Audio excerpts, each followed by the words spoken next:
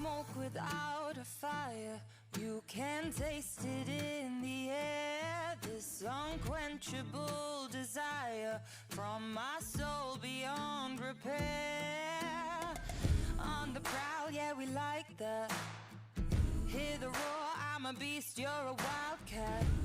Can't be caged, let the whole world know we'll never be tamed. Do you want domination? Power is the name of the game. We are royalty. Hunger running through our veins, got the feel for power. Got the feel for power.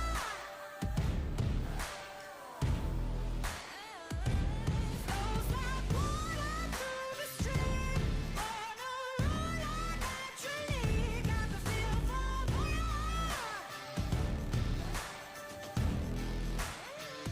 Got the feel.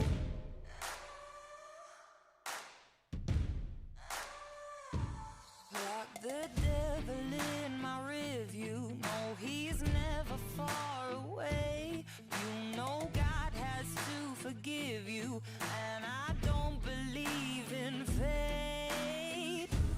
No hesitation, show me what you're hiding up your sleeve. What are you willing to lose to gain more than you could dream?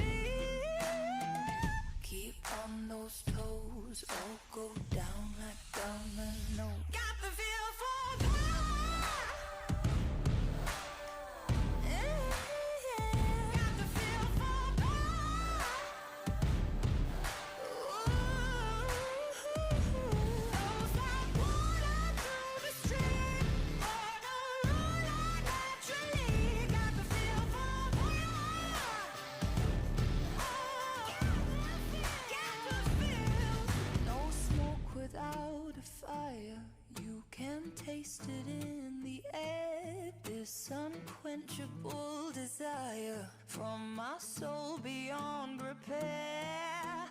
One step out of line, two hearts beating in time, three cheers a battle cry, forever till the day we die. Got the feel for power.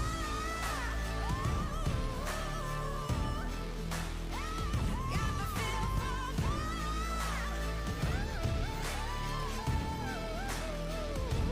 Flows like water through the streams,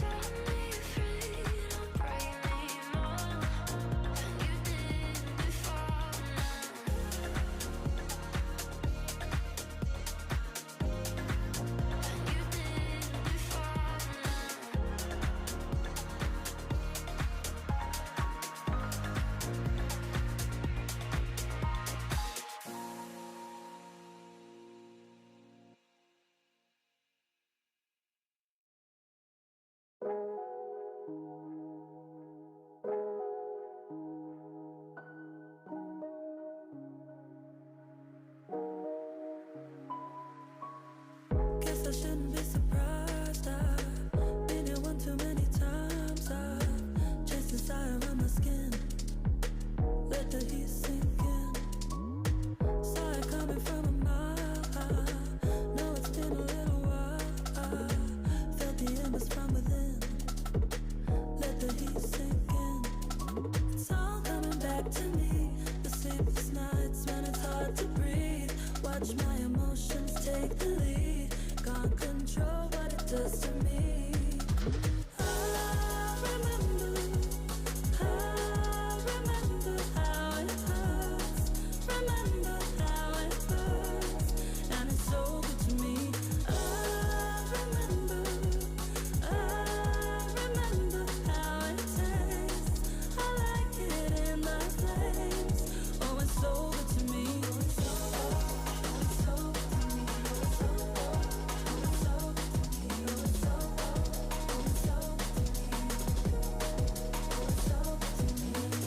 Tell me I'm not here alone.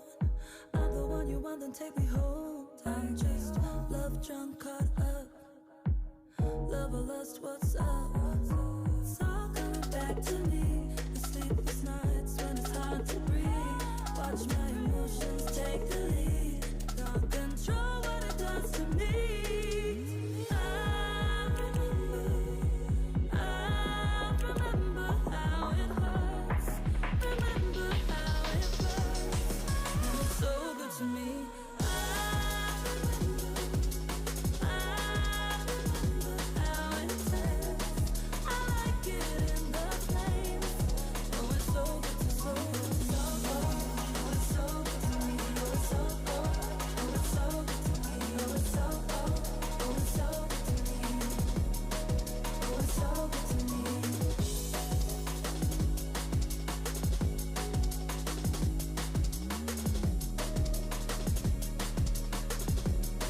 Oh, it's so good to me.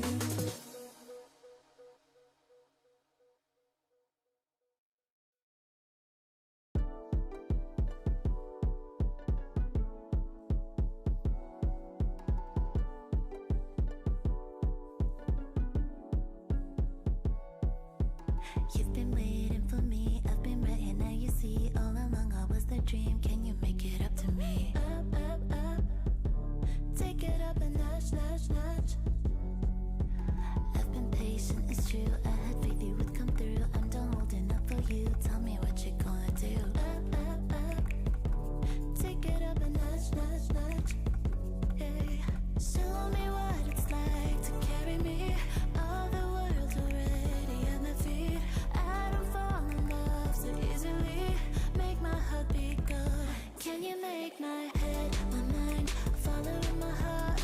Love me now, show me all your cards. Don't give up, you know you got a lot to prove. You know you got a lot to prove.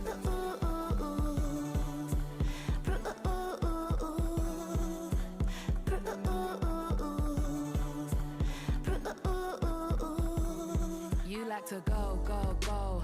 Player mode, just stuck at level 4, 4, 4. Final levels, boss battles galore, law, law. Now you're feeling all uncomfortable, bo, uncomfortable, bo. Show me what it's like to carry me. All the world's already at my feet. I don't fall in love so easily. Make my heart beat cold. Can you make my head, my mind, follow my heart? Love me now, show me all your cards. Don't give up, you know you got a lot to prove. Can you make my head, my mind, follow my heart? Love me now, show me all your cards. Don't give up, you know you got a lot to prove. You know you got a lot to prove. You know you got a lot to prove. You know you got a lot to prove.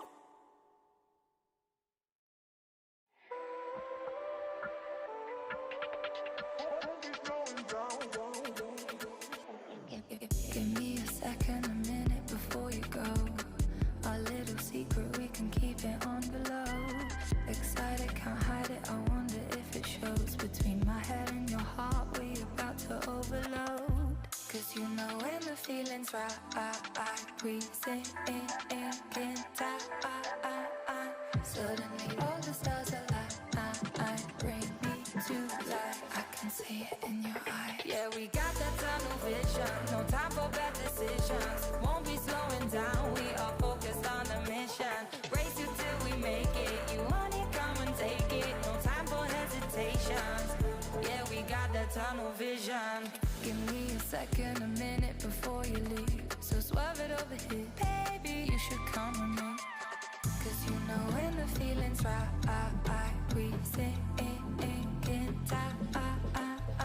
suddenly all the stars align, bring me to life. I can see it in your eyes. Yeah, we got that tunnel vision, no time for bad decisions. Won't be slowing down, we are focused on the mission. Race you till we make it, you want it, come and take it. No time for hesitation. Yeah, we got that tunnel vision, no time for bad decisions. Won't be slowing down, we are focused on the mission. Race you till we make it, you want it, come and take it. No time for hesitation. Yeah, we got that tunnel vision, no time for bad decisions. Won't be slowing down, we are focused on the mission. Race you till we make it, you want it, come and take it. No time for hesitation. Yeah, we got that tunnel vision.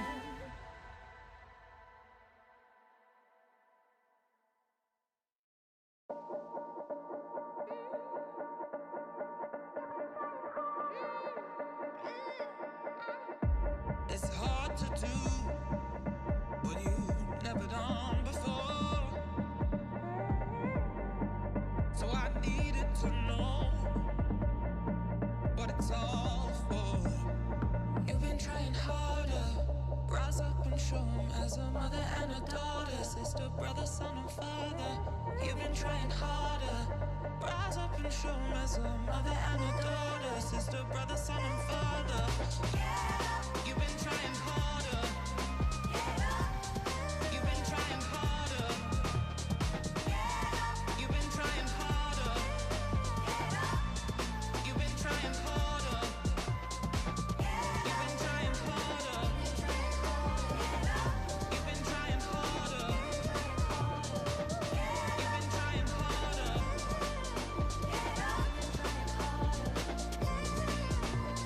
You've been trying harder. Rise up and show 'em as a mother and a daughter, sister, brother, son, and father. You've been trying harder. Rise up and show 'em as a mother and a daughter, sister, brother, son, and father. You've been trying harder. Rise up and show 'em as a mother and a daughter, sister, brother, son, and father. You've been trying harder. Rise up and show 'em as a mother and a daughter, sister, brother, son, and father. Head up, you should be proud. Look at where you at now, Georgia, when you look down. Head up, you should be proud. Look at where you at now, Georgia, when you look down. How's it feeling in the clouds? You've been trying harder. You've been trying harder. You've been trying harder. You've been trying harder. You've been trying harder. Rise up and show 'em as a mother and a daughter, sister, brother, son, and father. You've been trying harder. Rise up and show 'em as a mother and a daughter, sister, brother, son, and father. You've been trying harder. You've been trying harder. You've been trying harder. You've been trying harder.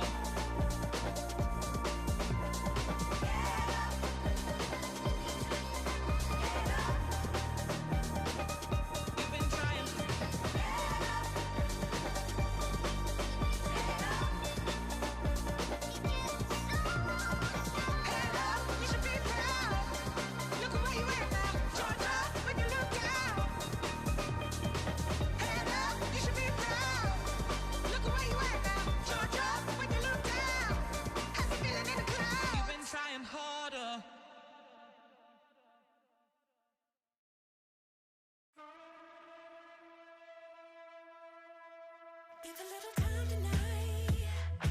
Yes, let's celebrate. Bring all the love we've got. So let them haters hate. The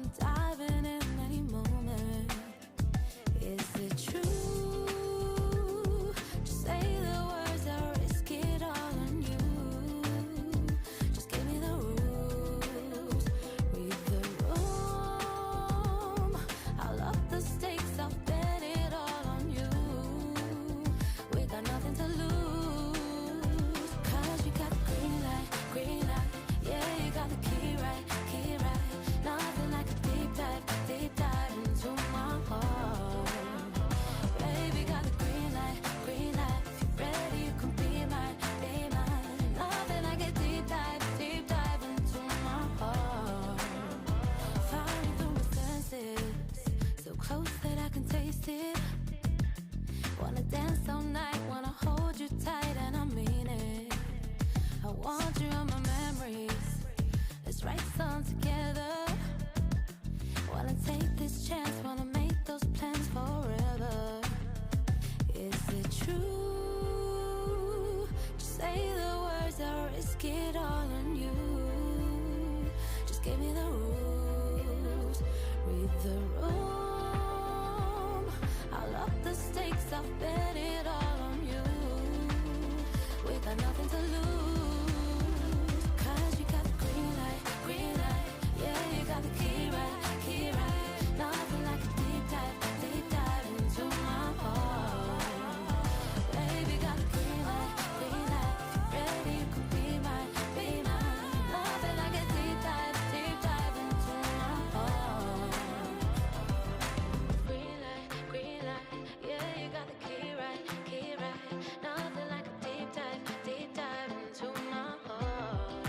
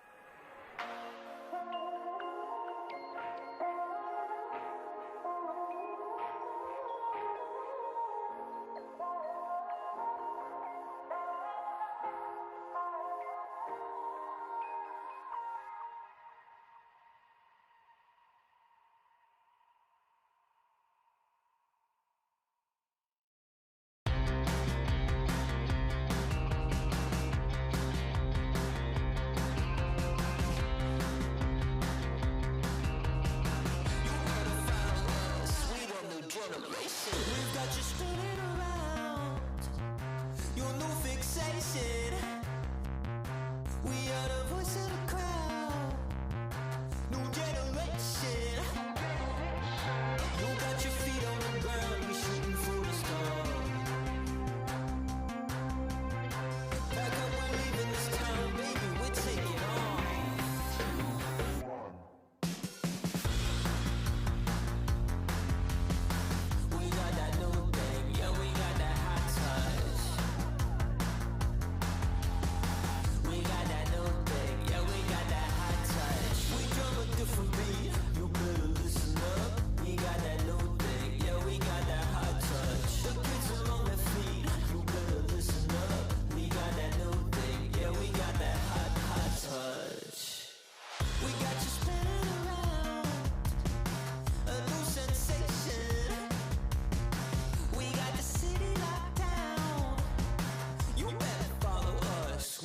generation. We're making moves in the dark, we shooting for the stars. The future's waiting for us, that's right, we're taking off.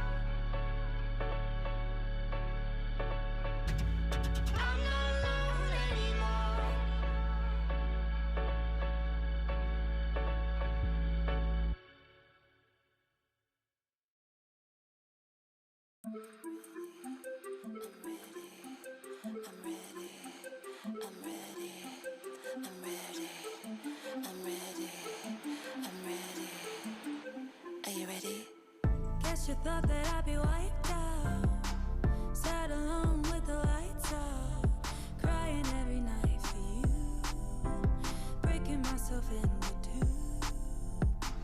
Guess you thought that I'd be on my knees, put up a fight, working on my plea, trying to get back to you. Guess you didn't have a clue.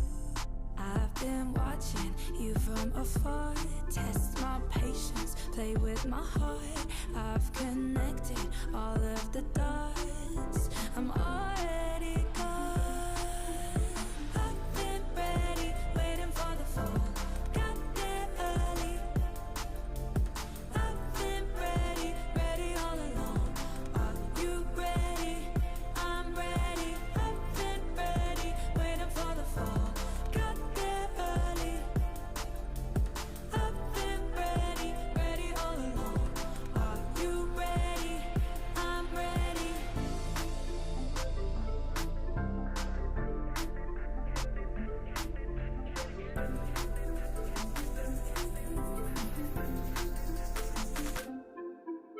Funny how you still think of me. You pulled the plug and I was happy to leave. What did you want me to do? Guess you didn't think that through. I've been watching you from afar, test my patience, play with my heart. I've connected all of the dots, I'm already gone. I've been ready, waiting for the fall, got there early. I've been ready, ready all along. Are you ready? I'm ready.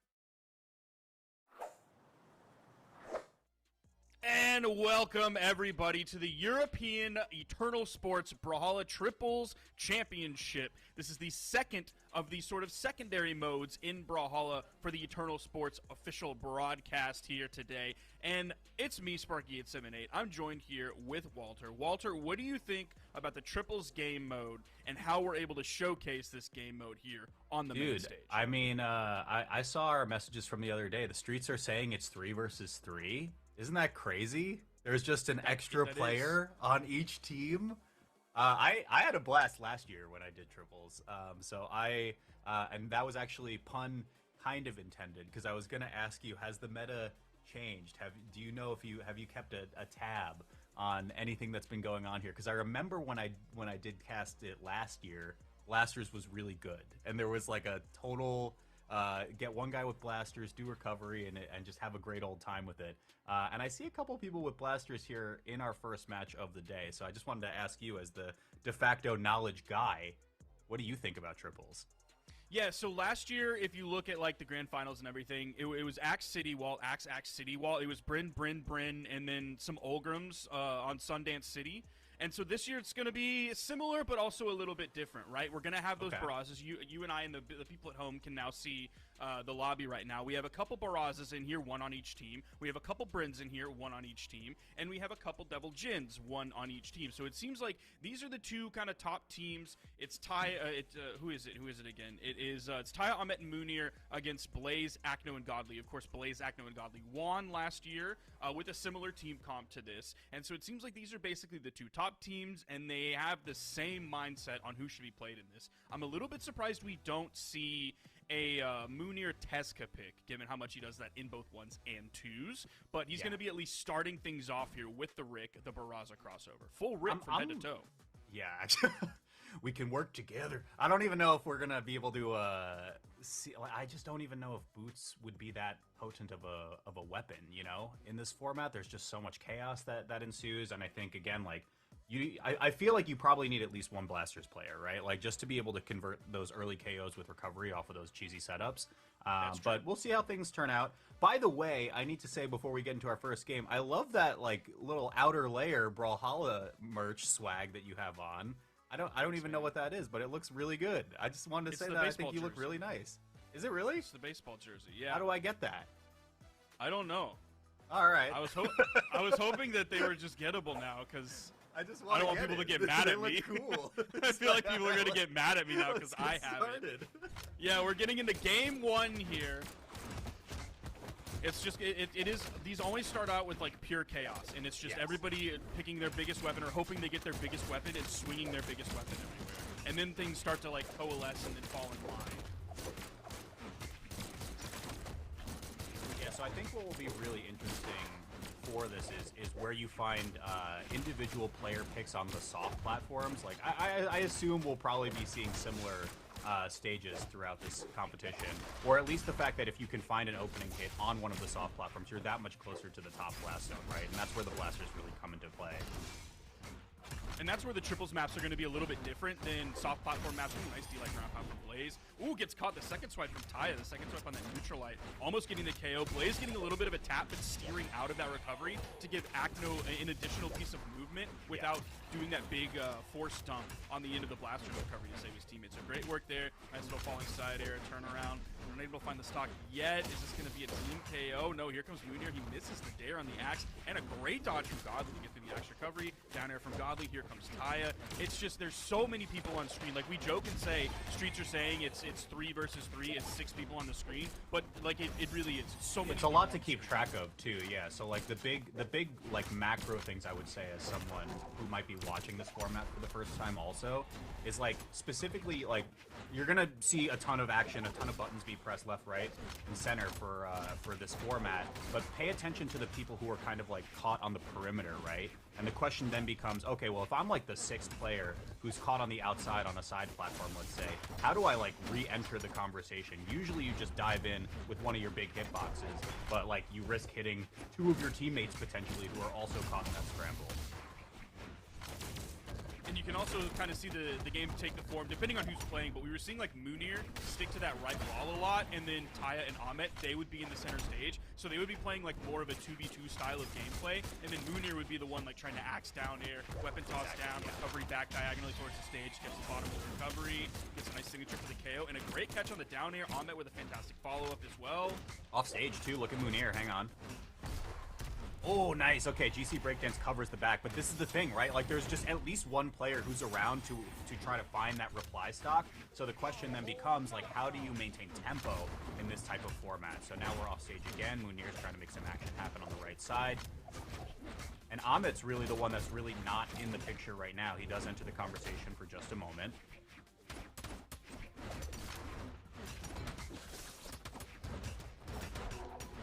Finding these small follow-ups coming up, yeah, between Acno and Godly, but unfortunately Acno was unarmed, so that like he was finding damage, but it wasn't maximized as if he had a weapon, so that was limiting him. Now he's knocked out. He was sitting around 200 damage towards the end of that. That was just a very consistent game from Taya, Ahmet, and Moonir throughout the entire thing. If you look at their damage, it's solid numbers all across the board. It's a lot from Taya, picking up 4 KOs, the most on his team, 629 damage done the most on his team, and 593 damage taken, so also the most on his team. The numbers are healthy all across the board, but definitely so far, if I had to like pin a gold star on someone's shirt, if I had to pick an MVP from that game on the red team, I think by and large it's Taya, but everyone else on red team also did a fantastic job.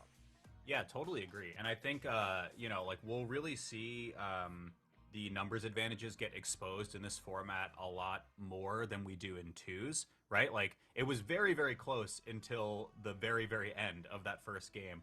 So let's see what happens in game number 2, right? Because what was it? 1 stock across the board for red team, and then 1 blue team member fell. Then it's like, look, you have the numbers advantage. I can just get a singular hit and usually convert that into a ton of damage or a full stock onto the second player, and then it's just really, really easy from then on. I have a feeling comebacks are going to be pretty hard to do. Maybe 2v3s are not impossible, but like you really have to find your isolations. Yeah, really only comeback potential in this game mode comes from if the other team gets a little bit too overzealous, and instead of having just 1 additional teammate alongside with you, you have another one as well, and then you get caught by like a big side stick. Fantastic neutral signature from Moonir. Great follow-up off of that. Oh, the down air from the axe does get the KO. No one's down there. Are they going to trade 1 for 1? Is Godly's in a really bad spot too, though. Yeah. It.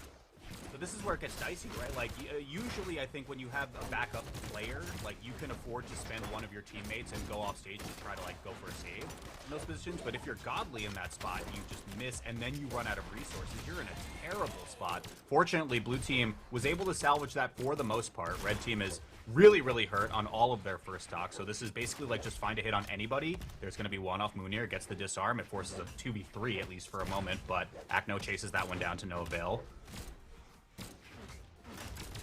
Taya here over on the edge, sandwiched in between two blue team members. Now, one thing worthy of note is we talked about how there was quite a bit of Olgrim last year, to no one's surprise. Nice double KO. And then he does get the triple. I thought it was going to be just a little bit too long to get the triple KO. So yeah, grabbing 2 with the first part and then getting that second KO, or really the third KO in that way. But yeah, talking about Olgrim and the dex changes coming through, no one in this game right now has less than 5 dexterity. Okay, I got you.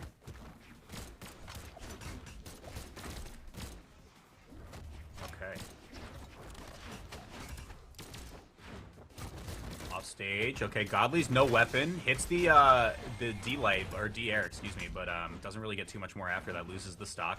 And like less than we see in the 2s format, right? Like the respawn timers and kind of offsetting that such that you can really find your 2v1 combos. Maybe not as big of a factor if you just get a singular pick on one player. But we are seeing Red Team with a pretty solid advantage, all things considered. They're pretty hurt here for the most part. That's a team KO as well. Rick going off the left blast zone. Ahmed just going absolutely crazy there too. And then while the dust settles, Blaze just loses their stock off the right side. So yeah, we see them often trading 1 for 1, like completely splitting. One person will go down and try to confirm the KO. He will confirm the KO, but then he'll lose that stock. We'll see like a stray Axe Sider sending one player and one team to the left, then another stray Axe Sider sending the player from the other team off to the right. So everything is really even between these two teams. Totally to be expected. Even though Blaze, Acno, and Godly won last year, this is still like it's Taya, Ahmet, and Munir. Like we all know those names. All the viewers at home know those names as well. Oh, if Munir had Blaster's recovery, okay. Oh, I can't believe that didn't KO. Off the top, that must be a 3v3 map thing, for sure. Otherwise, he would have been cooked. Yeah, I mean, the damage is absurd. It's like over 200 right now for Godly in particular. That was a crazy signature swing from Ahmed, but doesn't quite connect. And Godly, I mean, I was about to say, like, the positioning macro style that you have to do is really, really tight, but then blue team just gets swooped up with a double KO here, and it's pretty much impossible for Acno, Blaze, and Godly to come back. So just like that, it's 2-0 now for the red team. That's also the really scary thing, is like a 1v2 is obviously really scary. Everyone knows this. We've seen this for over a decade at this point. But a 1v3. Heaven forbid a 1v3 though, man. There's literally nothing you can do. There is absolutely nothing you can do. You require the other team to sell and throw so unbelievably hard that you just like there's virtually nothing that you as a player can do. It's completely relying on the other team to trip and stumble and slip on a banana peel and just completely make a mess all over themselves and throw everything in the trash. It's up to them to lose. It's their game to lose at that point. And that's what I mean when I say, like, the leads can snowball out of control really fast, but you don't really notice it in triples until the very end of the game, right? Because it's just, like, the raw numbers advantages that we get. So, I mean, all told, from the previous game, I think Godly did an incredible job at holding on to his last stock. He was like in pretty deep red for like a majority of his final stock. And usually in 2s, right, the question just becomes, okay, from a macro positioning perspective, I just stand behind my teammates. But like, where is behind my teammates in triples as first strike comes through off the right blast zone? So I think the answer to these positions where you have to play a little bit safer is usually players like Godly will find themselves off stage, spending wall jumps, spending resources, and trying to goad a member of the red team towards the offstage play. So then maybe someone from blue can like swoop in, try to find a quick edge guard, try to at least make the offstage game happen.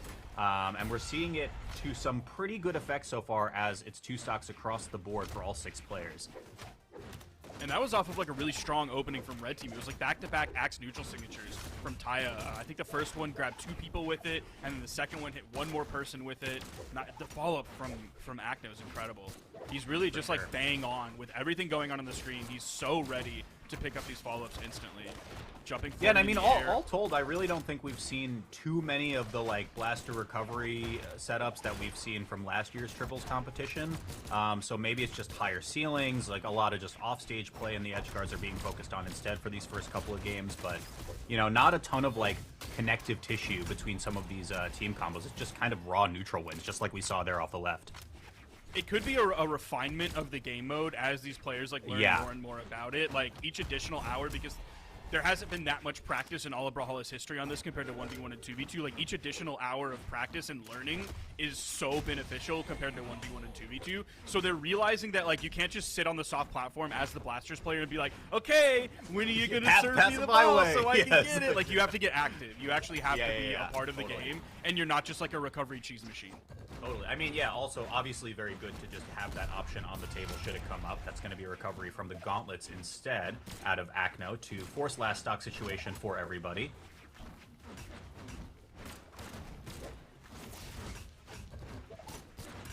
Yeah, so there's a little bit of separation here. Look at Blaze just playing the outside left perimeter up against Ahmed. Godly comes in to try to create the numbers as well. So it does force a red team member over there, and then we kind of reset into this six-man scramble. There was a potential setup there for grabbing 2 or 3 members of the red team, but that ended up getting shut down. There's like the Blasters in light to hold him in place so Blaze can come in with the axe side air. So really it's not the Blasters finishing move. It's like, it's just a normal part of the connective tissue between all of these moments, just like it is in 2v2. Oh, hang on. Oh my gosh! Okay, it's Akno there with a down signature from the middle of the stage, ground level, sending off the top. Beautiful. I was gonna say, like, it wasn't totally unwinnable for red team there, right? Like they hung on for quite a bit after their first player dropped. But yeah, it's just such a tricky situation. Like we'll look at the replay here and you can direct your eyes towards the top corner as you see the signature pick up 2 and blue team's first game on the board. But it's like, who's your target here, right? It's probably Godly because he's just the highest damage out of the 3 players. You're really not going to go for whoever it was that was in like orange unless you can find a crazy team combo. And to your point earlier, Sparky, the blue team just kind of sets their controllers or keyboards down and allows you to 2v1 one of their teammates and maybe make it an even battle in terms of numbers. So it was a tough one to win, but it wasn't necessarily impossible in my opinion. Getting into game 4 here. It's Ahmed, Ty, and Munir up 2-1 over Godly, Blaze, and Akno. Now, I believe Ty, Ahmed, and Munir are technically seed 1. Okay, that's just going to be a KO off the top very early. Potential full team wipe coming in as Taya is extremely damaged, now disarmed. Munir's going to go down low over on the wall. Blaze is going to disengage. Dude, what a scary prospect it is for Taya, right? Like, you watch both your teammates fall, and then you're just like, oh man, where do I land? I don't know. Like, there's just so many players who are just covering the ground. They're just sharking every opportunity. Taya has done an incredible job of hanging on to this stock, though, so far. And all the while, they've evened it back up in terms of just overall stock numbers on the blue team. In fact, they've swung the lead. Yeah, you saw Godly moving over onto the right side. I believe he was disarmed at that moment, so he was looking for a potential weapon spawn over on that right side. He wasn't able to grab it in time by the time he got side-aired from Ahmed's gauntlets. Now, one thing I'm wondering is if we're going to see mostly big Miami Dome today, given that with the soft platform setup, like it's a comfortable amount of soft platforms, especially in 3v3. People tend to like lean more towards soft platforms than they do in 2v2 or 1v1, of course. Yeah, but like Western Air Temple is goofy because it has the soft platforms, but they're attached to the main. And then you have like Shiganshina that I think has no soft platforms, and then World's End it has a platform high on the left and really high on the right, but it's not a soft platform. D-Light side air from Taya. The side air grabs 2, goes with a harpoon toss. Does he get the stock off? Look at this movement Godly from Taya. Yeah, he maybe went a little bit too deep on that KO after Godly was in sweat beads, but he was able to lock it back in and get over onto the wall. Taya playing an immaculate game so far. Yeah, and I think so much of it was from hanging on to that first stock. You watch both of your teammates suffer in the first, like, minute of the game, and then you just get to hang on to it for a little bit longer. Here's the disarm, though. Covers both sides. Akno doesn't even give Taya the opportunity for a chase dodge back, so it's going to be last stock for all red team members. But blue team hanging on to this lead. Akno hanging on to this stock. Doesn't even get disarmed either. Akno is playing so far up for being in red. I guess he has a stock to play with, though, so it makes a little bit of sense. Yeah, it's at that point where, like, he's almost, like, he's not ready to lose the stock, but he's kind of ready to lose the stock, because anytime he gets hit by, I mean, even a medium-sized move, it's going to send him away from his team and give possible man advantage over to red. So he's kind of, like, ready to lose that stock at that point, but he wants to take everything he can. Is Godly going to get taken off the top? No. He's still living. Taya chasing with the spear recoveries. Here comes Munir sharking around on the side platforms here. Can't really find any action to get started. Godly off stage on the left. No one wants to pursue it. Taya is actually the one that swoops in, finds Godly coast to coast. Munir going over to the side platform on the right once again. He's just jumping. I think he's just looking for an extender. Now he switches to the Axe, but he might just lose the stock entirely. It's off the right side. Every single red team member is just a blur. And Taya swoops right in with a left KO. Finds two potentially. Off stage, goes for the GCD light. No, it's just going to be a recovery towards stage. Acno team KO onto Godly, and that might make it a Game 5 situation, but it is a 1v2, and it is pretty doable for Acno.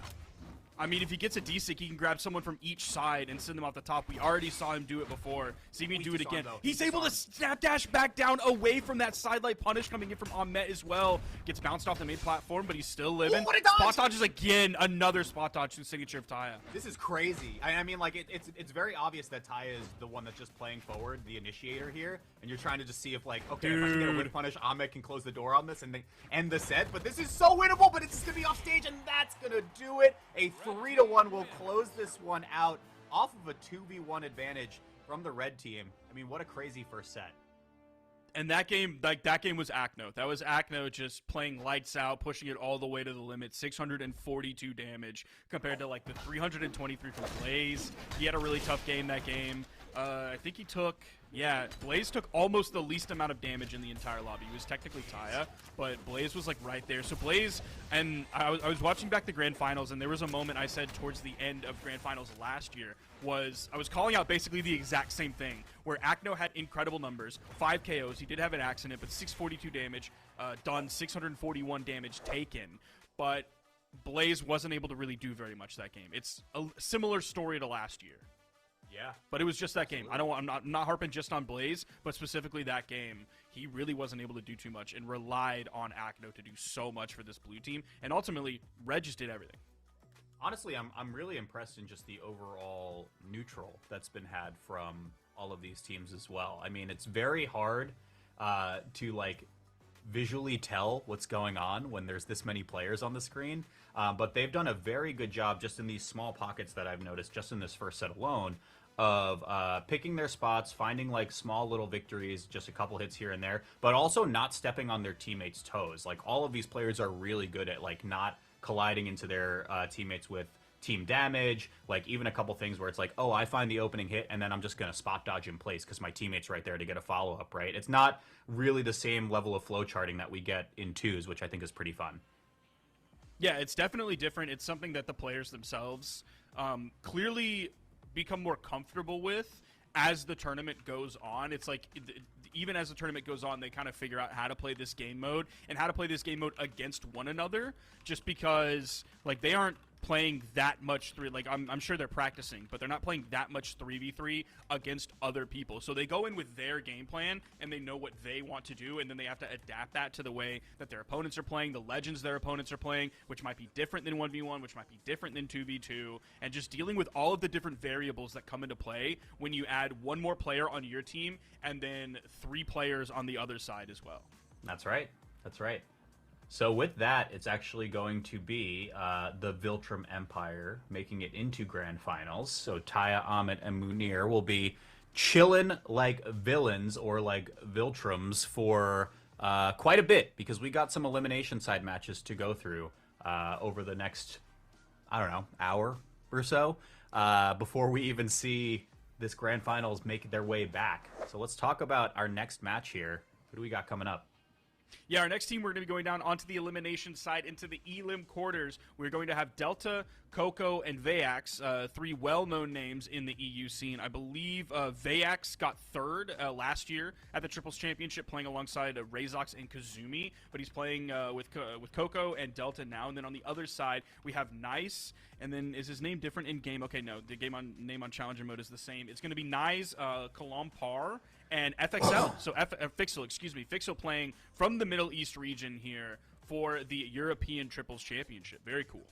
Nice, nice. And we're seeing already like a pretty unique set of legends for this between this match and the previous one, right? Like the Bodvar here is sticking out like a sore thumb to me. I'm wondering how the sword is going to function in this format. It's probably a pretty consistent weapon all told, but it seemed like what you were saying before, like Spear is really solid, blasters are great at securing KOs, so I'm wondering how a legend like Bodvar is going to hang with 5 other legends here as we go into game number 1. People have been talking about the potential rise of Bodvar lately, more in 2v2. Oh, is Columpar? Okay, looks like we're going to get a full reset on this one because it was within the 10 seconds. Connection's looking a little bit rough, so we're going to reset this. But yeah, people have been talking a little bit with recent dex changes and then with Snapdash changes especially as well. Talking about like, okay, maybe the Bodvar might be coming back into play, maybe more in 2v2 and 1v1, but in team-based game mode period. People have been talking a little bit of rumbling. Streets are saying Bodvar might be back. Yeah, and I mean, like, you get a pretty solid enabling kit, I would say, just like from a very, very high bird's eye view of what you get from Hammer Sword in general, right? Like, you can set up a lot of alley-oops for players, so like just adding a sixth or a third teammate into the mix as well means there's just so much more opportunity for you to set your teammates up, and then in particular with the sword, the recoveries will just net you a ton of KOs as well.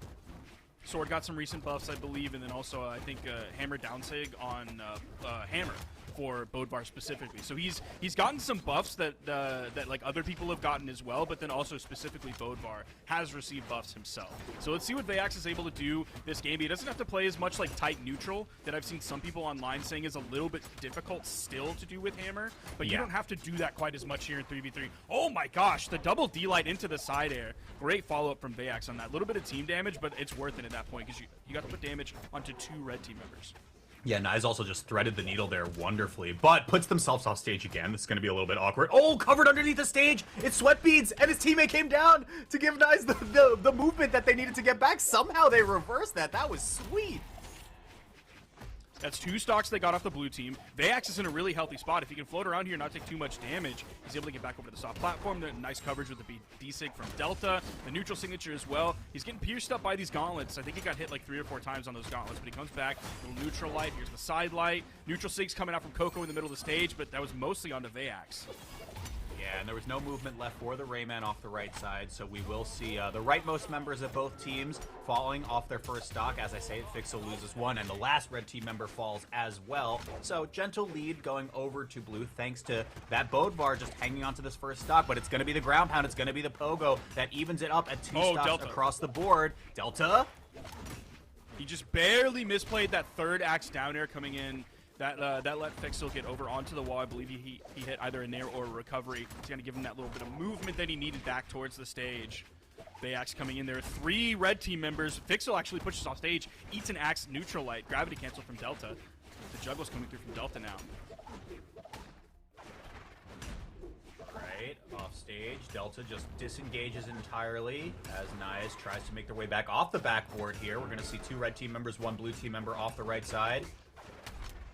Columpar trying to make something happen. Just Sweatbeads, I guess, just ran out of movement trying to pursue that edge guard. I didn't catch the beginning of that. Wow, Vayax was like the only one in the middle of the stage from the blue team as the other 2 were spawning back in, and the red team just split up. I think they were worried on how to deal with him, even though they had the man advantage in that moment. That was really interesting to see. I don't really know why they did that. They sent a red team member to each soft platform just to get away from him. Okay, the stage spike potential to recover, sending Fixel down, and the down air! Does Fixel get back? The save from Columpar with the GC sidelight to help him out. And it looked like, yeah, I was with you, dude. I thought that stock was all Vayax all day, and it just did not pan out. Underneath the Miami Dome, things are getting spicy right now. Let's see, Columpar, no weapon. Gets picked up, scooped by Vayax with just the unarmed neutral hit to push off the right side, but now we're seeing big hit off. Okay, hang on. Wait, what a save! Not again. No movement. What is this? What is Columpar doing? This is crazy. He's saving his teammate from all the way downtown. Perfect coverage as well from Fixel to just make sure that the red team had the range to do that. And Vayax knows D-Light D-Sig on Bodvar's sword. He knows the thing I've been talking about for probably 8 years at this point. He did it over on the left soft platform. It hit.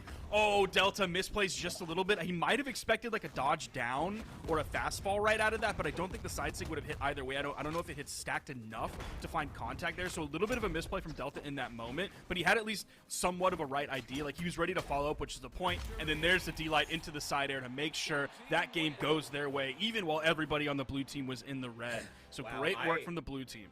I'm so impressed by all of the blue team members there.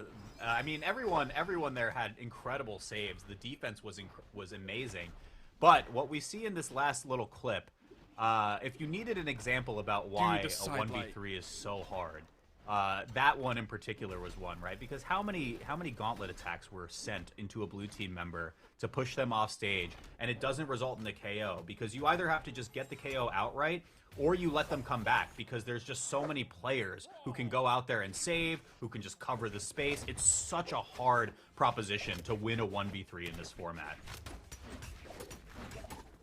I mean, the only benefit that you have compared to like a 2v1 is you happen to be on a 3v3 map because of the game mode. So like you have a little bit more room to run around. But that's really the only benefit, and there's just a mountain of detriments that come from having to be all by yourself in this game mode. Let's see. I mean, the saves were unbelievable in the first game. I imagine we're going to see a little bit of the same going into game number 2. This is Delta versus Nyze in the 1v1 off stage, but Fixel was there to pick up the pieces, at least just force Delta back onto the stage, not over-pursue on that edge guard. Now, one thing that I haven't seen too much from Coco in this, given that he's like an ace-off player, we've seen the signatures get active, but we haven't seen them make too much contact. Like there was the D-Sig over on the left side that I think ended up sending his opponent up rather than down. I think he wanted the spike, but it ended up sending up on that big save from the GC sidelight from Columpar. So it's just like he didn't get the right timing on it. But other than that, I don't know. I haven't seen too much from the signature kid. He called out like a spot dodge with a neutral signature on Bo earlier, but he wasn't forward enough for it to hit. He's still finding KOs, but it's not on typically the things that you see coming out from the Azoth pick. He's just doing like normal good Axe gameplay, normal good Bo gameplay. I mean, it's tricky too, because generally speaking, like long buttons in formats that have more players are just not your friend in a lot of these positions, right? Because it's like we saw one of the signatures earlier from a blue team member, I believe, get picked up onto get a hit, and it was like, okay, well, let me just like interrupt the hit before it completes. It's just such a hard thing to convert long signatures in triples, let alone doubles. But see, once again, it just gets picked up before signature there gets completed. Pogo off the left side, really kind of a non-factor in terms of just overall positioning and damage. It was really funny to watch Delta like run all the way to the right side. Columpar is chasing him. He clearly wants the KO in that moment. He wants to pressure, and then he just gets hit once, and then the neutral signature from Delta on the main ground is going to take him out while he's on the top platform. Sure. So he's chasing after him, thinking, yes, I'm going to get something here. Here comes the big work. I'm going to do it. It's happening for sure. Okay, weapon goes down. Fixel's going to throw that stock away because he knows it's over. It would be a waste of time to get back. He wants to respawn as quickly as possible. Comes back in. His idea to do that means he can grab a weapon right away, so he doesn't spend any time disarmed. And Fixel does pick up a stock off the left blast zone as well, so I would say overall pretty solid macro decision. Gonna see. Okay, stomp. a little bit scary to try to go for that if you're Vayax, but Delta's in a pretty nasty spot here, all told. Very, very much the most damaged out of all 6 players here. He's still attempting to get active in this game, though, although the second I say that, he moves over onto the left soft platform. Fixel follows him, hits the side air, sends him off screen. Nice inlight. He's trying to play on the periphery while still being active in this game. Nice inlight. He comes in and neutral signatures Coco. Okay, wow. I was really worried Coco was going to get taken off the top because of that great side air that's going to knock Fixel out of the game. So Delta's done they trade his job at this moment. Okay, Vayax is done. Oh, it's just over. And Delta's still alive. Coco's still alive. Vayax is going to lose that stock, but it was a worthy sacrifice because they win the game off of that. Yes, sir. And another 2-0 lead in the set count so far, with wildly different legends than what we've seen from our first one. But I think some of the same neutral principles that we talked about still apply, right? The Axe just doing big damage, covering huge amounts of space, forces edgeguard situations, forces the other team into going for these awkward saves. And look at that, like you said, it's a numbers game, right? You are totally willing to sacrifice one of your teammates if it means that you close the game out, and it was a 1-for-2 stock at the end.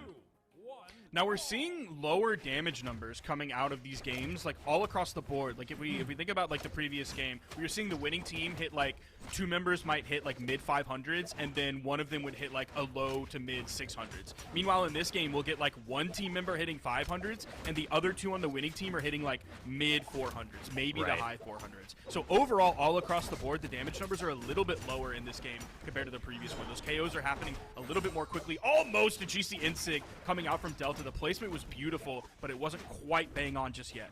Yeah, and this was such an interesting neutral for the first, like, 30 seconds of this game. It was like Delta and Kolompar were just off playing their little 1v1 off the left side of the stage, while Coco and Vayax were playing a 2v2 on the other side.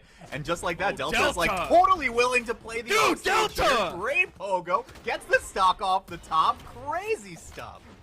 He's fighting someone below him. He's fighting someone above him, just going back and forth between the two, somehow maintaining control in those moments. I think Vayax came over and helped him out for a moment, or maybe it was Coco. Yeah, it really feels like in threes, too, you kind of just tell your teammates. I feel like if you're Delta, you're like, look, I think I'm the edge guard person here. I'm just going to keep going off stage, and you guys can follow me if you want. Oh, nice. That's kind of what Delta's been going after so far. Nyze is off stage pretty far. Kolompar can't find a counter hit off the stage, and Delta, once again, just playing off the backboard here. Whoever it is on the red team, it doesn't matter because Delta is just wall jumping all day.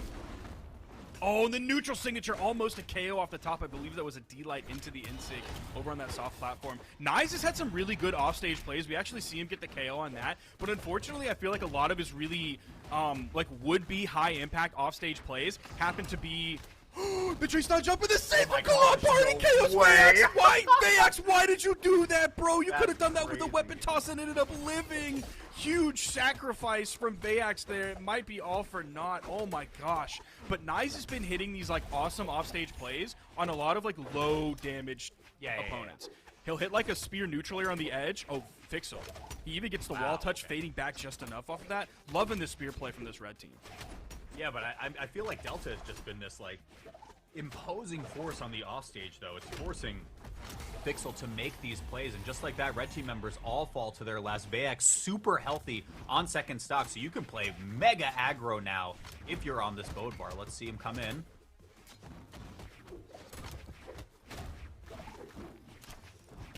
He really does have so much room to play with here. He's just kind of sitting in center stage, figuring out whether he wants to go left and help his teammate on the left, or go right, help his teammate on the right. The ground pound. Oh, okay. Kolompar had to recover there and ended up saving Coco in the long run. They KO Kolompar. He's out of the game. There's the GCD sig. Normally he was hitting those on low damage opponents. Now he's seeing it on Vayax. Wasn't able to get the KO. He's sweating. He's still going in. Even dodging forward. Nyze is going crazy on the spear. Yeah, but this is so, I mean, look, we're seeing the game escape red team slowly but surely, right? It's so contextualized by the fact that Vayax has that extra stock. This matters a lot, right? The fact that you got the KO on Coco means that it's a 2v2, and you get the stagger onto Delta. You can make this a huge swing, and you do! Now Vayax has just flipped this on its head, has to fight a 1v2. Not out of the realm of possibility, though. It's a completely fresh stock. Yeah, the most winnable man at disadvantage that we've seen all day. He has so many soft platforms to go to. This is exactly what I was talking about earlier. The 1v2 and 3v3 is way different than the 1v2 and 2v2 because the maps are so much bigger. For sure. I mean, you are just not going to find that blast zone as quickly as you will in the twos format, so you need to get at least one more extended combo with your teammate here. And with both red team members in red, I mean, this is just recovery. Look, you see Vayax just going for it straight up, trying to get Fixel, catch him lacking. Yeah, if they want to come in from below, he can sit on those soft platforms. Oh, are they going to get him off of this? Stop side air. Nice. Oh my God, it's so doable. He gets the KO. It's so doable. He interrupts the recovery. Oh, the great dodge from Nyze to get through the hammer side air. Let's see if he can just catch him on the platform. Bounces him off main. Okay, there's the 3 stage being a little bit big as well. Nyze way off stage, but that soft platform overhanging the ledge allows him to come back rather safely. Here. Oh, what a switch up and finds it. All of that work for nothing. You had said it before. Maybe losing that stock from Vayax was a long-term implication to get the red team on the board here, but that was a stressful one. And that was a Nyze game.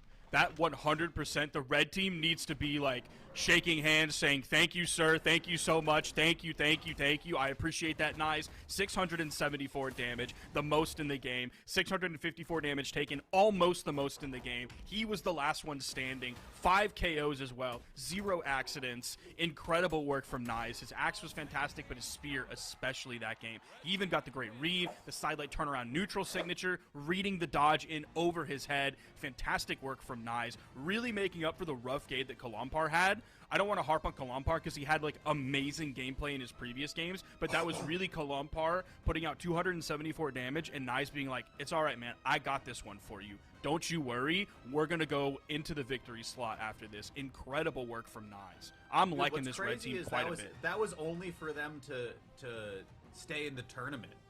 They still have to win 2 more times to be able to just take this set entirely. What a crazy game number 3. And yeah, I was saying before, the context of the number of stocks each player had mattered so much, right? Like, so, you know, we talk about this a lot in 2s where it's like, oh, okay, there's one member on the team that has 2 stocks left, and then there's one member on the team that has 1 stock left, but you know, it's contextualized a little bit by how much damage, can you find a stagger? In 3s, it's like, look, if there's someone that's high damage and on their last stock, you have to tunnel vision them. Like, you really need to focus them down to maintain and try to regain your numbers so that you can just play a 2v2 and then eventually find that stagger that we've seen so often in 2v2 format to really swing that on its head. Unfortunately, that little turnaround didn't quite result in a set victory for the blue team, but I mean, it was a pretty big spectacle to me regardless. Now, going into this next game, both teams really need to find a way to shut down the opposing Bren player. Because we just talked about it, it was Nice on the red team doing so much of the work, finding so many KOs, doing so much damage. It was a similar story for Delta on the blue team as well. Even though they lost, it was their Bren player. It was their, in this case, Barbara player of Delta, really going crazy on both the axe and the spear, doing so much work for this team, finding those KOs and finding the damage. So either team, it doesn't matter which color shirt you're wearing, red or blue, you have to find a way to shut down these Bren players. Let's see if your prediction comes to fruition in game number 4 here. Not seeing much of a scenery change thus far. Been on Big Dome all day. Let's see what they can do. I think we might just see Big Dome all day. It's the most normal 3v3 stage of them all. Yeah, I'm with you on that. Okay.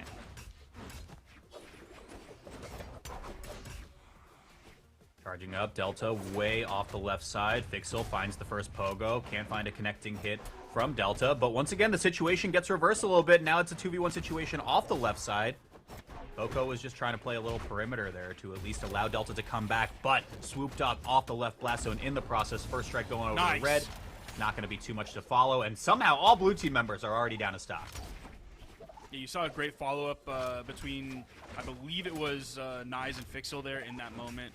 Great to get the KO off the top with Fixel's Gauntlet recovery.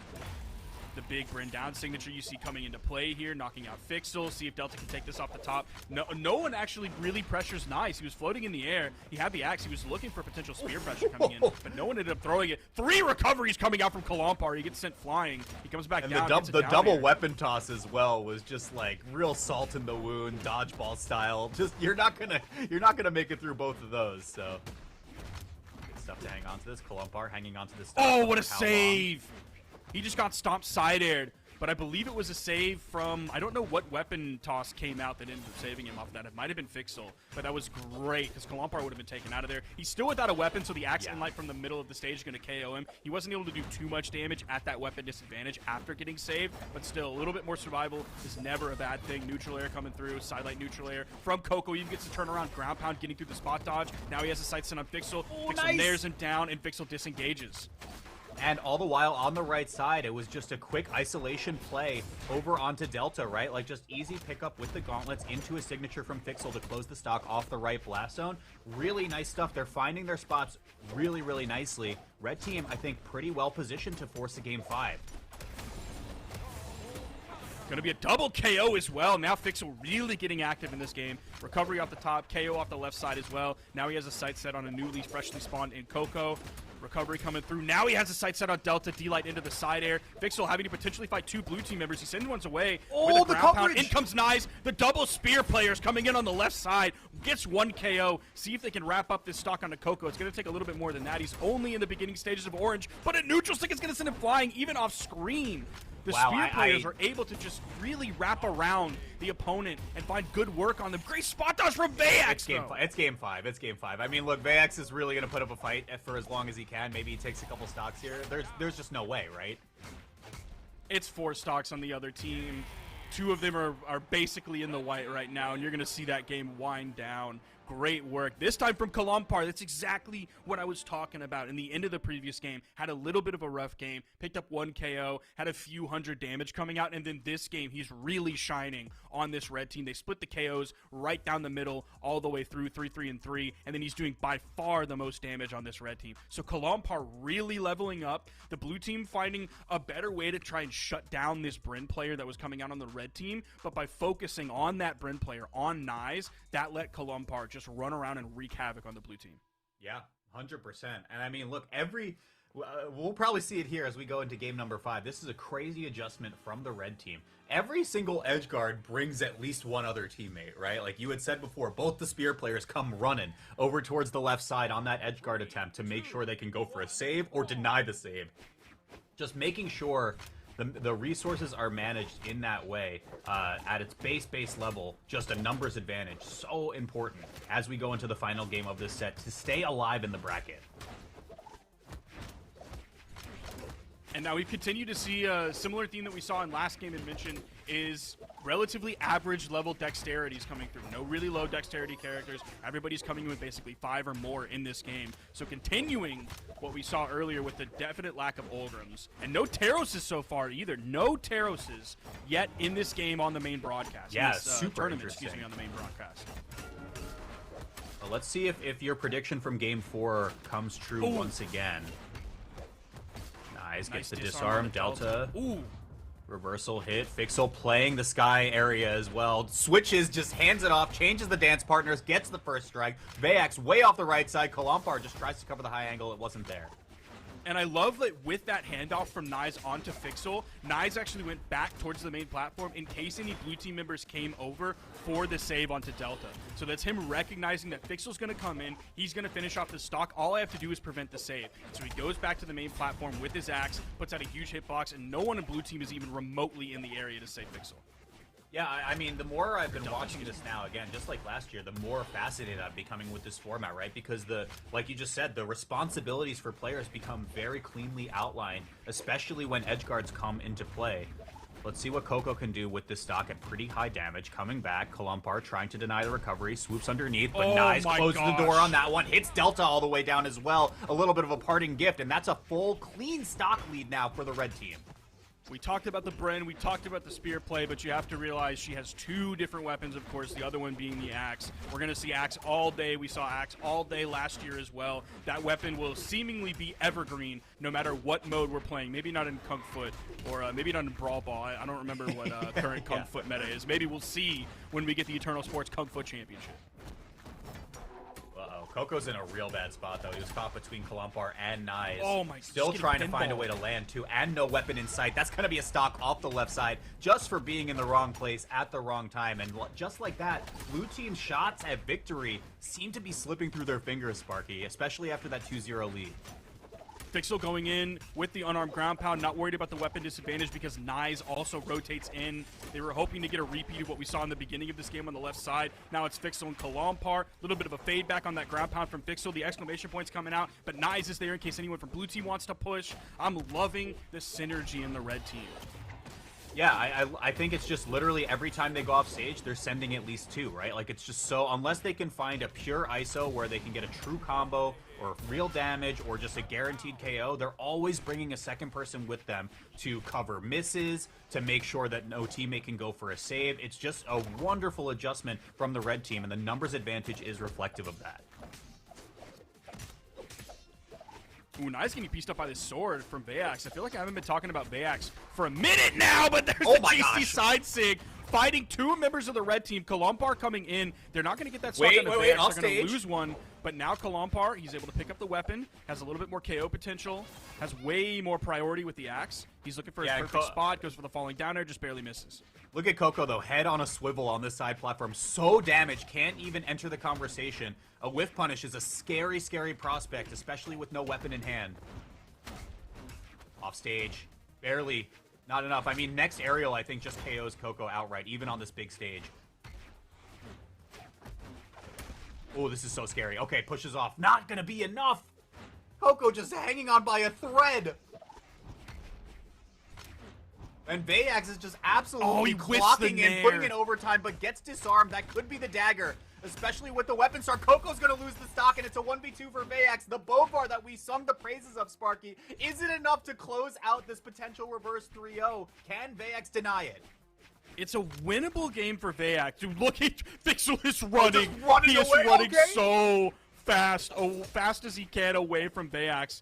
Letting Kalampar take the lead here. Oh, I thought we were going to see a GCD light in that moment. He goes low on the wall, so he avoids all those bombs coming in from Kalampar's Rayman. The recovery just a little bit too low. He was on main platform. That might have been the deal. That might have been the end of the game. The weapon toss goes in, but now he is without a weapon. And the side air from Kalampar even charges up the turnaround GC side sig as much as he can in celebration. And Kalampar, Fixel, and Nyes are going to take that game. Another huge game from Kalampar. Incredible work. 790 damage, Walter.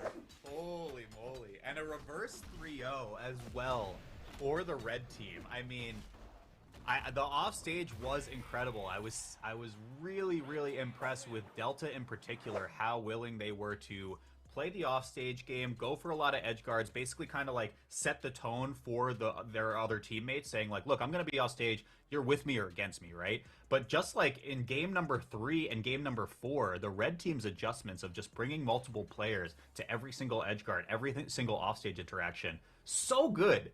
And the ending was cinema. We almost saw the bone bar take it all. What a good set. What a good set. Now, we talked about the damage from Kalampar, but I also want to shine a light on Vayax as well. He picked up 4 KOs on that team. Coco ended up picking up the other 3, excuse me. Delta had a little bit of a rough game, no KOs. Even though he was spending like a lot of time off stage, he wasn't able to confirm that into KOs over there on the edge. He was also doing the lowest damage in the entire lobby, 309. So a little bit of a rough game for Delta after some of the like lights out games that we saw from him previously. But really the superstar on the blue team, especially in that last game, was Vayax. 705 damage, more than half of the KOs that the blue team got as well. So great work from him, but it was too much for the blue team. Kalampar really coming out 2 massive games in a row from him. 2 massive games in a row from him.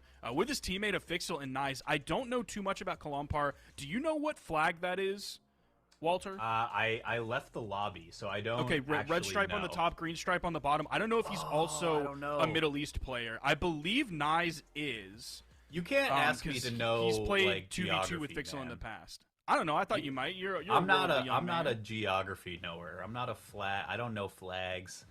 I don't know this stuff, man. I'm sure. Also, I'm too busy right now because the chat keeps saying I have LPC, and I'm like, I'm getting really mad now because I'm like, my camera's just being so annoying. I think we gotta go to a break. We gotta go to a break. We do. They're telling us, because I'm gonna fix my camera. I'll be back with a new camera. We'll be right back with some more sick triples action. You're not gonna want to miss it. Keep it locked right here. I'm wondering what you do. You on my mind, I'm wondering what you do. I'm wondering what you do when I'm not with you. You on my mind, I'm wondering what you do. I'm wondering what you do when I'm not with you. I'm wondering what you do when you need someone to hold you. I'm wondering what you do when you need someone to hold you. Hey, you on my mind, I'm wondering what you do. I'm wondering what you do. I'm wondering what you do. Hey, you on my mind, I'm wondering what you do. I'm wondering what you do when I'm not with you.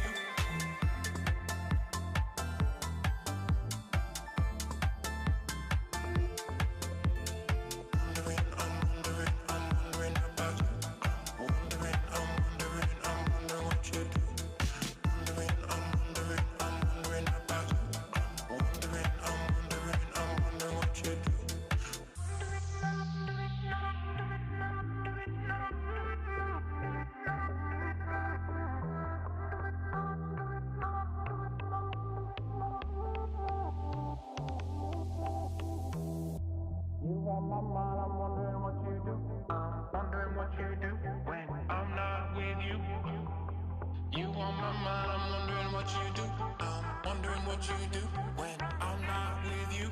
I'm wondering what you do when you need someone to hold you, hold you, hold you. I'm wondering what you do when you need someone to hold you, hold you, hold you. I'm wondering about you. I'm wondering what you do. I'm wondering about you. I'm wondering what you do. Hey, you on my mind, I'm wondering what you do. I'm wondering what you do. I'm wondering what you do. Hey, you on my mind, I'm wondering what you do. I'm wondering what you do. And I'm not with you. Hey, hey, hey, hey, hey, hey, hey, hey. I'm wondering about you. I'm wondering what you do. I'm wondering about you. I'm wondering what you do.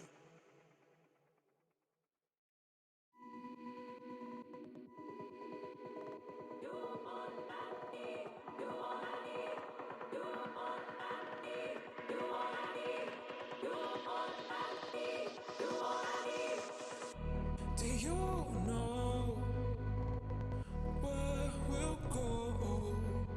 You've always been home to me. No, what am I to do? I'm in love with you. Open your heart, you'll see. You are all I need.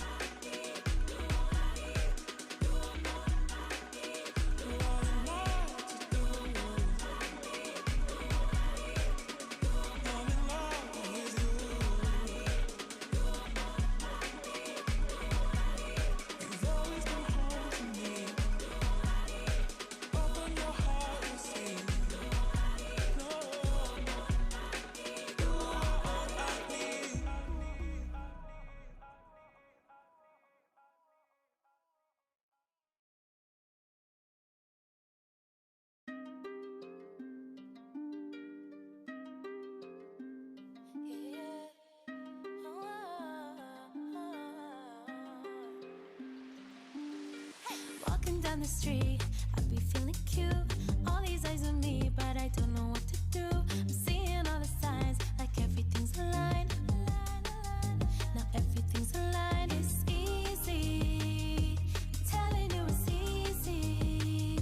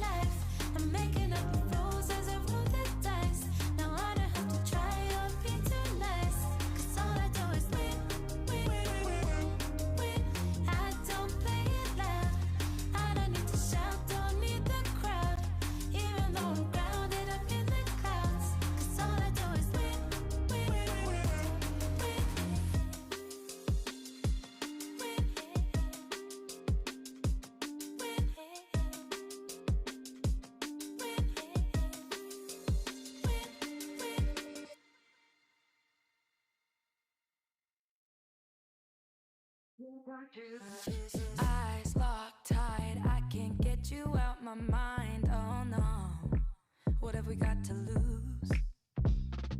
Holding your stare, I feel the lust in the air. Don't you? What if we run with it tonight? Hands all over me. What if we heat it up in time? Just follow my lead. Little bit dangerous, alright. But don't you wanna see? I'm gonna need you to trust me. It's all in the kiss, baby. Let's make a dream come true. Taking a risk, baby. Know what you wanna do. Stay in the zone tonight. Push it to overdrive. It's all in the kiss, baby. It's all in the, it's all in the, it's all in the kiss, kiss. It's all in the kiss. It's all in the kiss, kiss, kiss. It's all in the kiss. Stay in the zone tonight. Push it to overdrive. It's all in the kiss, baby. It's all in the, it's all in the, it's all in the kiss. Now you've had a taste. I'ma need you to engage. Oh yeah, you got something to prove. Is it love or lust? Are you gonna make the cut? Well, it's down to you. What if we run with it tonight? Hands all over me. What if we heat it up in time? Just follow my lead. Little bit dangerous, alright. But don't you wanna see? I'm gonna need you to trust me. It's all in the kiss, baby. Let's make a dream come true. Taking a risk, baby. Hey, welcome back, everybody. Look at my frame rate. I'm gonna not move that much, so you guys can't tell. It's so bad. It's really bad, Dude, I'm using my work camera. It's like a nice Sony camera. It's totally the network. You guys are wrong. I don't want to hear it. Let's get back into some triples action. Take my face off the screen. I'm Walt. We got Sparky here. He's looking fresh. He's looking clean. And this triples action is nice and mean. Look at that. I got bars, even though I have only 2 frames per second.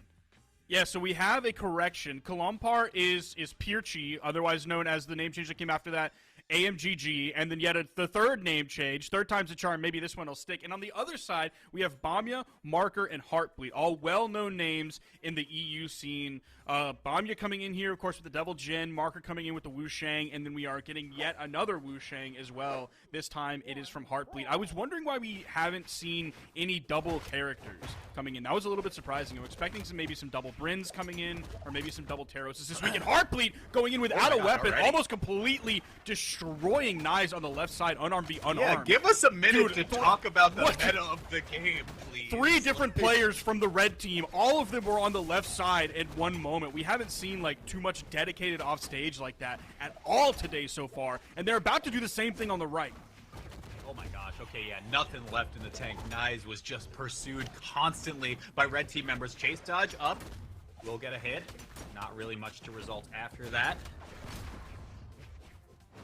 Yeah, we're 40 seconds into the game and we already saw a disarm onto Heartbleed. That is the complete change of pace from the previous game. Knives floating really far down below. Heartbleed didn't happen to be in the spot to follow up right off of that. There's a side stick from Kalampar, almost taking Heartbleed. Yet another disarm this game. Oh, the neutral layer held into place. Sparky. Look at this. This is insane. And then in came Marker with the gauntlet recovery to get the KO off the top. That was beautiful. The double gauntlet we're already players, it's seeing so like scary. such a crazy difference in pace. Look at Heartbleed just way off stage. Bamya from way downtown. The gauntlets are gauntleting right now. Everybody's punching. The stocks are flying away. This is crazy. Yeah, for a moment we had 3 sets of gauntlets on screen at the same time, and they were all from the red team.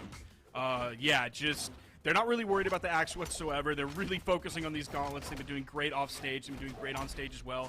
Now we're seeing double spear from the Wu Shang players. The D-Light into the delayed recovery to deal with the counter punish that was coming in. Marker gonna go off stage, connects the weapon toss. Is it easy pogo? Oh, Kalampar, just not enough movement to actually touch the side wall of the dome. the backboard. Fixel trying to make some action happen against Bamia, but look at the left side now too. Just darting your eyes all over the screen. Marker in the 2v1 situation, offstage versus a blue team member. Bamia and Kolumpar are just going absolutely insane, and Kolumpar gets the better end of that exchange. This is crazy. That was just Bamia's first stock, though. Like, that was a fantastic dare, don't get me wrong, but that was just Bamia's first stock. Meanwhile, Fixel's on his last, Nyes is halfway through his last, and Kalampar's about to be there as well. Okay. Wow, okay. Potential rally. Bamia's just going to float up high, land back in the middle of the stage, so he's farthest away from the blast zones as he possibly can be. Heartbleed comes in, great chase dodge up after the gauntlet inlight. Double gauntlets now coming in back from Bamia and Heartbleed. They're chasing after Nyes, potential juggle opportunity, but no, Heartbleed disengages. Back to the soft platform, great follow-up. Side sig, Heartbleed doesn't even go after that. He knows the side sig is going to send too far for him to get the follow-up. He doesn't want to get hit by it. Kolumpar sends it way down. Nobody home there as well. And the stock should really tell the full picture here, right? Like, Bamia's pretty healthy on second stock. It's going to be a 2v3 now at this point. It's going to be maybe a 3v1 in just a moment. Yeah, and Heartbleed just splitting the difference there with that signature, just preventing Nyes from even coming close. This game one's a wrap, Sparky. Nyes hoping to come back in. He's surrounded by red team members. The gauntlet recovery is going to send him flying. The weapon toss goes in. He's hoping for the fadeaway Sayer. The recovery does get through. Bamia drops the D-Light into the recovery. I think the D-Light picked up a little bit too low. Weapon toss goes down. Bamia going in unarmed. Oh, Marker. He goes in with the slide charge down heavy, and then the gravity cancel down heavy, and then another down heavy after that. He's already gotten the KO, and then here comes yet another gravity canceled down heavy. So the break dances were coming out from Marker. The gauntlet team was just too much for Blue to deal with. A complete change of pace from the previous game. And it's not like the previous set that we just saw them in was slow. By no means. No, not was at it all, slow yeah. or relaxed or chill or passive, but red team has just completely turned up the heat. It's ridiculous. Yeah, I think the big thing that I'm seeing is just red team's willingness to send an extra player for whiff punishes in particular, right? And I feel like you also kind of got the question that you presented at the start of the set answered a little bit here. Like, you're a little bit surprised we aren't seeing repeat legends on certain teams. I mean, like, we saw 3 gauntlet players at once on the red team, all wielding it at the same time. Clearly, a lot of the neutral here is just more on like individual hits versus these extended strings where maybe DI could come into effect for these identical weapons. You take the strong weapon and you run with it, right? And the gauntlets were really doing some heavy lifting for the red team in that first game. And again, in previous themes that we've talked about so far today, post-dex change, other than the Devil Jins, we have seen no characters under 5 dexterity so far today. Devil Jin's been the only one, and it's coming in just one under at 4.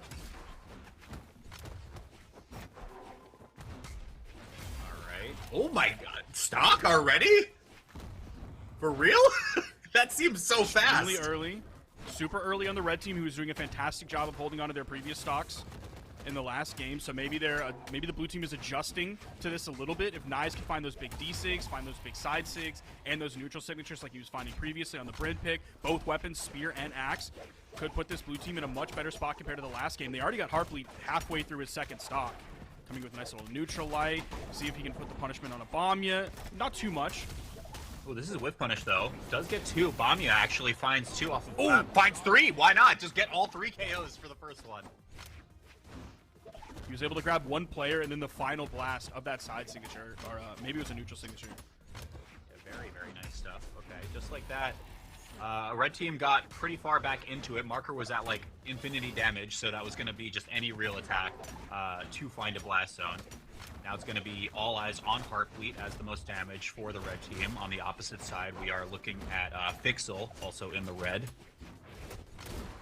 Oh, the delay, the little bit of a delay. By doing a gravity cancel signature there, instead of immediately going for the side air, that deals with the counter punish coming in from the blue team. Heartbleed's timing on his little bit of delays, like, that was a huge work from Bamia just now, but I really want to talk about Heartbleed's just little bits of delays that he puts on some of these attacks. When he sees a blue team member coming in and he gets a KO on the right side, he's going to go down on a final, but he's taking Kolumpar out of the game. Do not fight Heartbleed on the edge. You know, we were a little concerned when Heartbleed lost their first stock in like 20 seconds, right? And it was like the question came up, oh, maybe blue team's catching on to what red team's putting down. I don't think they've caught on to anything yet. I'll be honest with you. I think they need another game, and it's definitely not going to be in game number 2, as Nyes is just facing down this brutal 1v3 situation off stage. Marker is just kind of playing with his food in the sandbox over on the left side. It's just only a matter of time.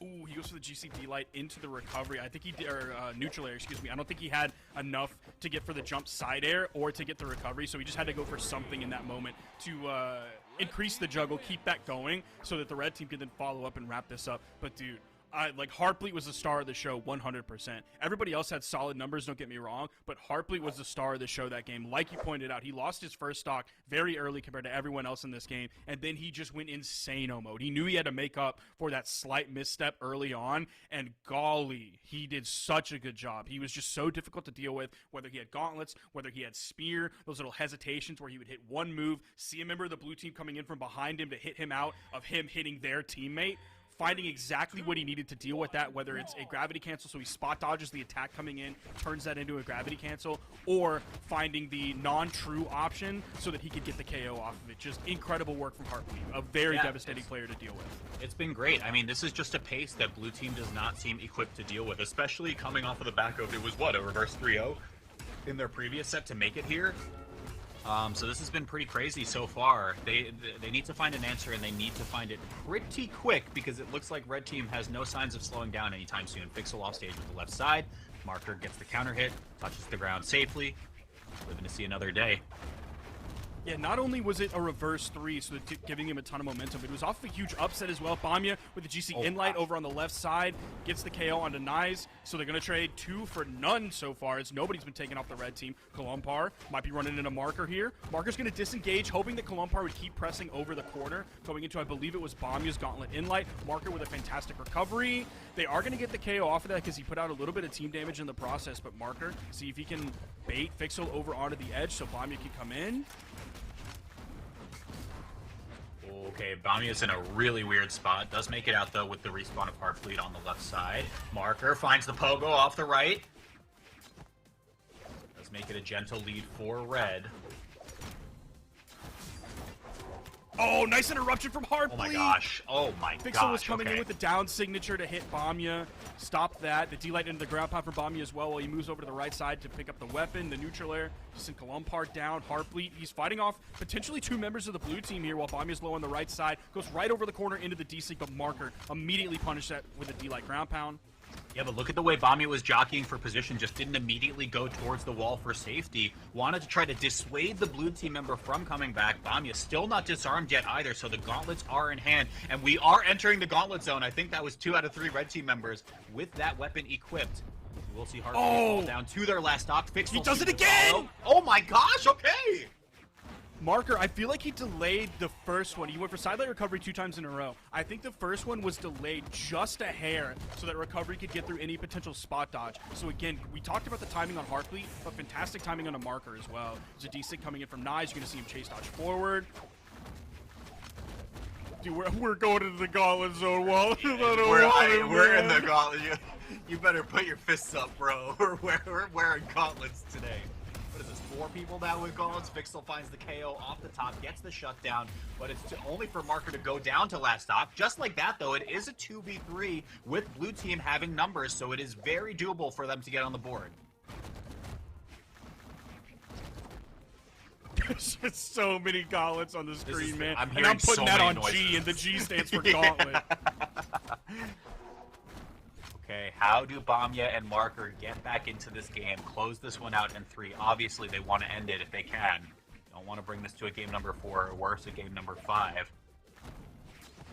There's nobody really in KO damage, unfortunately, for the red team members, so it's not like they can find just like 1 gauntlet recovery and get the KO. There's a GC Inlight, but he gets punished by Kalampar with a sidelight into neutral air.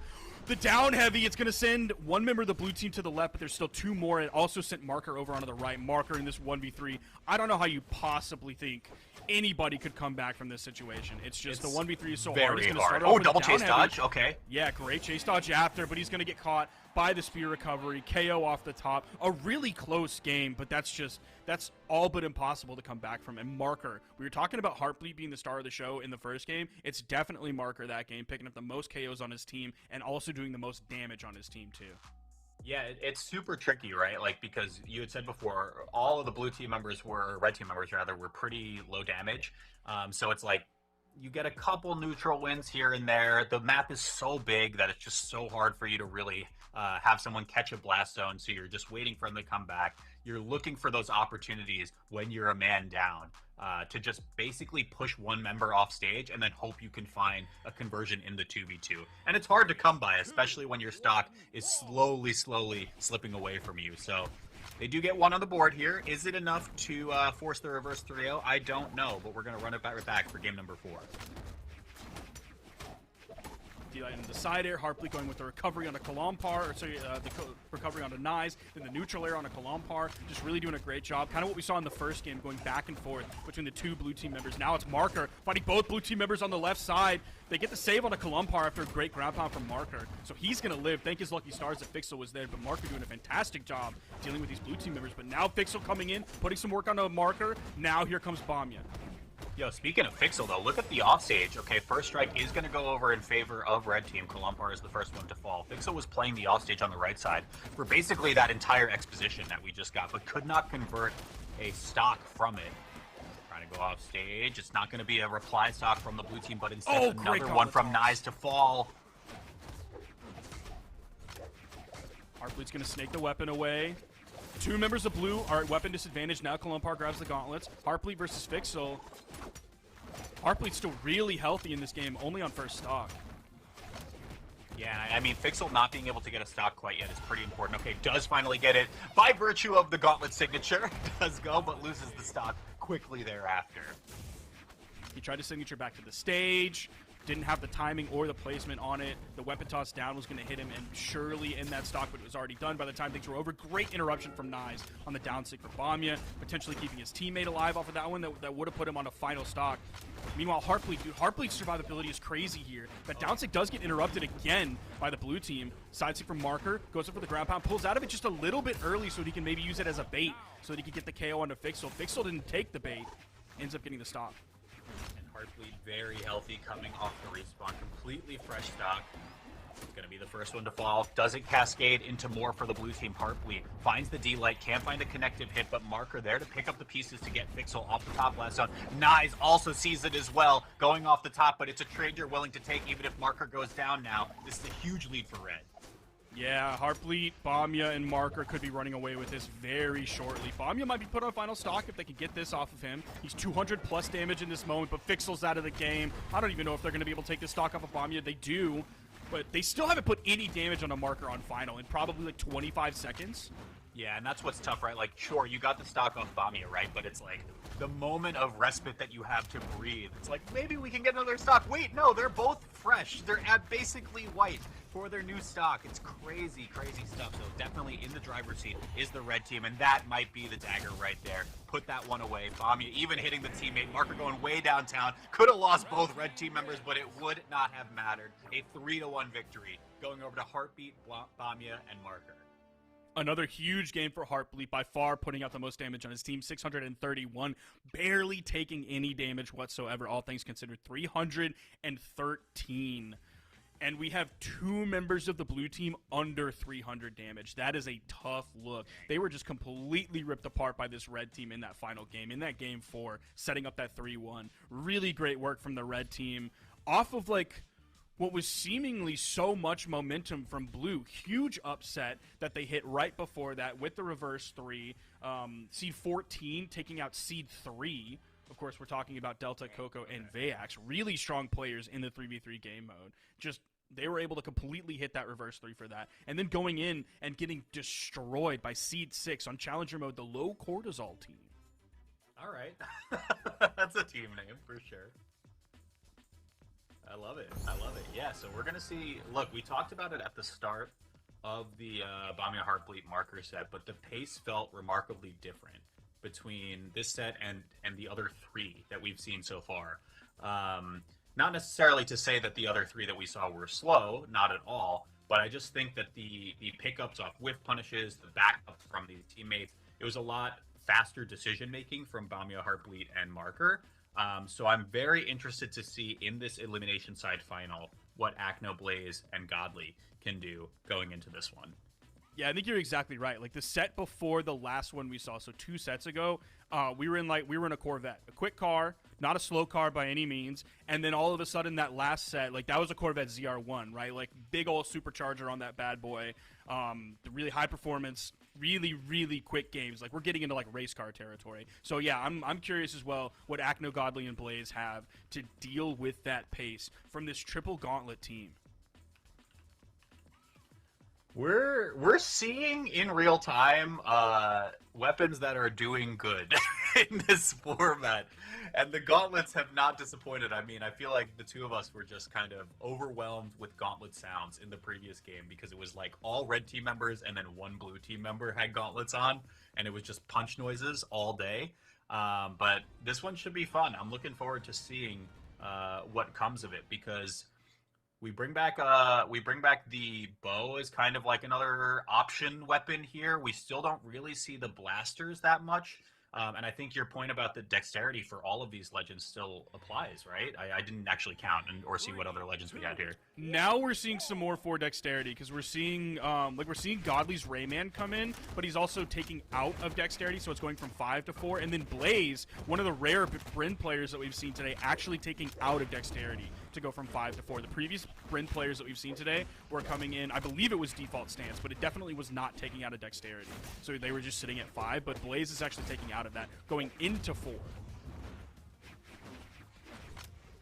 And with the changes, that could matter as well because it's quicker disarms, right? So losing your weapon in the triples format could be pretty big when there are 5 other players who are jockeying for position around certain weapon spawns. But just like that, First Strike does go over in favor of blue team. Stocks are already flying. Marker and Heartbleed in the red, off stage. Heartbleed off the left side. Marker maybe soon to follow, just gets the disarm. Yeah, a little bit of a quick misstep, or early misstep coming in from the red team. That neutral signature from Marker did just take out Heartbleed. See if they can rally back from that one, as they still haven't taken a stock off of the red team whatsoever. Okay, they get one off of Blaze. 1-for-1 trading in that moment. See if Godly can get back or if Marker can shut him down. The side are just barely whiffing Marker and Godly over on the edge. Godly's having to fight against a very low damage opponent, though. So it could be just like a small move, a stray hit takes out Godly, but he's able to get back. Oh, Bamiya just really jumping around Acno there with a pretty high damage as well. Really bit of a risky position to go for. Blaze gets a recovery. Not going to be enough on this enormous stage. Okay, that's finally going to take out Godly. Nice little bounce pass from Heartbleed's down air into Bamiya's signature. But I mean, Godly might have had 250 damage on that stock at that moment. I don't know if there were any color changes left on that health bar. He took so much damage. Bamiya, we have to be very careful on final. Heartbleed also on final. Oh, yeah.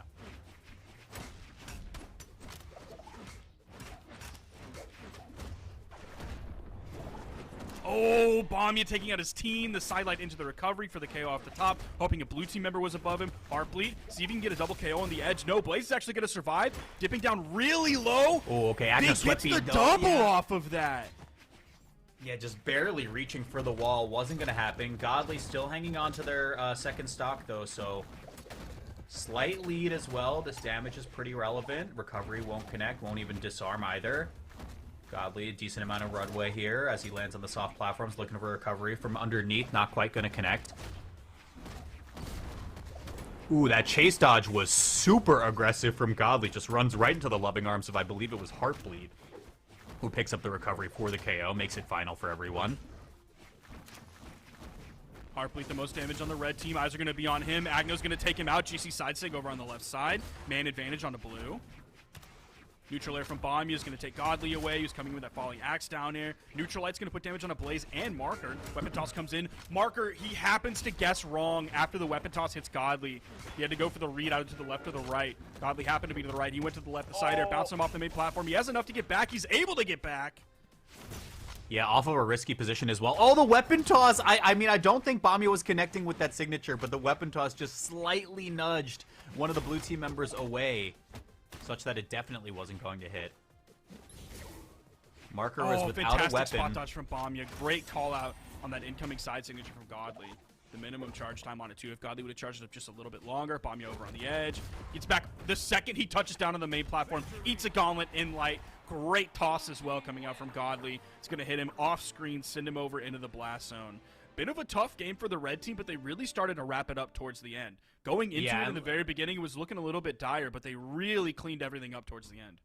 Totally. And we've talked about ad nauseum at this point, like the impossibility of winning a 1v3 situation, right? And I'm doing like some theory crafting here. I'm like, oh, I wonder what weapons would maybe be good at doing it. And I don't think the bow from the Devil Jin really cuts it in that position. I think you would probably rather have gauntlets equipped. Neither here nor there. It's going to be first game going over to Godly Blaze Akno. And it does look like, just by the appearances of that first game, that they've kind of slowed down this incredible pace that we saw from the red team in the set prior. Oh! As Bamia instantly start. Okay, I think things are changing. Things are changing, Walter, with all these counters from Heartbleed's spear. The more things change, the more they stay the same. Wait a minute. Okay. Godly continuing to pressure off stage at the weapon disadvantage against Heartbleed's spear. He does so with support from Blaze. Godly still without a weapon. He needs to find one. Goes over to the right side. Here comes the axe. He's taking so much damage. I feel like hit for hit, he was going 1-for-1, but unfortunately at weapon disadvantage, he was just taking so much more damage because of it. He wasn't able to output nearly as much damage in those 1-for-1 trades. Okay, Blaze looking for maybe a side switch there, especially with Heartbleed landing down off the respawn. Bamia finds a hit off the top, can't find the KO though. Akno hits it back. Marker will lose the stock. Bamia's pretty close to following a disarm, I heard, but I don't think it was from Bamia. Maybe it was. Oh, just a little bit of an early rip D-Sig, but Godly wasn't able to land with the down air on top of him. Neutral Sig coming up from Heartbleed, chasing after Godly. They're trying to take this first stock from him. Or, excuse me, a second stock. Oh, nice I forgot pick. that he already got KO'd. Godly is just getting tossed around like... If it doesn't find the blast zone, it's just taking him forever to land. So this is where it gets a little bit tricky, right? Because you're just not in the interaction, in the fight, really at all. And the 3v1 is just bearing down onto Akno. Somehow a couple chase dodges gets Akno off that right side soft platform, back into rough safety, but for how long? Heartbleed pursuing the action. Akno gets the, the reversal hit. The double Once again, fastball Godly. from, I believe it was Marker and Bamia over on the right side to get away from the incoming axe D-Sig from Godly. Bamia is at 257 damage right now. It's crazy. And he still It's hasn't actually lost crazy. his first stock, Walter. What is happening? They cannot KO this man. He's playing it so safe, too. Okay, neutral hit is just enough to do it. That's really anything was going to knock him off, at least take the stock. Doesn't matter if you're on a 3-stage either. The D-Light from Blaze almost enough to KO on this 3v3 map. Now we have Marker 220 plus damage on this second stock before they can finally take it out. Blue team does have man advantage for a Godly. while. And I feel like they're making good use of it. They get a lot of damage and the KO off the top. See if Akno can land safely. Yeah, and this is the thing about just having an extra teammate there to cover your back, right? Godly can just really narrow down the escape options from a red team member, especially with the gauntlet conversions. You go for the easy recovery. If they don't dodge it, you get the KO, and then if they do, your teammate's there to pick up the pieces. It's really clean. I don't think Blaze can take one more KO move. Luckily for the blue team, they're going to split to get away from that neutral signature from Bamia, but Marker was chasing after, got the hit on a Godly. Blaze is out of the game. Godly might be right behind him. 220 plus damage on his stock. The recovery not enough to knock out Akno, but I believe one more KO move will. The interruption, what even happened there? Oh! Godly just staring down the signature, and then Bamia swoops in, steals the KO away. Akno trades one back, but it is a 1v2 at very high damage. Akno has to play this perfect. Like, we've seen him come back in the 1v2. I mean, we've seen him do it years and years in a row, but I don't know if he could do this one at 200 plus damage. No disarm quite yet. This is off stage, and yeah, that might cover. Okay, dodge makes it through. Marker misses the mark there, but it does not matter. That could have been a crucial error from Marker had Akno not been at the damage that he was. Akno is in the unserious guild right now, and the fact that that we just saw a gravity cancel gauntlet Inlight from the left side, KOing on the right side on a 3v3 stage. Like, that's the most unserious thing I think I've ever seen. That's so crazy. I think we probably had the highest damage taken overall of that game compared to any of the other games that we've seen on the broadcast. And we've seen a few that are more than 200 plus damage, but goodness gracious, that game. 3, 2, 1, brawl. Yeah, it could have been a really, really different story had Acno not been at, like, pretty deep red. At that point, Marker lost the stock right at the very last second, thanks to that reversal and just not finding the backup hit off of the spear recovery. But all told, it's evened up on the set count. You can't turn back time, so we'll see if things will tighten back up going into game number 3. Oh, Marker putting out a ton of damage on an Acno. Hit an in-light, side-light, I think it was a recovery coming out of that, and he almost got the dare follow-up too. So Marker already with huge damage. Side-light going back down to the main platform from Bamya. He's disarmed. Ooh, 2 blue team members flying off the right as well. Blaze takes the high ground, Acno the low, and Blaze actually reverses a stock from it as well to get the first one on the board. Ooh, Godly from way down. Okay. Yeah, he was sent flying. He's at super high damage right now, but that really put him in the perfect opportunity to get that turnaround unarmed sider. He did it unarmed too, so he was at weapon disadvantage with lower KO potential. But you had 2 blue team members. You had Godly on his right. I believe it was Acno on his left, so he probably wasn't going to make it back from that regardless. Great interruption. Unfortunately, Marker was not able to find that KO. He hit the D-Light into the down air. He was hoping for probably the bounce pass into the recovery after, but got interrupted before that during the down air.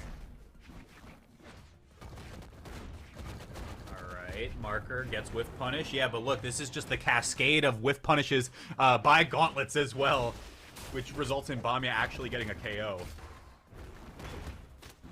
Oh, look at that, Heartbleed. Oh, Godly swooping stun. it right in. Gets the ground pound as well. Heartbleed going to town. Weapon toss off stage. Marker tries to close the book, but Heartbleed maybe saves Blaze in that position. Heartbleed getting that double ground pound onto Godly was huge because he's on final now. That's really, really scary. We were talking about last game, like his survivability was just completely off the charts. If they could completely take that off the table here, this could be a gigantic lead for them, especially if they get Blaze out of here, put him on the final, potentially juggling him. Godly comes in to relieve some pressure, goes in with a slide charge side sleep, but got interrupted. The in-light coming in. Marker almost hit that side air. It wouldn't have been like too huge given that Godly only about 50 damage on that stock, but still. And we're hearing disarms left, right, and center. Acno picks up another pair of gauntlets here. Marker can't connect the nair off stage. Pogo. Oh, he didn't touch! Acno, no movement! That's crazy! He was side airing back to the stage, almost got the touch, but was down air from Marker in time. The deep ground pound, Acno looks for revenge, gets that turnaround down air from the bow onto Marker to put him on the final. All of a sudden, everybody's on final. It was looking like a massive lead for the red team. They still have the lead, don't get me wrong. We saw Godly hang on to one of his stocks for quite a while in the previous game. Godly and Blaze trying to find the ISO play onto Marker. Marker recovers back. Bamya there to pick up the pieces. Gets a reverse hit. Blaze converts the stock. It makes it a 3v2 situation, but either Godly, actually all 3 blue team members could just fall in a moment with the damage that they're at right now. Offstage is Blaze. Godly going towards the top blast. So Blaze is done. Still falling down. Heartbleed. Converts one. Godly answers back potentially with the other. Bamya no movement. Does Heartbleed find the save? He does. But Godly picks that one back up off the side. Acno chase dodge up. This is crazy. What are these things? No way. What is going on? This is insane. And it's no movement left for the red team.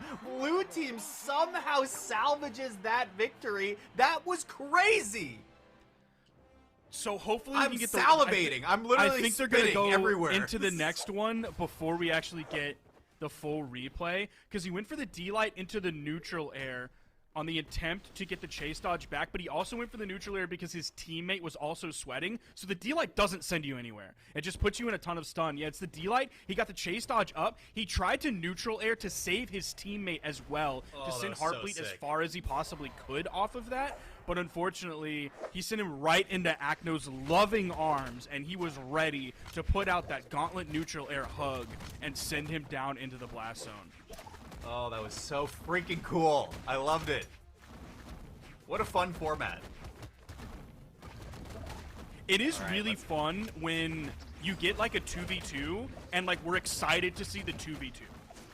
When like normally like that's just the regular game mode. That's just like the we whole get so game. excited in 3v3 to see the 2v2. It makes 2v2 even more special. And the weapon toss Oh my down. gosh, look at this, though. And Acno Two gets a red team KO members there as down. well. Potential huge full team wipe here incoming if they can get the stock off of Bamya. He's without a weapon. He got punished on the grab. They cancel down heavy. Grab out comes in, but Blaze pulls out of it. Yeah, Acno, Blaze, and Godly trying to regain their place in grand finals of this tournament, and they are proving it right now with 2 quick ones in game number 4. Marker can't convert the recovery. It's going to be a stock lost for a red team member, I think. I didn't quite, was it Bamya? I think so. Yeah, it was Bamya.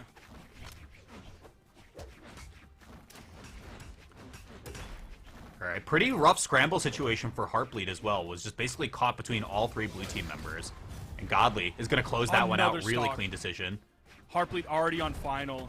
It seems like the gauntlets on red team are really good, but when Godly has axe and Blaze also has axe, it seems like really difficult for red team to find their way in, see if they can get the stock off of Acno. Marker was doing a great job, but he had to back out of it because blue team was coming in to relieve that pressure on Acno, and Marker's really damaged right now. So really smart move by Marker. Yeah, and the respect from Acno and Godly, they found a little bit of an isolation play where Godly got the initiating hit. Acno wanted to try to come in and reconnect, but he just completely disengages because he's like, hey, I'm at like 250 damage. If Godly accidentally hits me, I lose the stock even sooner. I might as well just respect it, let my teammate go to work, collect the free damage, and then we'll go next stock. As I say it, Acno finds the KO off the top onto Marker, and this game is really running away for blue. Yeah, we have 2 members of the red team on their final, Marker and Heartbleed. Bamya's going to have to do his best to also be active in this game while still avoiding damage. He doesn't get put on final. We have potential team wipe opportunities here coming on a blue team. Everybody's pretty damaged. Marker hits a gauntlet recovery. Blaze is disarmed off of that. They get 1, they get 2. Can they get 3? Acno retreats over to the wall. I mean, the red team can certainly make this happen. Acno is super hurt on this stock. Bamya's about the same, honestly. It's going to be recovery, but because it was so low, it wasn't going to quite connect. Pogo gets the pinball machine going, but Bamya has no resources. Sweat beating off the right side, so will be the first one to fall here on the players who had an extra stock to play with, and Acno is, of course, the target of choice here now. It's going to get one off the top, and this is anybody's game. Heartbleed is in the red. I don't think he's quite KO damage, depending on what hits him. But he was such a big impact player for this red team. So he's going to have to find a way to stay relevant in this game. He did a great job to get away from that axe recovery that came in from Godly. He's over on the right soft platform. Blaze is going to play around him. He's going to throw his weapon away, but he's able to pick up a spear quickly after that. Neutral light comes in. Bamya trying his best to get in, put pressure, disarms Godly. Yeah, and you saw there was a pretty clear whiff punish that Heartbleed could have gone for, but just dashes back, says, you know what, I don't want to risk it because my damage is just way too high. Does not even matter. Heartbleed is going to be the first one to fall, loses the last Marker, stock, but they quick trade one back, so we're in the 2v2 situation once again, Sparky. But still, it's Acno and Godly, 2 of the best 2v2 players to ever do it. Definitely 2 of the best 2v2 players in Europe. That's 1 gone. And Godly finds the other. It's an official double KO, taking out Marker and then taking out Bamya as well, just like that. Godly really going off that game, taking the majority of the KOs, doing the majority of the damage. A 3-1 will secure the blue team, Godly, Acno, and Blaze, for a rematch in grand finals up against Taya, Amit, and Munir. I mean, I think things are going according to seeding so far, but these matches have been... I'll actually know, because you said there was a crazy upset by seeding in our set prior from the team that was just here. But at least for our final 2, we're seeing teams that we kind of expect to make it here, but these matches have been really close. Yeah, really, the 2 overperformers, at least so far, that we've seen on the broadcast was definitely Nyes, Kalumpar, and Fixel. They did a fantastic job taking out Seed 3 of Delta, Coco, and Vayax, and then they ran into Seed 6, which is who we just saw ended up losing that last game. But Bamya, Heartbleed, and Marker outplacing their seed by quite a bit, coming in Seed 6, and now finishing today in 3rd place. So congratulations to them for definitely outplacing their seed quite a bit. I know that they had their eyes set on the main prize, that gold medal around their neck in this Triples Championship, but unfortunately they're going to have to accept that they got 3rd place. Still a fantastic finish from them. Some great gameplay today. Some really just absolutely nails. Like the pace that they brought to these games was incredible. The triple gauntlets that we saw from them was so difficult to deal with. It was crazy, dude. But Godly, Blaze, and Acno were able to figure it out. Dude, I love watching this format. There is so much stuff happening, and we have a little bit more stuff to bring to you guys after a short break. We'll be right back with some grand finals action here, the run back of our upper final from earlier today. Keep it locked right here. We'll be back in a few.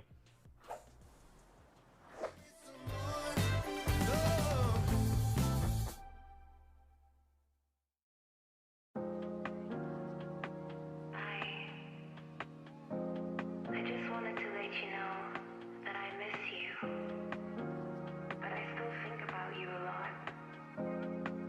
Do you think about me?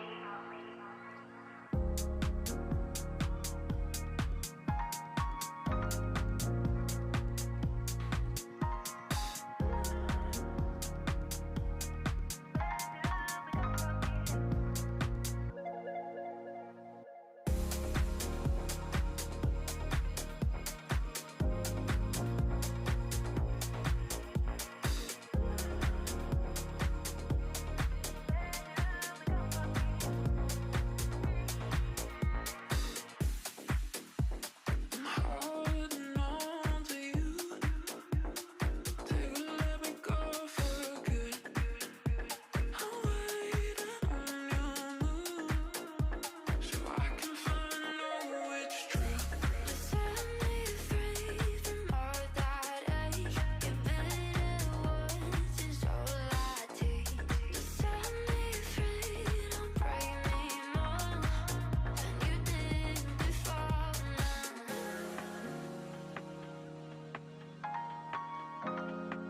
Than you did before now.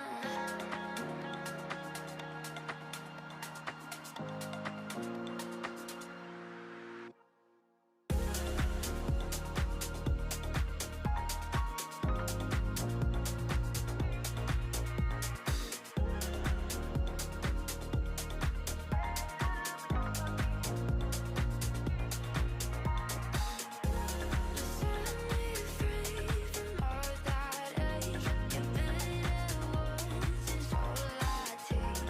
Set me free, don't break me more than you did before now.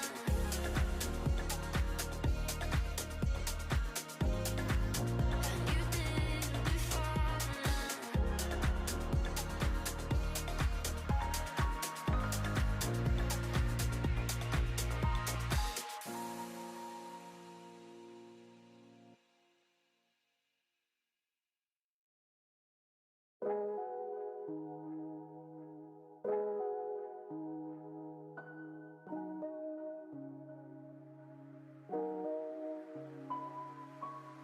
Guess I shouldn't be surprised. I've been here one too many times. I've chased desire on my skin. Let the heat sink in. Saw it coming from a mile. I know it's been a little while. I felt the embers from within. Let the heat sink in. It's all coming back to me. The sleepless nights when it's hard to breathe. Watch my emotions take the lead. Can't control what it does to me. I remember how it hurts. Remember how it hurts, and it's so good to me. I remember how it tastes. I like it in the flames. Oh, it's so good to me. It's so good to me.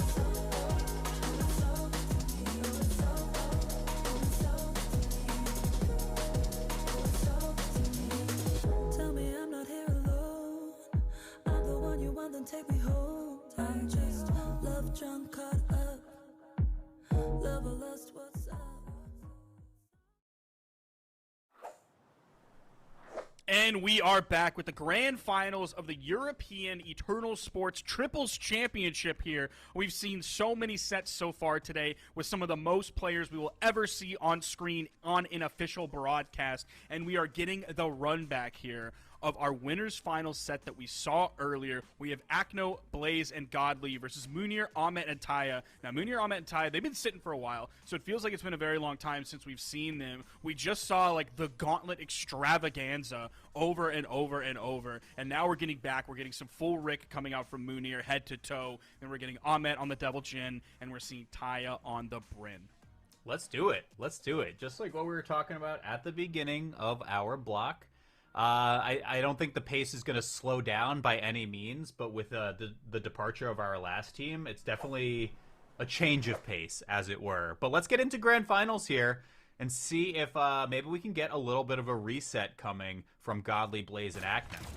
We've seen a lot of different legends played today. We've seen a lot of different weapons played today. One thing we haven't seen change whatsoever is the map that we're playing on. We're going yet again to the Big Dome all day. I expect to see most of that this entire weekend unless somebody gets a wild hair. Oh, for sure. Okay. Oh, the down air. Stage, 2 blue team members falling. Oh, look at this pickup from Godly. Gets the first strike. Really nice. And the side air sending 2 over to the left side. The weapon toss might KO Munir. Taya going down. The chase dodge up, but the ground pound to seal things off. I mean, that's got to be such an incredible feeling in this format where you just scoop up 2 and you're like, okay, well, I think we're securing at least 1 KO with this. Really, really good start here for the blue team. Yeah, Godly taken out. Blaze might be right behind him. Taya has a lot of damage on this stock as well. Even pulls out of that D-Light. Doesn't want to put more damage on his teammate, but also doesn't want to get caught in the middle of that side air follow-up. The scooping down sig from Blaze. A lot of damage onto Ahmed on this second stock. He has to be really careful. Takes too much more, he's going to be in KO damage. And like coming out from Munir. Now that's, I think, like the second time we've seen Ahmet like with that neutral signature follow-up off his team, but he's still got the beginning part of that combo, which is really tough to find in 3v3. Oh my gosh, off the top as well. This is crazy. Ahmet really putting in work on the second stock. Pretty hurt here as well. Akno is not going to pursue it further. Just pushes off the right side. No disarm to be had as well. Blaze a little bit of perimeter as well. Just gets the nair. Finds a Sarah off stage. Can't convert with the signature hit. Make it 2. See if they can get this stock off of Munir. Like, Blaze was really hunting for it. He was just throwing D-Sig after D-Sig. Really spamming the heavy button, but he wasn't able to find it onto Munir. Tyson flying. Hoping to come back in, and that's going to be Munir out of the game. Now eyes are going to be on the Taya to get the second stock off, force the main advantage on the Ahmet, who's on final, get him into KO damage. Oh, and Godly reset his movement, landing on that soft platform. So yeah, can pursue that a little bit further with the chase dodge. Finds the signature off the right blast zone. Ahmet's down, Munir's down, and look, Taya's got 2 stocks left, but it's a 1v3. Is it really worth it? Yeah, Godly also has 2 stocks left, so he can kind of take the lead here. That gives the blue team opportunity to follow up off of Godly, or if Taya gets the better of him, just like that. The side stick coming in, you saw Blaze dodge away on the side stick attempt from Taya, and then come in with a landing side air to send Taya over into the right blast zone. Okay. It does get 1. It's on the 1 target, though, that does not decrease the blue team's numbers, unfortunately. So the Godly will come in with a fresh stock, and I mean, again, this is only a matter of time. It's just, you're watching your homie get beat up right now. This is rough. Yeah, that was a beautiful combo. Between the 3 members, they're missing these, like, final finishing moves, but still. The 3v1 combo isn't, like, something I think that you should spend any time practicing whatsoever, because you can just win it by pure man advantage, and you practice, like, the other parts of the game the rest of the time, because you can do that. You don't have to get the perfect 0 to knockout moment, because if the person by themselves, the isolated player, gets 1 hit, you just come in with a down signature and you hit them just like that. Yeah, so it shows that they have that team synergy, but then they can also just do moments like that. 100%. The whiff punishes are just so slanted for the team that has more players, right? Like, because it's just, you can assign one person to basically be like, let's just wait, play reactive. Eventually, they're going to have to swing if they want to have any shot at taking a stock off of any one of us. So when they do, even if one of us gets hit, the other 1 to 2 players are there to just pick up the pieces. Clean first game for the blue team. See if they can keep this momentum going. I'm waiting for someone to just ban out the most normal maps. Unfortunately, Let me there's like introduce no way, chaos into this. Like, there's yeah. no way for us to go to World's End other than someone leaving it up, which I don't think is going to happen, and then someone else choosing on the other team to choose to go to World's End. I just think those opportunities aren't going to happen. But the opportunity that might happen is a double KO from Blaze. No. Oh, He's now Taya disarmed barely after misses. the weapon toss. Neutral signature with the grab property. Wait, everybody's Even though he off would've stage. made It's his just a teammate- bonanza. Okay, and somehow Taya is the one to lose the stock at the end of that. Ahmet trades one back They're against still Blaze. going. No one home. They are still going. Akno off stage. Ahmet tosses him away. Still sweat beating. Just able to touch down in time, and only a couple of stocks drop as a result of that crazy, insane offstage play. It is wild that, like, in that 25 seconds over on the edge, they were able to take out Taya. Blaze also fell, and then they added up like 120 damage on Ahmet. So much damage was added out so quickly early on in the game. Ahmet might be losing the second stock. He cascade of stocks falling, but it was 2 red team members going in a row. Taya answers with a double back. Okay. If they can get the second stock off of Blaze, he's going to be on final. He's at 186 damage right now. Axe in light. That's going to take off, bouncing off the main just like stage. you predicted it. I can't believe they were able to get that KO with the main stage interrupting. Let's see, Taya's in a very similar position that Blaze was just in a moment ago, though. Falling down, disarmed, almost 250 damage as well. It's basically anything. Godly is the one to put that one away. Just like that, Rick going back to the Walking Dead, but we will see. Last stock here for 2 red team members. Blaze is hanging on to the stock pretty well, though, all things considered, being the first one to make it there. I can't believe he was able to get back from that, and that Akno didn't continue to push that, because the dodge came out, and I believe it was a recovery right after that. So he got the dodge, he interrupted the recovery, and then got the gauntlet nair. Ooh, Akno trying to thread the needle here, but Taya covering so much ground with the spear ground pound. I mean, there was just nowhere for him to go. So just like that, red team has really turned this around by no shortage of Ahmed hanging on to this second stock. Ahmed's going to be looking for that weapon spawn down there, but Godly snakes it away after zoning him away. The inlight going to take out. Great follow-up from Blaze. I think the inlight probably would have done it on its own, but it was a fantastic side air from Blaze just to make sure. Yeah. For sure. Blue team wasn't able to convert a numbers advantage, though, and Ahmed's at practically fresh. Taya did not get disarmed. Another recovery will find a KO eventually. Godly gets one, tries to go for another one. Blaze shuts the door on it. Side sig. Sorry, neutral signature, excuse me. Oh, and a 1v3 situation as well. Dude, I mean, this is honestly, Blaze hanging on to that stock is the difference maker here for this most likely being a 2-0 lead for Akno, Blaze, and Godly. And they will see the game screen come up. 2-0 now, potentially to reset this bracket. And it was definitely thanks to Blaze hanging on to that last stock despite doing the least amount of damage in the lobby. And or actually, no, not the least amount of damage. Look at Taya's damage. Oh my gosh. Yeah. Ahmed put out 624 damage, took 619, but unfortunately for the red team, Taya only put out 240. Did pick up the most KOs on the team, so Taya was acting more of as the finisher than like any other phase of the game, but we're going to have to get some higher numbers than that if you're going to deal with the 425, the 592, and the 618 from Akno. Oh my gosh, huge damage, picking up 6 KOs as well. So 2/3 of the KO that game were on Akno, and most of the damage was on Akno as well. Really great work from him.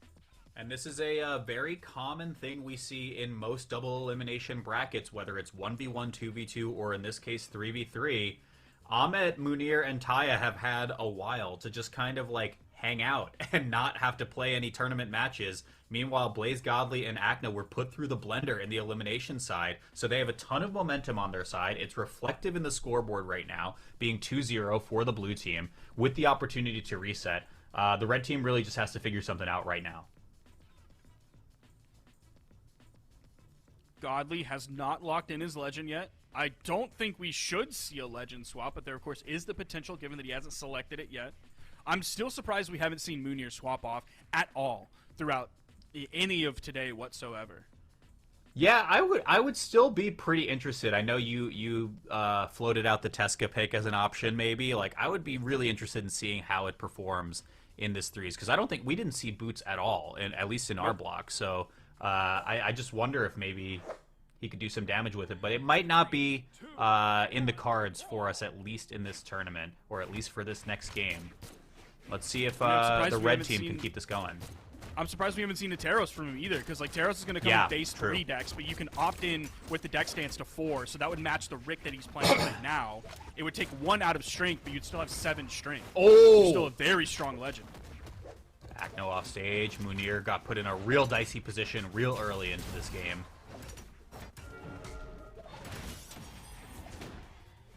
And just like that, Ahmet is the first one to fall.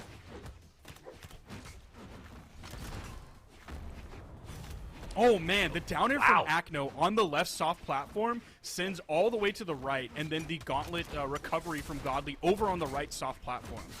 Yeah, I feel like Godly really snuck that one in too, so that was really, really clean to find a reply stock pretty quick, or find at least an extension stock to keep this lead going. Akno gets pushed off, no disarm in sight. Blaze will actually lose the stock first for blue team. Taya from way downtown gets the hit. Godly a reply hit as well off stage. You just commit to it? Yeah, but Munir's already there. Nice scoop. And the end light. Blaze almost getting the double KO there. Is he going to extend off stage to finish things up? No, it was Akno who's going to do that.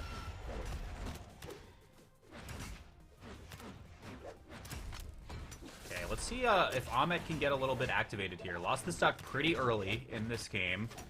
And is already on final, too. So this is really, really rough if you're Ahmet. And I mean, blue team could just do the thing where you just tunnel down a specific player. Obviously, you just go for the opportunities that are given to you first. But if they get a stock off Ahmed, this could really swing the door and just force the reset right now. All of the focus and all of so much of the damage being on Ahmet, like it has given Taya room to just like run in and spear down sig, spear side sig. Over on the left side, Ahmet is gone. Blaze comes in with the ground pound, gets the double KO off of that, shutting down any potential save opportunities from both of the red team members that were over there on the left. It's now the 2v3. Oh, the attempt on that axe recovery follow-up from Taya off of that incredible strength from Munir. Yeah, and I mean, both red team members pretty healthy, right? So it's really not impossible, especially when you have a teammate backing you up. You did find a stock onto Blaze, who had a spare, so Blaze will be recovering. They can't find any ISO play onto Akno or Godly, so still, red team, their work cut out for them. I think you have to, like, really focus hard on an edge guard to Godly. Are they even going to get the opportunity? Like, you see Godly running over onto the right side wall, but they have to deal with the other 2 blue team members are there. Okay, nice GCD light recovery.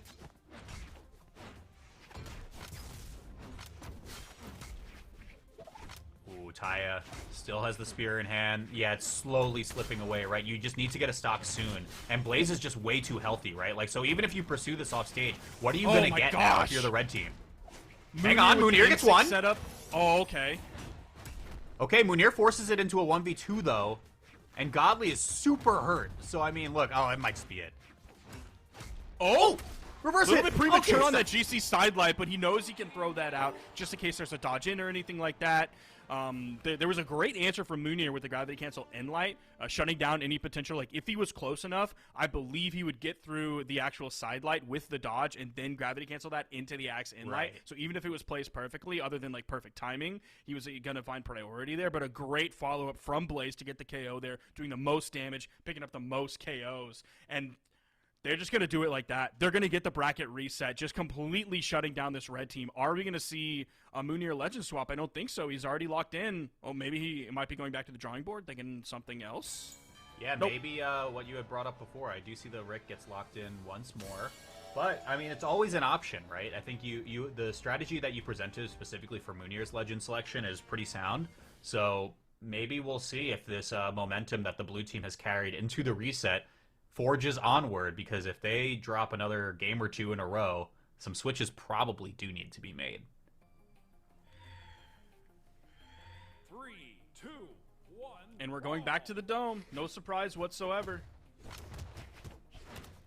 So let's see. I mean, what really went wrong? Like, it's hard to kind of diagnose like an individual game issue outside of like, oh, things kind of snowballed and then like we lost the numbers advantage and then it was hard to come back from that, right? I think it was pretty doable for Munir, and I forget if it was, I think it was Munir and Taya, if I'm not mistaken, in the 2v3. They did make it close, but the even player trade kind of like sealed it for them, at least in that last game 3. So, I mean, the obvious answer is, like, just don't get in that position again. But let's see what happens in the stocks leading up to it. Oh, my goodness. I thought he was going to end up hitting right too far and end up pulling out of that. The bane of Blasters players' recovery existence is trying to steer into it and oversteering past before you get the recovery, but he found it, and that's what I was going to point out, is the blue team's potential to find double KOs. It wasn't just that last game, you just saw it there. You've seen it throughout these sets today. The blue team is really good at finding double KOs, almost getting the recovery turnaround from Acno. But yeah, it's like you have the recovery KO from Munir, and you're like, wow, great KO. And then the blue team answers back with a double, and it's like, well, shoot. Dang it. Yeah, I mean, not the one-for-one trades obviously will just go until, like we said before, the very end of a match where you see, like, oh, okay, now it's a 2v3, now it's a 1v3, and then it's, like, pretty doomed from that position. So, yeah, I'm totally with you on that. They're just getting a lot more equity out of their stocks than their opponents are. Oh no, and Munir now on final. Like, getting the double KO puts a lot of pressure onto the red team, so you see Taya start to throw out signatures, and I believe it was a neutral signature on the spear that ended up doing a team KO on the left side, so that pressure now turns into extra pressure because you're behind. Does hit the side sig onto Godly, goes back down the D sig onto Blaze.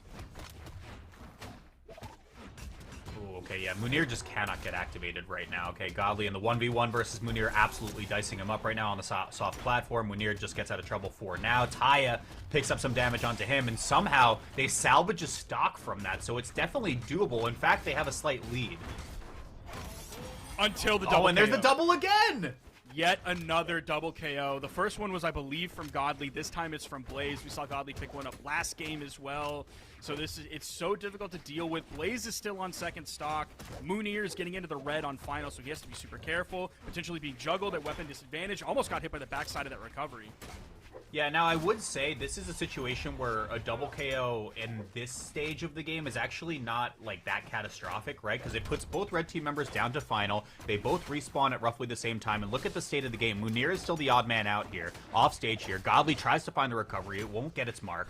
But look at this. I mean, it's practically even. If Godly gets the KO here, we force the 2v3, but it's super doable for red. Oh, and there fantastic follow-up from Blaze. That was so clutch. It was the Gauntlet Inlight from the left side sitting over to the right, so I don't think it would have been enough to KO. Blaze hits the spear side air, makes sure it is a KO. Huge impact on that side air. And we're looking at Acno and Godly, but no, that's going to be Ahmet forced into the 1v3. Once again, the nail in the coffin potentially here. Ahmet can maybe get a recovery KO onto Godly or Acno, but the question is what comes after that, and it's usually a lot of damage, a stock, or game number 1 going over to the blue team. It's looking like it's the latter of those 3 options, and the game screen comes online. Blue team 4 game wins in a row.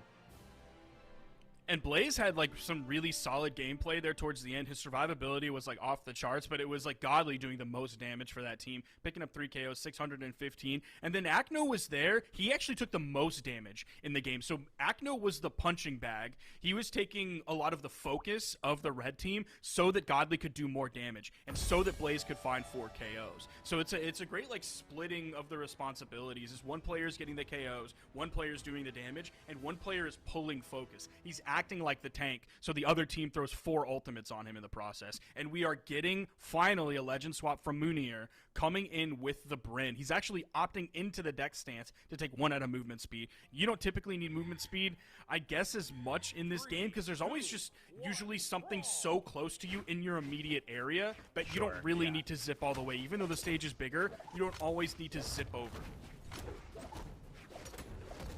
Oh, Ahmet with a double ground pound on Acno. Triple ground pound on Acno. He just barely touches. Let's say maybe Munir doesn't care about zipping around like you just said, because it might have just zipped away that first stock, but Acno barely surviving. Blaze is actually super damaged already on this first stock, not even 30 seconds in.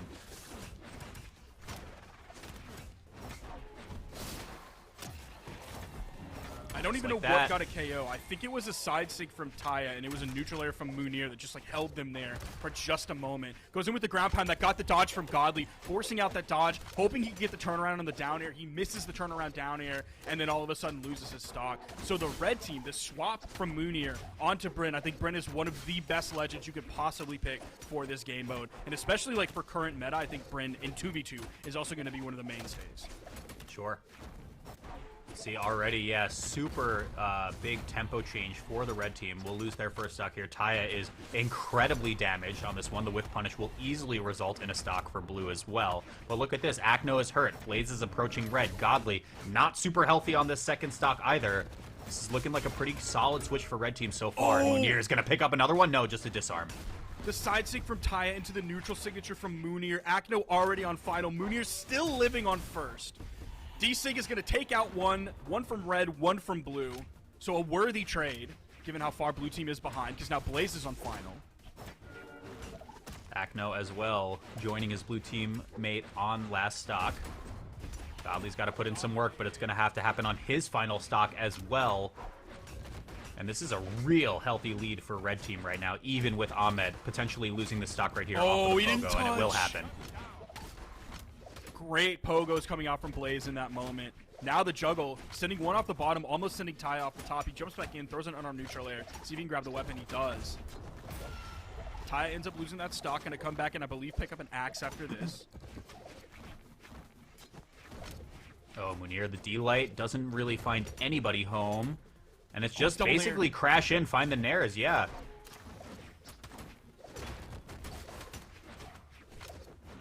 Oh, I really like that too. Like, you're okay nairing with the Bryn there because it just breaks up all of the action. Munir gets a signature, finds the KO, forces the 3v2 as well. A second one off the right side. Akno's already sweat beating, just fighting his way back, and Akno chase dodges up. Taya tries to close the book on it, hits his teammate instead. Unfortunate team KO for red, but they still got the numbers advantage. That's a stock that they can lose. The back-to-back unarmed neutral light into neutral air. Fantastic red team follow-up.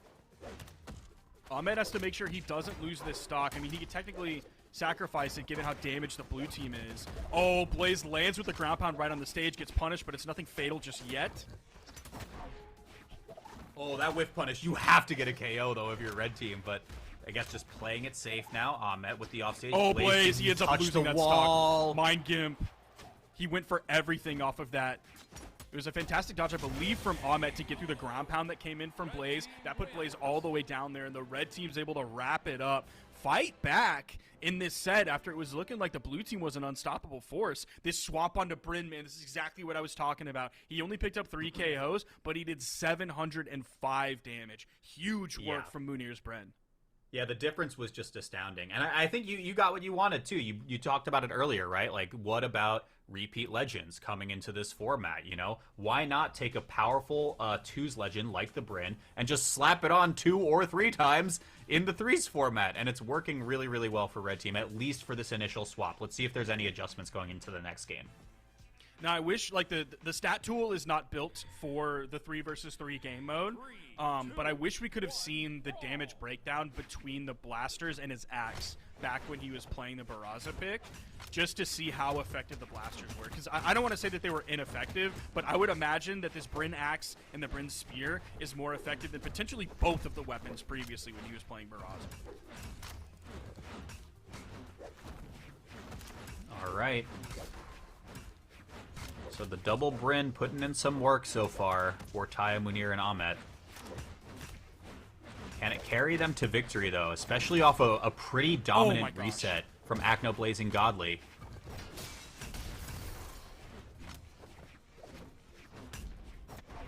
Munir setting up the neutral signature, just barely whiffs. Godly was a little bit too low. Taya sent flying. He hopes to land back on the main platform, but Taya ends up hitting Ahmed, see if Munir can get back safely. The recoveries are coming in from Godly's gauntlets. Stocks are really starting to fly here. Akno lost, Ahmed lost. Yeah, and it was a pretty clean 1-for-1, right? So we haven't really seen that that offset cadence that you mentioned before of the blue team finding, or red team rather, finding a lot of good double KOs. Godly will get one off the top. Is there any reply stock to be had? Doesn't look like it yet. Oh, Taya way downtown. This is a reversal hit for Godly, and he finds 2. Godly even got that stock like at 250 damage. So he was more than willing to dedicate so much over there, because if he loses his stock, he can kind of come back in and it's more or less normal. Like, he got so much value off of that first stock that losing it in that moment wouldn't be terrible for him whatsoever. Because now he's coming back in. He's one of the most healthy. Blaze lost his stock before Godly, but is actually more healthy on the second stock. So he's done a great job. He did a great job of taking a lot of damage on that first stock before losing it, and then coming back in on second, making great value out of it. Okay, it's going to be Acno put down onto final, but red team very damaged here. The sidelight comes through. I was worried we were going to see a turnaround down sig. That would have hit Taya in that moment, potentially KOing. Godly's without a weapon, just kind of looking around, gets an unarmed hit. A couple in a row. Actually, the slide charge breakdance gets the KO, and Godly gets the axe to boot. At pretty high damage, but that's a pretty good trade-off, in my opinion. Oh my gosh, right my away. eyes were on Ahmet, and I think Munir just ran in. You saw how focused Godly was on trying to get the KO onto Ahmet, who was up on that soft platform, and Munir just comes in like a steamroller and takes him out. Oh, yeah. Another stock falls down. Red team all down to final. Taya looking pretty damaged. Godly was in hot pursuit for that stock, or at least for that converting hit, but it did not come to fruition. Cross wires here from the red team of who was taking the edge guard between Munir and Ahmet. Godly touches back down. There's no weapon in sight. Blaze looking for a little bit of a solo play. Look at Acno off the left side as well. Weapon toss saves him, but for how long?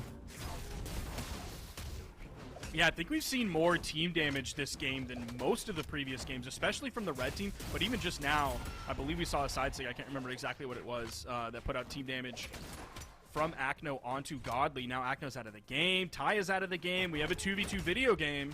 It's a high damage 2v2 as well, so let's see. How do they come in? How does Godly enter the fray? The stage is absolutely massive, so both Godly and Munir hang on to the stocks for a little bit longer, but the name of this game is Godly playing it unarmed for the most part. He does have gauntlets in hand. They're just trying to take out Godly, and they can't. They can't take his stock away, and they're taking hits from Blaze. Oh, just swoops right on in with the big fist. Gets the recovery for the double, and Godly and Blaze sneak that one away to make it tournament point.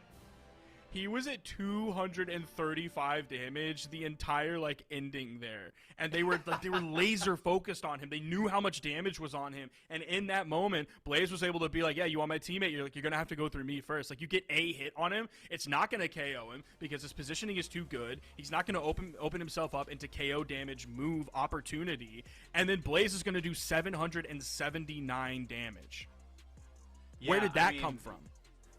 Insane stuff. I mean, this is a crazy turnaround, and the adjustments against the double Bryn came in pretty strong. We saw very clear positioning once it fell to the 2v2 positioning that we all know and love, right? Godly mega hurt on that game, on that final stock. Let me just play behind my teammate. It doesn't really work as often in a macro sense when there's a third player on either team, because it's like, well, what's behind my teammates? Probably someone else. So usually I'm going to get hit, usually I'm going to get caught in the mixer, or I'm off stage, which is sometimes a safe position to be in when there are 6 players on screen. When there's 4, you can more safely be like, look, I'll be behind you, you kind of take the initiation, and then I'll swoop in, find any KOs, find any starting hits, find any whiff punishes that I can get. Yeah, it's one thing in a 2v2 game to get a hit on someone because you get a chase dodge off of that. And in that chase dodge, you can then avoid what's coming from the other teammate. Once that chase dodge is burned, do you go for the double chase dodge? Are you going to even be in a position to follow up after that double chase dodge for that third member on the team? There's so many more variables, so many plates that you have to keep spinning up in the air compared to the 2v2.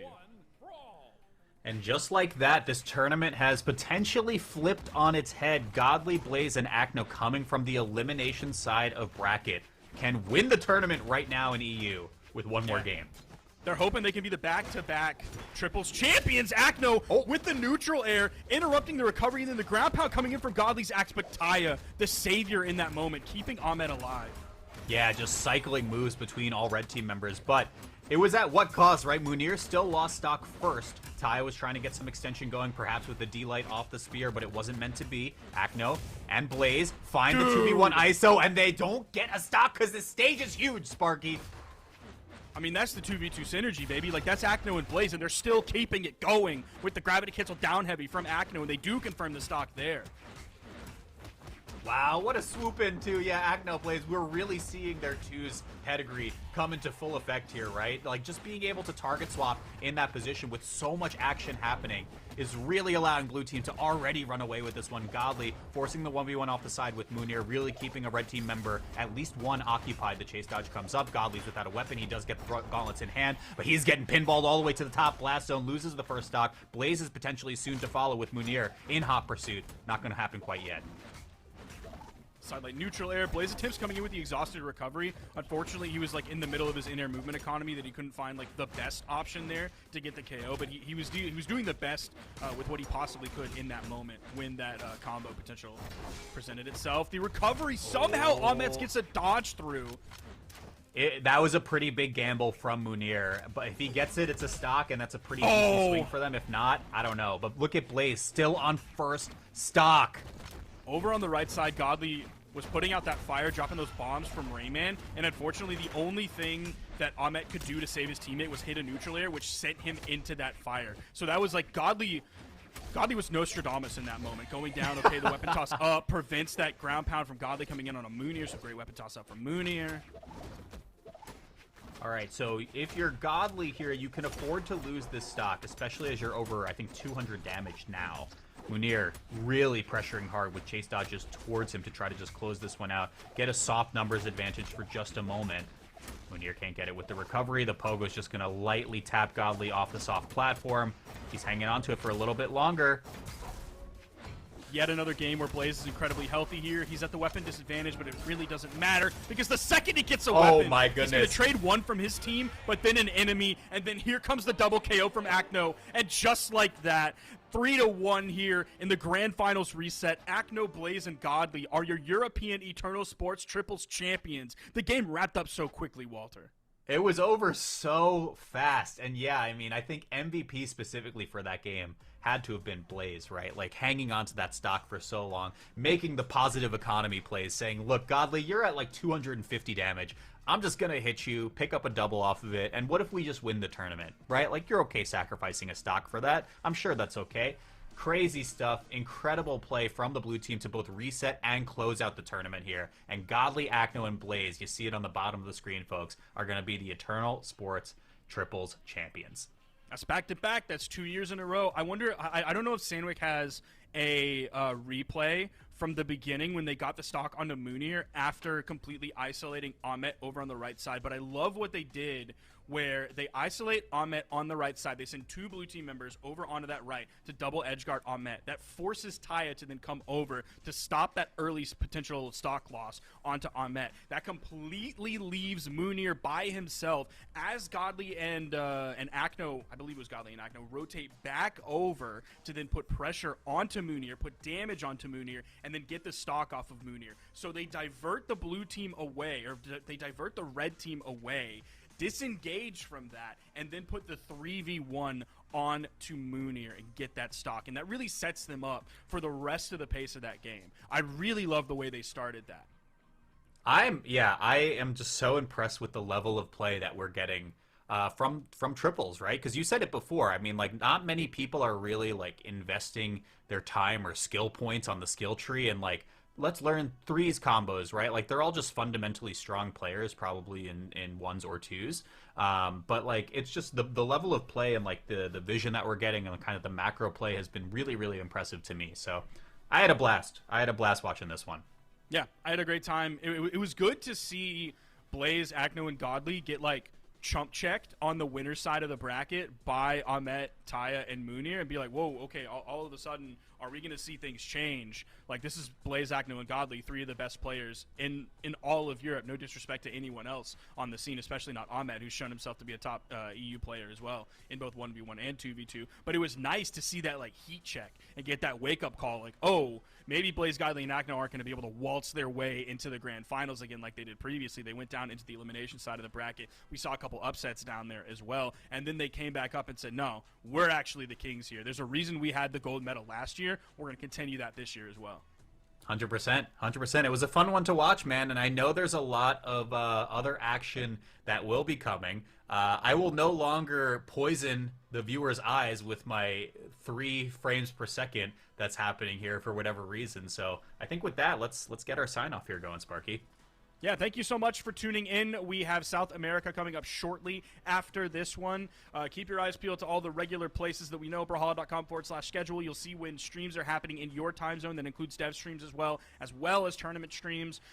Keep your eyes peeled on all of the social media, twitter.com/Brawlhalla, twitter.com/ProBrawlhalla as well if you're looking for the esports side of things. Check out the YouTube, Brawlhalla and Brawlhalla Esports if you want to see like dev stream stuff, reveals, battle pass stuff, but then on Brawlhalla Esports if you're looking for specifically some of those tournament footage, those tournament VODs, the tournament sets, if Sam can finally get those uploaded, or maybe he's lost the plot, who knows at the end of the day.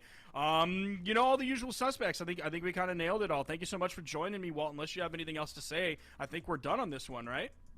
I'm all good. We're going to go to the South America triples bracket after a bit of a break. So thank you guys so much for watching. I'm so sorry about my camera. I got to get I'm going to buy a new one. I got to get another one. That's it. I'm going to go shopping now. We'll see you guys soon.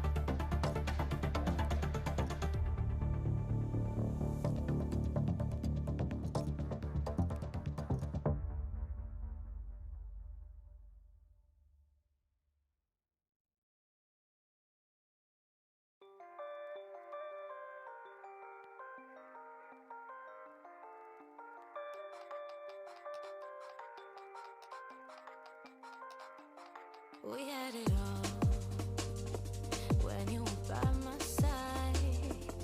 We've given up. Was it a waste of time? You got me acting a fool now. I won't be chasing for so long. You got me high on emotions, and I just look at what you've done. Love ain't easy. Got me down on you. Don't you need me?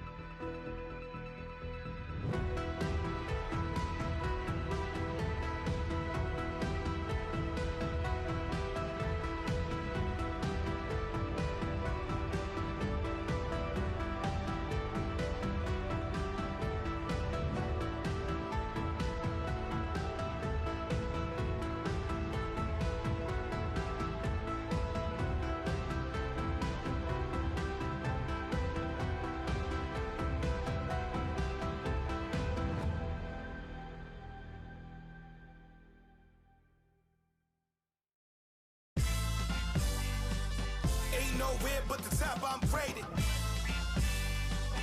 No, I'm the one on the path of greatness. They're looking at me, mama, I done made it. I made it, I made it. Easy to be this cool, just listen to mission, I'm on they pay. I pay attention, it's simple, don't waste my time, cause I have to. Get to the cash, the stash, I got a bag full of pain. Remember the times, I would want things gain. I'm looking to do what the heart bring. You the man, what they all sing. My name reigns in the rings of kings. I got the drive and I cause commotion. To get what I want, I supply the motion. They know it's the waves, I provide the ocean. You like it, I love it. If they tried today, wouldn't need no love. I'm like miles away from all the fakes and such. Gotta keep my head to the sky, none better than I, none dead or alive. Yeah. Ain't nowhere but the top, I'm rated. No, I'm the one on the path of greatness. They're looking at me, mama, I done made it. I made it, I made it. They don't like when you make it look easy. I'm on point, it's the path, believe me. Work hard now, you'll see it all later. Anything I put my mind to, be major. We don't give energies to a hater. If you're trying to come for me, I'll break you. It's all about the dedication. Success and the wealth, that's my destination. God got it for me, no hesitation. Counting these dollars, my meditation. I can get rowdy like Roddy. Focus on self, I don't see nobody. Stick to the plan like a real man do. Making it your own ain't so simple. But when I think on what I've been through, thank God for the life I'm appointed to. Ain't nowhere but the top, I'm rated. No, I'm the one on the path of greatness. They're looking at me, mama, I done made it. I made it, I made it. When you go up, then it comes down. Do it again, it come back around. When you go up, then it comes down. Do it again, it come back around. Told God to give me some. I'm on my grind to one. Hey, tell the Most High to give me some. I'm on my grind to one. Yeah. Ain't nowhere but the top, I'm rated. No, I'm the one on the path of greatness. They're looking at me, mama, I done made it. I made it, I made it. Ain't nowhere but the top, I'm rated. No, I'm the one on the path of greatness. They're looking at me, mama, I done made it. I made it, I made it.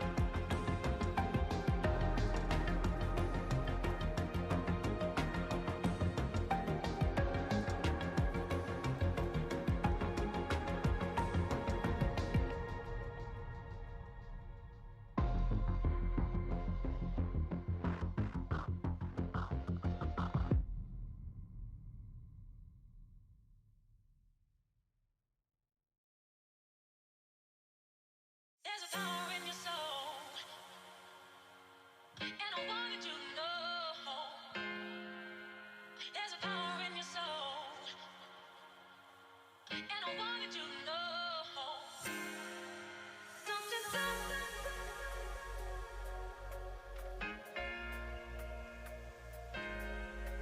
Don't you know?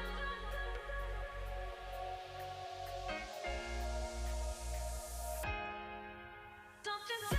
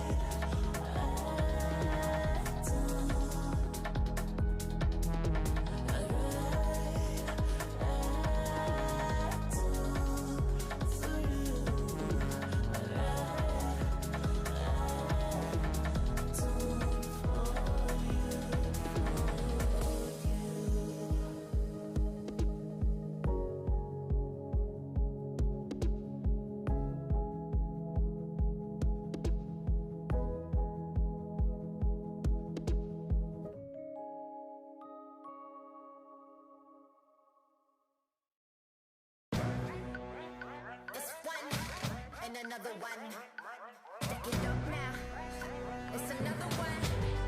Yeah, yeah, yeah, yeah. Run it, run it, run it, run it, run it, run it. Keep it on the honey. Run it, run it, run it, run it, run it, run it. It's running season, snatch the ball and we gun it. Not a mystery, we kill it like who done it. Lace your running shoes, going up the summit. Check the scoreboard, you about to plummet. MVP, you can't touch this. So close, right out of your clutches. Skipping double dutches, they call me the Duchess. We collecting wins now, right out of your pockets. Run it, run it, run it, run it, run it, run it. Keep it on the honey. Run it, run it, run it, run it. Yeah, yeah, yeah. Hit hard, only way that I know. Kicks in the air, tune into the show. Go get the, I got vendetta. If you wanna test me, go ahead. Who won't do it like I do? Run circles round you, it's a fly through. It's a fly through. Ha ha ha ha. Red shades on 'cause I shine through. Run it, run it, run it, run it, run it, run it. Keep it on the honey. Run it, run it, run it, run it, run it, run it. They don't see it coming. Run it, run it, run it, run it, run it, run it. Keep it on the honey. Run it, run it, run it, run it. Yeah, yeah, we go.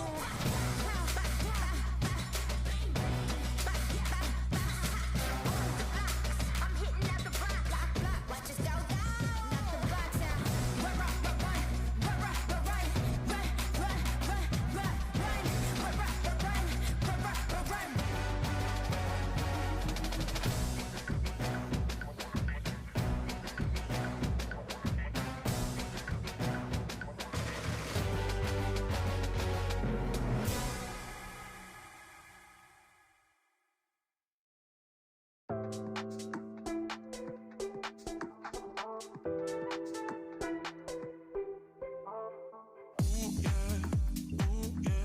I'm loving what we doing.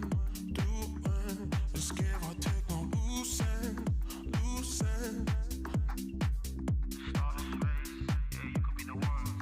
When the sun comes up and the lights go down, got me chasing highs, bouncing off the ground. Got that Midas touch, shining like gold dust. 'Cause I like the way you move.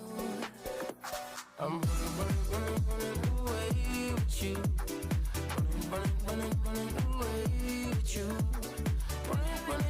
Running away with you. I like the way you move. I'm loving what we doing. Let's give or take, no losing.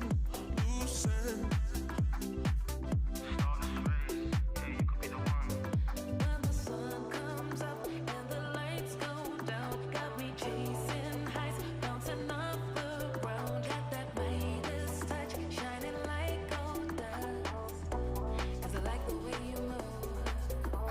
I'm running away with you. Running away with you. Running away with you. I like the way you move. When the sun comes up and the lights go down, got me chasing highs, bouncing off the ground. Got that Midas touch, shining like gold dust. 'Cause I like the way you move. I'm running away with you. Running away with you. Running away with you. I like the way you move.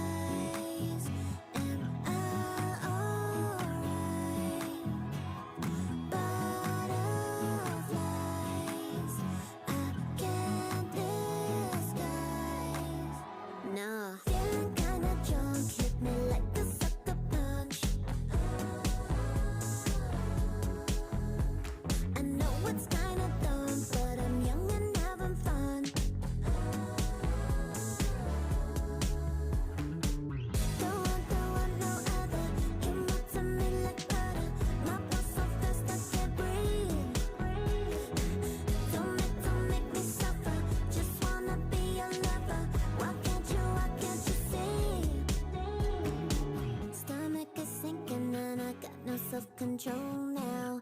It left me out the window. Running so fast, you know, I think I need to slow down. My body telling me no. Butterflies, am I alright? Butterflies, I can't disguise. No, feeling kinda drunk, hit me like a sucker punch. I know it's kinda dumb, but I'm young and having fun. Don't want no other. You melt to me like butter. My pulse so fast I can't breathe. Don't make me suffer. Just wanna be your lover. Why can't you see?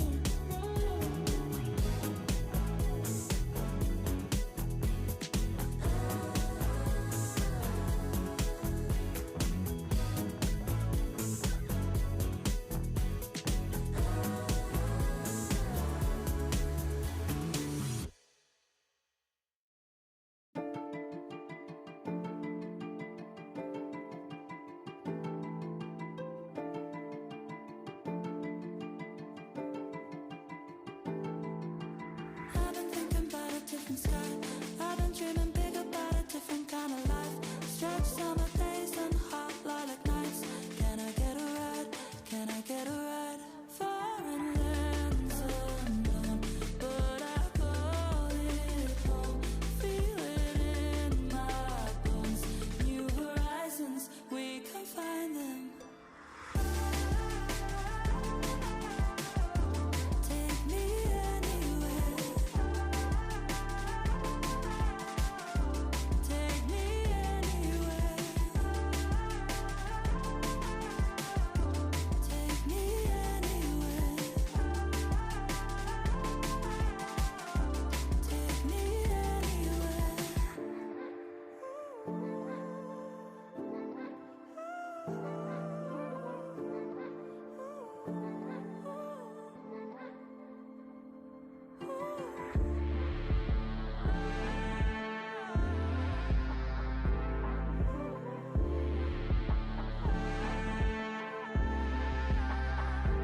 Foreign lands unknown, but I call it home. Feel it in my bones. New horizons, we can find them. Take me anywhere. Take me anywhere. Take me anywhere. Take me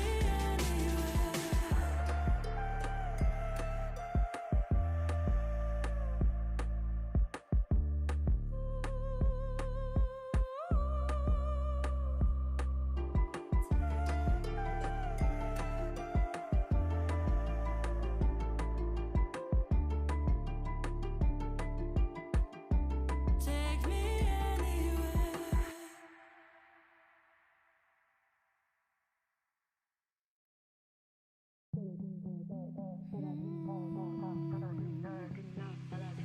Is this a dream? I want it to be real. Never wake me up. I'm loving how you make me feel. I've been in the days for far too long. Crashing like a wave is how I know. Falling in the rain. Take my body on a ride. The colors in the sky are running with me on and on and on and on. We're losing caught in the middle. Willingly trapped in a riddle. We're losing caught in the middle. Willingly trapped in a riddle. The way we move got me floating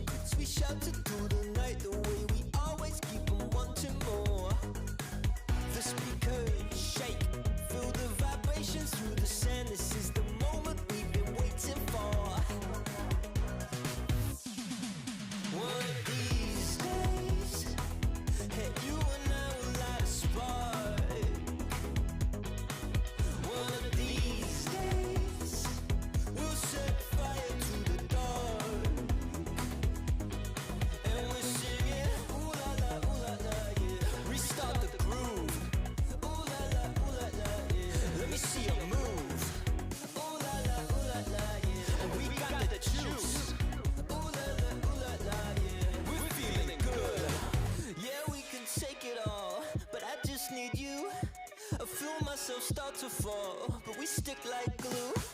Let's set this tone of light into the night. Let's go and show the world, just you and I. It's undeniable. Feel it pulsing through our bodies like electric shock.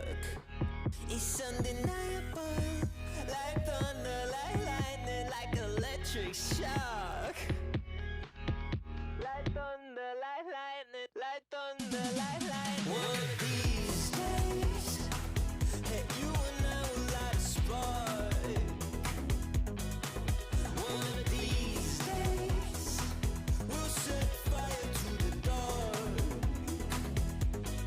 And we're singing, ooh la la, yeah. Restart the groove. Ooh la la, yeah. Let me see you move. Ooh la la, yeah. And we got the juice.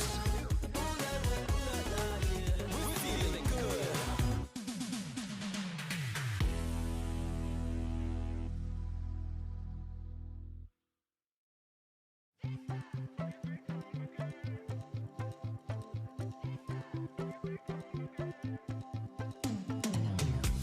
There's something in the water, days are getting warmer, and I'm next to you. I'm feeling kinda thirsty, in it for the journey, came here for the view. You and me together, killer combination, look what we can do. So tell me where we're headed, count me in, I'm ready, steady, go. Don't you think how lucky how it all worked out? Don't you think it's funny how it turned around? Vista, don't wanna wake up to any other view. Vista, can I race it to the top to see the view? Vista, every day we play it over deja vu. It's really, really nice to meet you, but I came here for the Vista. Paint the sky an orange colored honeydew. Vista, as the night grows close, dark and indigo hue. Vista, riding high on vibes, that shotgun with you. It's really, really nice to meet you, but I came here for the Vista.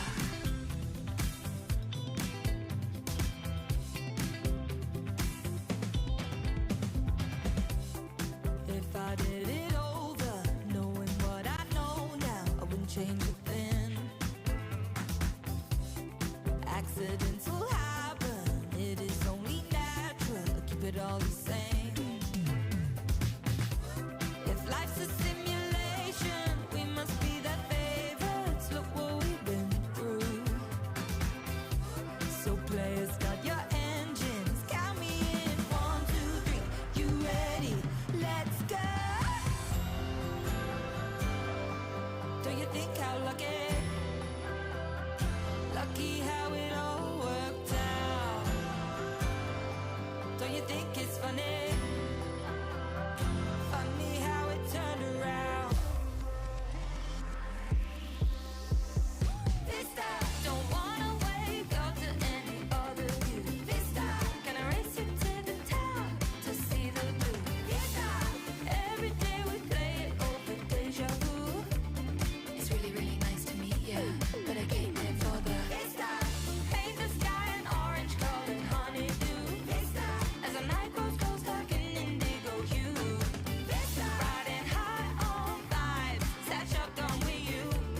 It's really, really nice to meet you, but I came here for the Vista.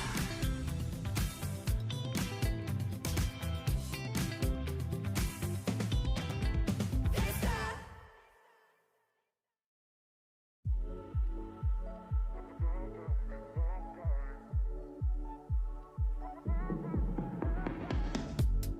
I'm seeing stars every time I see your face. My heart is sent to outer space, falling so fast. Never been so free from fear. You made your feelings crystal clear. I'm flying through the atmosphere. Your love's got me lifted. Never seen the moon so near. I'm dying to get into your arms. Your touch is all I think of, and I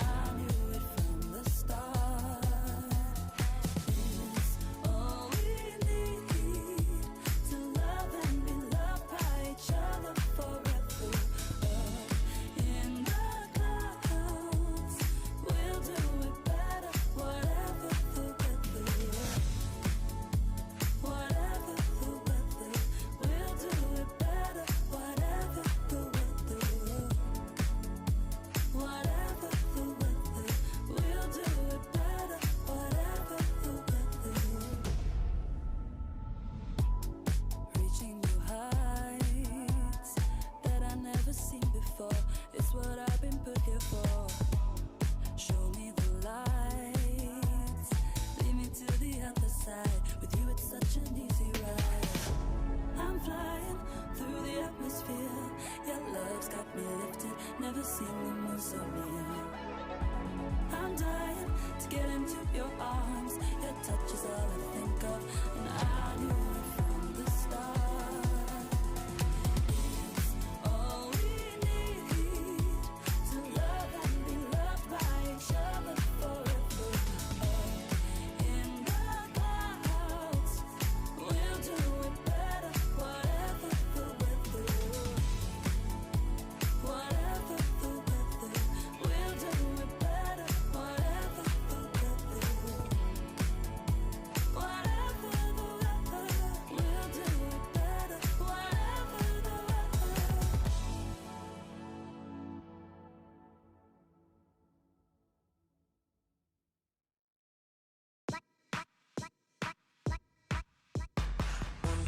I'm wondering about you. I'm wondering what you do. I'm wondering about you. I'm wondering what you do. You on my mind, I'm wondering what you do. I'm wondering what you do when I'm not with you. You on my mind, I'm wondering what you do. I'm wondering what you do when I'm not with you. I'm wondering what you do when you need someone to hold you. I'm wondering what you do when you need someone to hold you. Hey, you on my mind, I'm wondering what you do. I'm wondering what you do. I'm wondering what you do. Hey, you on my mind, I'm wondering what you do. I'm wondering what you do when I'm not with you.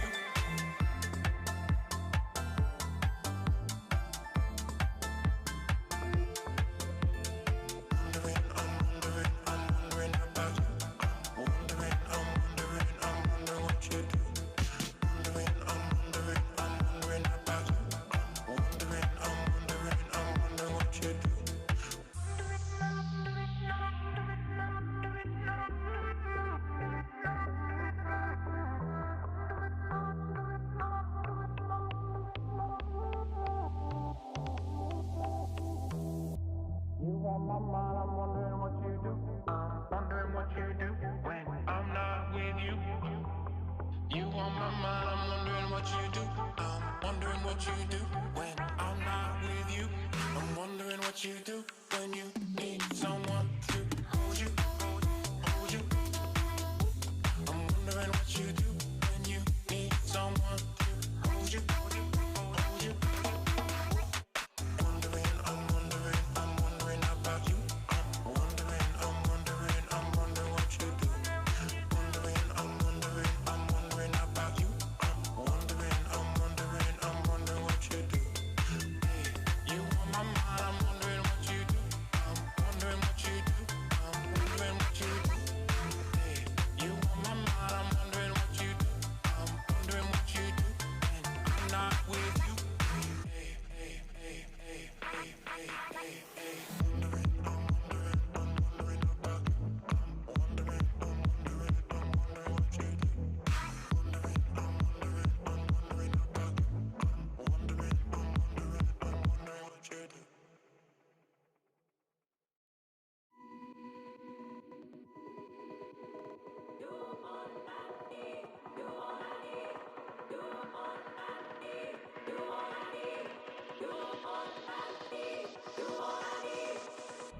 Do you know where we'll go?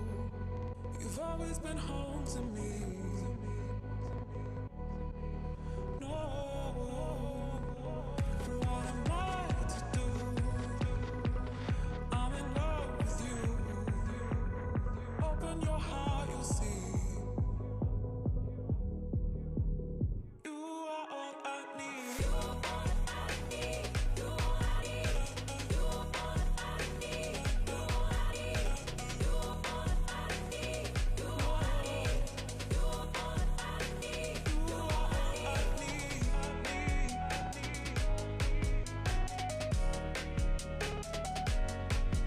No.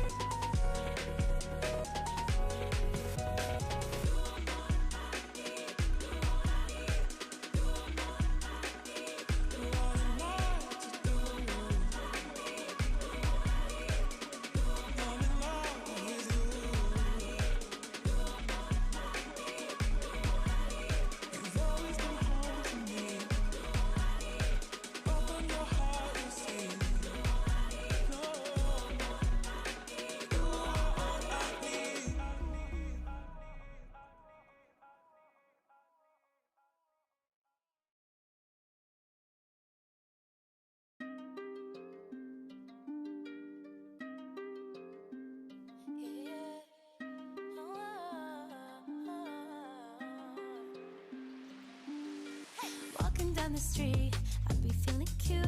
All these eyes on me, but I don't know what to do. I'm seeing all the signs, like everything's aligned.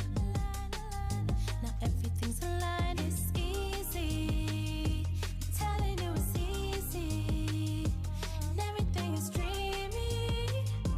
When you let go, what you can't control. I'm just playing life. I'm making up the rules as I roll the dice. Now I don't have to try or be too nice. All I do is win, win, win. I don't play it loud. I don't need to shout, don't need the crowd. Even though I'm grounded, I'm in the clouds. 'Cause all I do is win, win, win.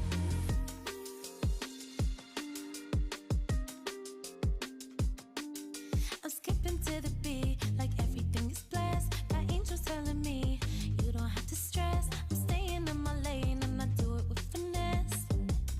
You know I do it with finesse. It's easy. I'm telling you it's easy. And everything is dreamy. When you let go, what you can't control. I'm just playing life. I'm making up the rules as I roll the dice. Now I don't have to try or be too nice. 'Cause all I do is win, win, win. I don't play it loud. I don't need to shout, don't need the crowd. Even though I'm grounded up in the clouds. 'Cause all I do is win, win, win.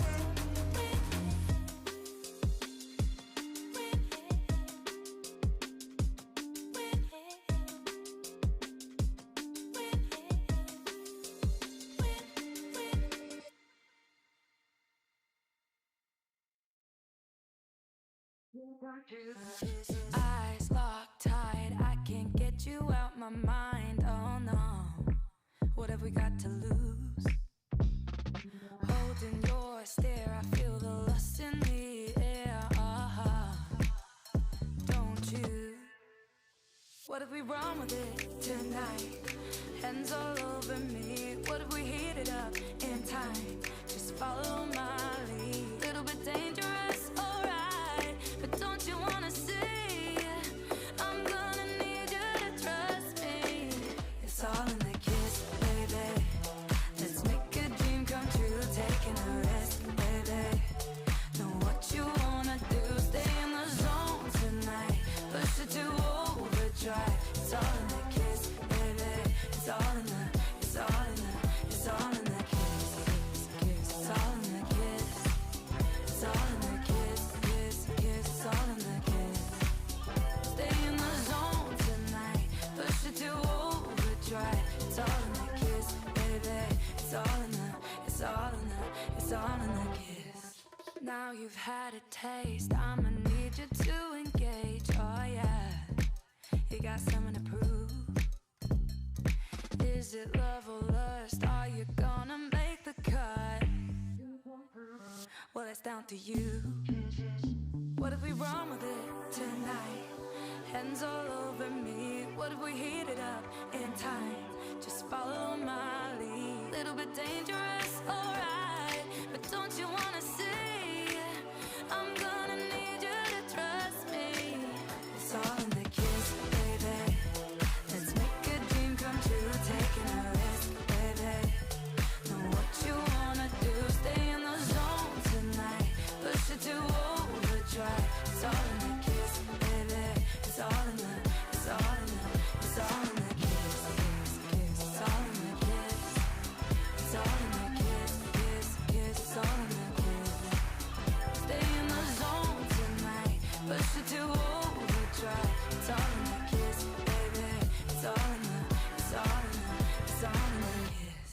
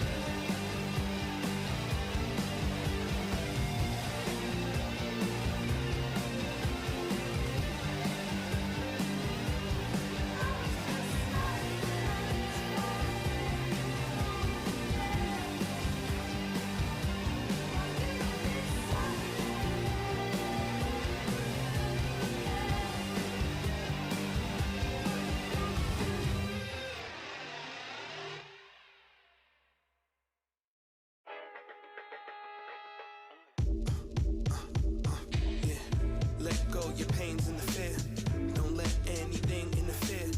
And some say that life ain't fair, but when you need me, I'm right here.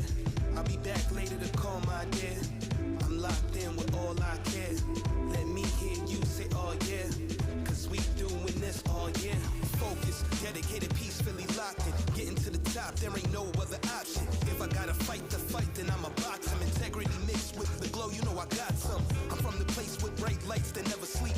Watch yourself when you talk and the way they creep. I caught a vibe on the I-95, make my way out of town, yeah, I'm running the streets. These long days gon' pay, that's what mama would say. I pray to God ain't no drama today. Some trying to distract me, wanna get me confused, but I'ma make it, cause ain't no way I'ma lose. Yeah. Let go your pains and the fear. Don't let anything interfere. And some say that life ain't fair, but when you need me, I'm right here. I'll be back later to call my dear. I'm locked in with all I care. Let me hear you say, oh yeah, cause we doing this all year. The flow I expose, it shows it, I suppose. If I want it, I get it, I got it, now let me go. Watch me muster the essence, prophetic, it overflows. Ain't nobody that can stop me at anything that I know. See me on the net, I try, catch me in traffic.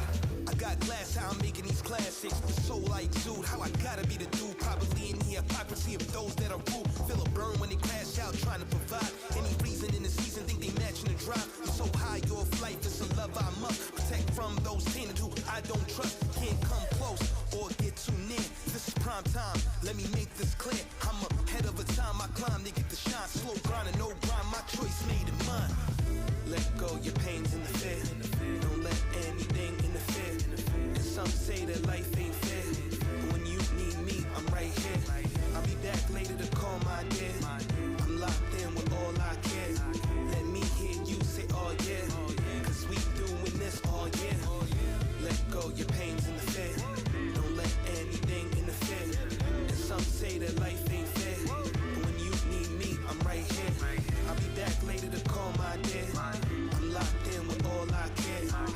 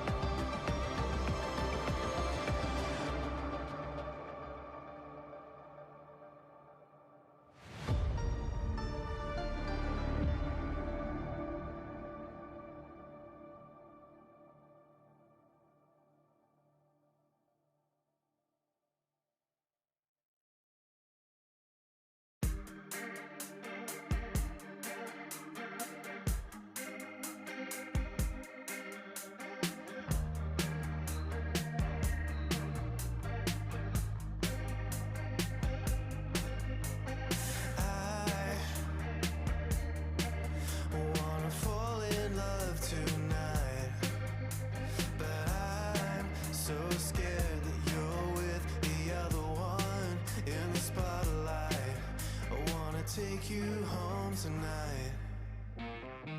I can't look away. I can't make you stay. I can't look away.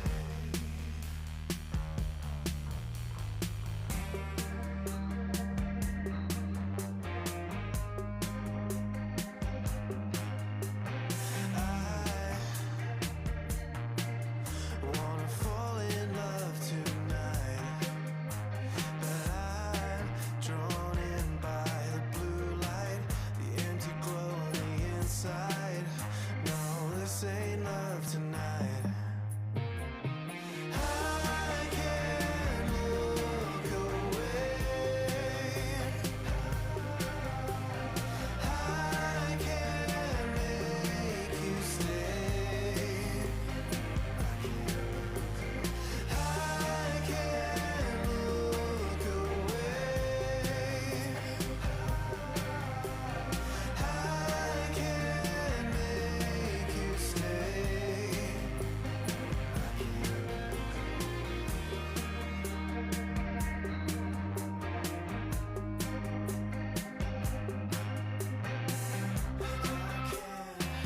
I can't look away. I can't pull myself away. I can't look away. I can't pull myself away. I can't look away. I can't make you stay. I can't look away. I can't make you stay. I can't look away.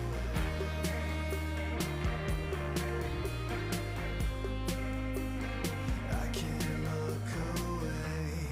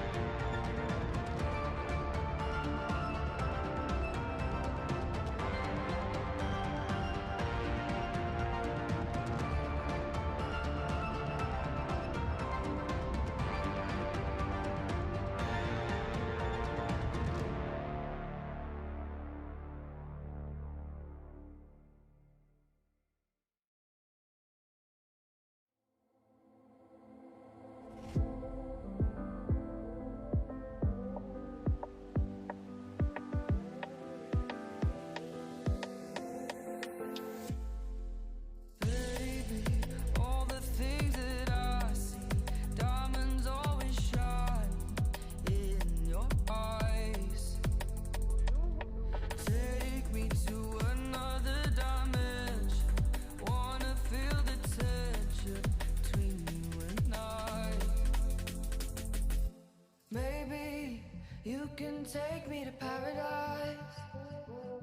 Maybe you can take me to paradise. Maybe you can take me to paradise. I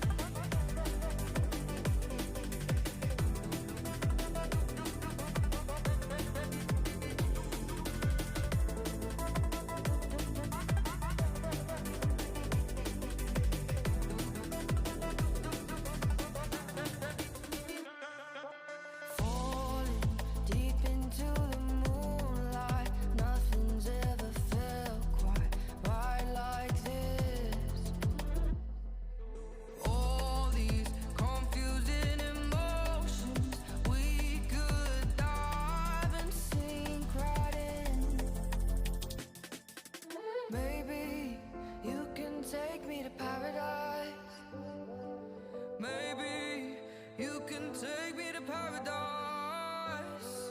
Maybe you can take me to paradise. I will find you in the night. Ooh. Do you wanna take me away? Ooh. Do you wanna take me away?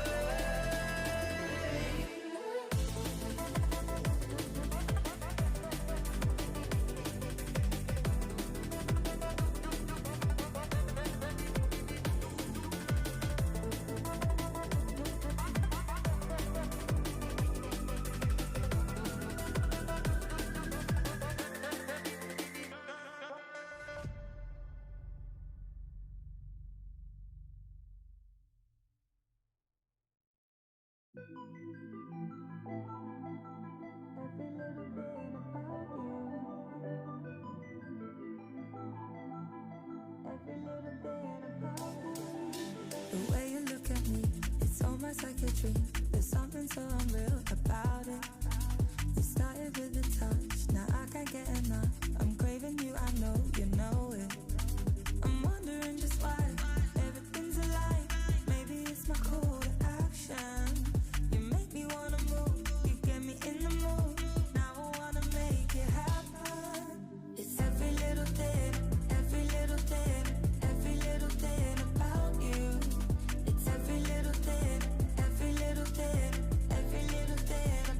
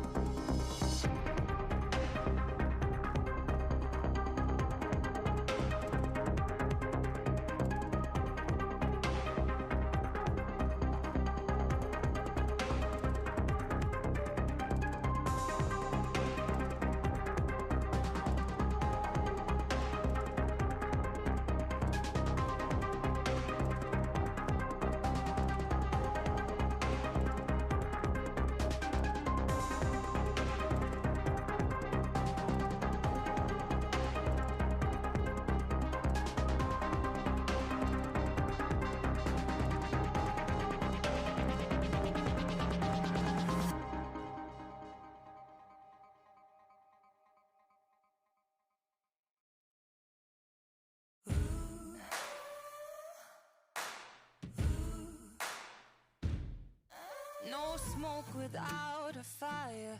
You can taste it in the air. This unquenchable desire from my soul beyond repair. On the prowl, yeah, we like that. Hear the roar, I'm a beast, you're a wild. Hello, my friends. I apologize for the reverb. We're actually remodeling the Brawlhalla space station right now, and even though we're in low orbit, things are still being done with the interior decoration. I see the look on Slow-Mo's face. His private quarters is already looking great. There can't possibly be anything in that room except for you and a computer. You didn't have to call me out like that. The echo is so bad. There's no way. nothing. There's not even carpet in that room. Are you kidding me? I'm gonna do you even better. There's nothing in this apartment except this PC. There's nothing here. It's completely empty. It's the void. But you know what? We're not voided of any amazing gameplay today. It's the 3v3 Eternal Esports Championship. We have a lot to go through today. It's South America slow. And honestly, I think for our first game being the upper finals, we have one of the most banger best matches we have early on. Oh yeah, this is going to be an absolute treat. We got Wes, Lores, Vim 10 Kilo going up against Maxi and Manji. So this could definitely, to start off the broadcast for South America, could definitely be a banger of a set. Could go the distance, and of course this is upper finals. So I mean, this is a battle to figure out who's going to be in grands. So there's a lot riding on here. Should be a very, very, very good set of matches here. Oh yeah, for sure. I think it's going to be interesting to see how 3v3s go down. We have, of course, two very stacked teams going up against each other. A lot of world challenger level players, world championship level players too. Oh yes. But like when you go from 1v1s to 2v2s, it becomes much more of a macro game where you focus on the bigger picture than like individual small plays of the players, right? But if we go from 2v2s to 3v3s, I honestly don't know what to expect. It becomes a little bit of organized chaos. My favorite. You do see a lot of that. I always have this vision whenever we do triple events where I get excited in my head, like, okay, we got these pro players. They've been labbing these 3-man team combos. We're gonna see the most epic team combos we've ever seen. And that's just not how the gameplay ends up going. It's not very efficient. You end up, in your little 1v1s, the breakoffs and the 2v1s, and it's a lot more of a mix-up than just your basic 2v2 Brawlhalla. So there's a lot more to watch out for, a lot more to pay attention to, and really see how the game plans and synergy is going to play out. What weapons do you think will be best for 3v3s? I imagine, bro, it's just gonna be gauntlets. It's just gonna be gauntlets. It's just gonna be gauntlets. It's gonna be gauntlets on top of gauntlets with some boots and then some more gauntlets. Nobody's creative anymore.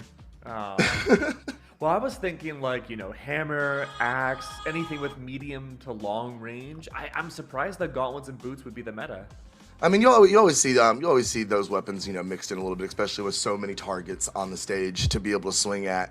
Gonna see a Macho Man come in here as well, something we weren't sure if we were gonna see after the dex changes. He is locked in on dex stance, giving him to be able to hold on to those weapons just a little bit longer. That's of course going to be Vim 10 Kilo on the Allgrim, but we are finally going to get into it. The 3v3 action for South America is going to start right now. Settle in, chat. We are going to get this started. I'm going to guess Miami Dome. We are going to take it to the big dome, Keg, the big old dome, big bat dome. Big old dome. That has to be your favorite stage, right? After the ransom announcement. I mean, I do like seeing my man have control over the festivities. Don't really see him a whole lot in the big version. I think it may just be the normal Miami Dome that he seems to have control over. But nonetheless, we are going to get in here, and as you see, this is neutral in 3v3s. Everybody hang on here. I mean, it is a giant free-for-all in the first few minutes of the game. It's just a matter of finding opportunities. A lot of offstage play early on. Laura's capitalizing offstage, just looking to find that early KO off of the Queen Nine, but unfortunately, it's not quite the case, my friend. Maybe another ground pound off a bow. Oh, opportunity was nearly there, but Laura just cannot find that right position. No, Manji getting juggled a little bit on the Nai here. Weapon throw down to try and get some space. Vimtan Kilo going up with the recovery is going to miss him, as now we see Wes get a hold of C and his teammate, unfortunately. Wes with a great catch. Can go ahead and toss up with the recovery off the bow as well. Side stick to clear out the stage, and Wes is trying to get these stocks out of here. Really nice work overall. Complete control, the grounded work, neutral, anti-aerials, all in the blue team's favor. Red team is completely separated apart. The only survivor now on their first stock is going to be C, but as I say that, recovery for the Macho Man is out. Pogo once for Manji. Them survives with the hands of the Lance. Could be good to capitalize here and maybe take down a second stock off of the Bryn. No, not quite the case. We saw Lores, his first stock drop. Now Vimtan Kilo is now the healthiest on the map here on that Macho Man selection. C trying to get out with the Sair, misses, but gets the Gauntlet Nair to be able to send Vim down to his first knockout. Is now Mac, though, being close to knockout range and being the first to possibly be on his last stock, as they're trying to make sure of it. As Wes hits him with the Sair, C way deep. Everybody's trying to put hands and save Mac, but C is going to fall, and he is the one that is on his final stock. You really gotta give it up to Red Team. They almost brought it back in terms of damage. They brought everybody to second stock off of blue, all in the deep orange. Mac, being the most aggressive player, was the first to go. Well, no, excuse me. I thought they would be the first to go to their first stock, but no, C is the one to do so. Having to play aggro off stage, the gauntlets and boots. The one legend we thought would dominate 3v3s early on is the first to be eliminated in the upper finals game 1. Wes being taken on a second as well. That keeps things pretty even. Manji is going to try and tank out the stock. An unarmed recovery is going to send him very close to the blast zone. He's able to come back down with guitars in hand now. Him and Mac doing work on Wes here. He retreats, goes behind his teammates to lock down the middle of Miami Dome. That's going to send Manji all the way up and out. He's on his final, and now they're going to get a second here to 3v1 against Mac. Can they focus him in? So far, working out for Lores and Wes over here. The ground pound is going to be good. Manji gets down there and saves him, but Lores slaps him away with a Sair off the spear. Oh, we talk about how 2v1s are difficult. What about a 3v1? How do you bring this back? Manji can only play off stage. Is looking for an opportunity to not get comboed out. As soon as they touch the ground, it's over. The Devil Jin does it. Game 1 going very much into the favor of blue team. What a scary situation, a 3v1 to be in. Yeah, you're in a 3v1 and that sucks, but it's a Wes, Lores, and Vimtan Kilo. Like, nightmare. What do you do in that situation except run? But we saw how that worked out for Red Team. It looks like a Wes's team is going to go ahead and be up a 1. See if we're going to, I mean, I'm still interested to see the Ulgrim. I really didn't think we were going to see any of it ever again. But it worked out very well for Vim in game number 1. I think he's going to carry that on here in game number 2, and he does, sticking on the Macho Man. Here we go. Red Team's going to try to make it happen. C swaps away from the Tezca. No more boots, no more gauntlets, into spear and guitars. I imagine the extra defense off of the Queen Nai is definitely the way. Yeah, definitely the way to go. But the fact that you don't have to worry about really dexterity as much in 3v3s, there's always going to be a weapon to pick up with just how many players there are in the field. It's so chaotic too that you can make damage really work well with unarmed. It's actually I imagine that's going to play out well. Very valid point, honestly. Vim trying to make his way back over. He does with recovery. We see the exclamation points stacking up on him very quickly, but he is able to get back, reset his options. See Sweatbeats coming out again. Vim just sharking with that lance. That recovery is not going to be enough to hit that top 45. He's going to go deep, try and get it there. Manji still somehow, some way is holding on that stock. He reverses it against Wes. Wes Sweatbeats out. The neutral stick gets him up. He touches. That was so clutch from Wes, realizing the options that he had, putting it together and getting back up on stage for his team. Really great micro work from Wes there, recognizing that his neutral sig would take him back to the top, or at least touch the bottom of the stage, allowing himself not to lose that stock early on. Combines together a stock wipe across the board for the Red Team. Double KO off the hands of the Queen Nai Manji. With that being said, though, complete stock wipe for everybody, Slow. Yeah, this is a much better state than Red Team has had so far this set. Very good start to game number 2 here.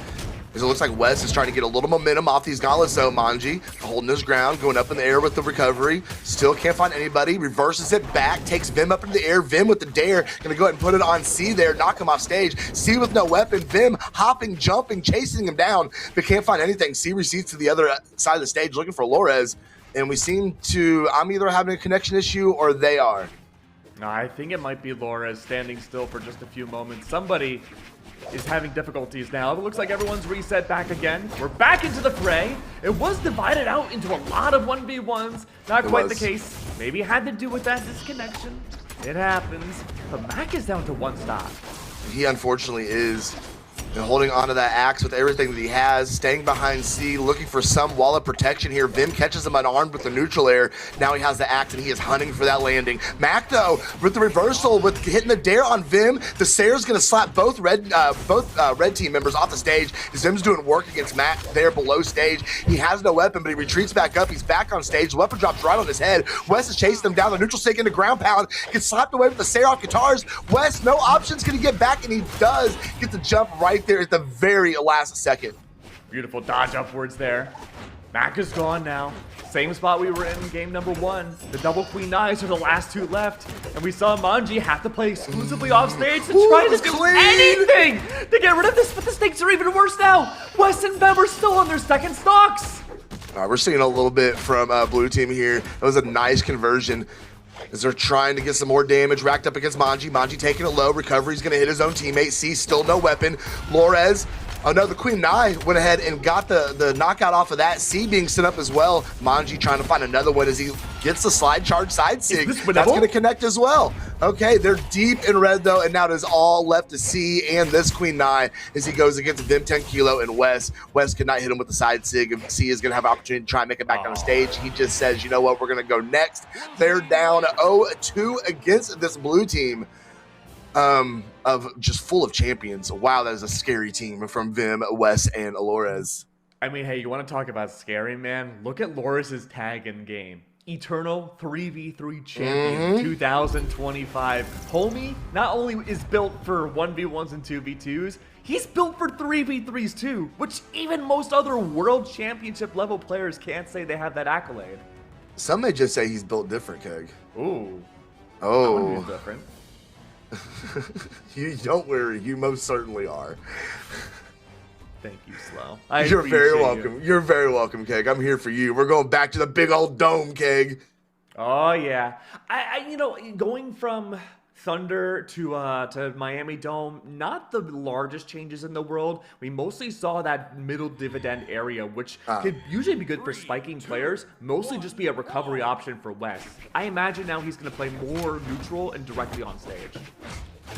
We will see what the game plan is from West, but they're in a fantastic position here as they are up 2-0, almost have that grand final spot locked in as they just need 9 more stocks to get there.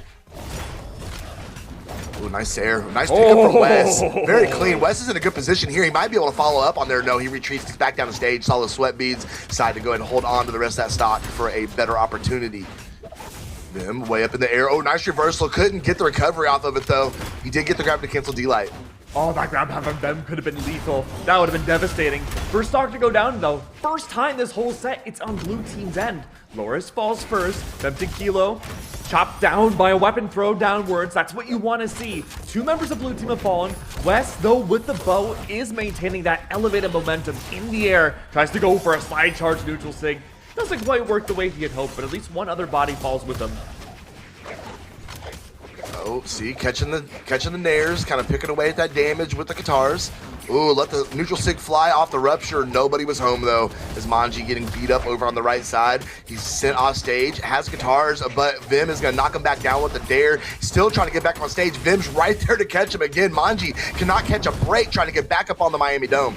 Whatever he can do to create that space. With the hands of the Queen Nai, the side sig, guitar, really any signature from Queen Nai will capture a lot of space that any enemy team can't use much of. The Rupture signatures too cover so much ground. It's making the landing of blue team a lot more difficult. That's Mac's first stock gone. Yeah, he was at like 240 damage on that stock. He was tanking. Great job for him towards his team there to be able to give them a good advantage as Lores is on his final stock. We might be able to squeeze a game number 4 out of this winner's final set here if red team can just hold on to this momentum they have found here in game number 3. See, slapping him away with the side sig. Can he find another one? Lores all by himself against 3 members of this red team. Finally, his teammates starting to spawn back in. Lores catching up Manji up high. Cannot get the Nair come back down the stage as Wes sends Mac out, but Lores is going to go ahead ahead and scoop up and grab the cancel D-Light into Sayer. Is going to go confirm the stock off the C as he resets. Beautiful recovery from the hands of Manji. That's exactly what you want to see. But through it all, Red Team has been playing so much more aggressively. Yes. They know their best shot's the playoff stage. Lowers though, D-Sig does take down another player. But through it all, clean one stocks across the board. Of course, I say clean. There's a little splotchiness of orange that I see from the blue team's end. But as long as we see this aggressiveness pay on, this will not be a flawless set for blue team. Yeah, Red Team's starting to get into that danger zone now. You see Vim 10 Kilo at 147 damage right now, trying to hold on to the stock. There we go. C gonna send out with another neutral sig West, staying out of the way of Max Sayer. Oh, C though being sent all the way to the right side. Wait a second. Oh no, there's so many stocks that can fall right here. This could go literally any way, Keg. Vim got that Sayer on Mac. Not enough to confirm those. We see the scramble up on the right side as well. They're literally everywhere. Lores, top blast zone, not knocked out. He's back down. That's grabbing the cancel side sig is going to go ahead and confirm though. And now Red Team has a win condition here, Keg. There we go. Whoa! Another stock's off, and Red Team puts one on the scoreboard. 2-1. We're going to game number 4. The rubber band constricting around that match has finally broken. All it took was the domino effect of one single player to fall when everyone was deep red on that final stock. And because that first player to fall, lose all 3 was on the blue team, it was a cascading effect, ensuring that really any body disadvantage you have in this mode is nigh impossible to come back from. Red Team capitalized on that so well. They absolutely did. Great turn of momentum for them. That's got to feel really good. Now they just got to do it 2 more times, unfortunately. We're going back to Miami Dome. We see no legend swaps from blue team. A red team looking at just the same as well.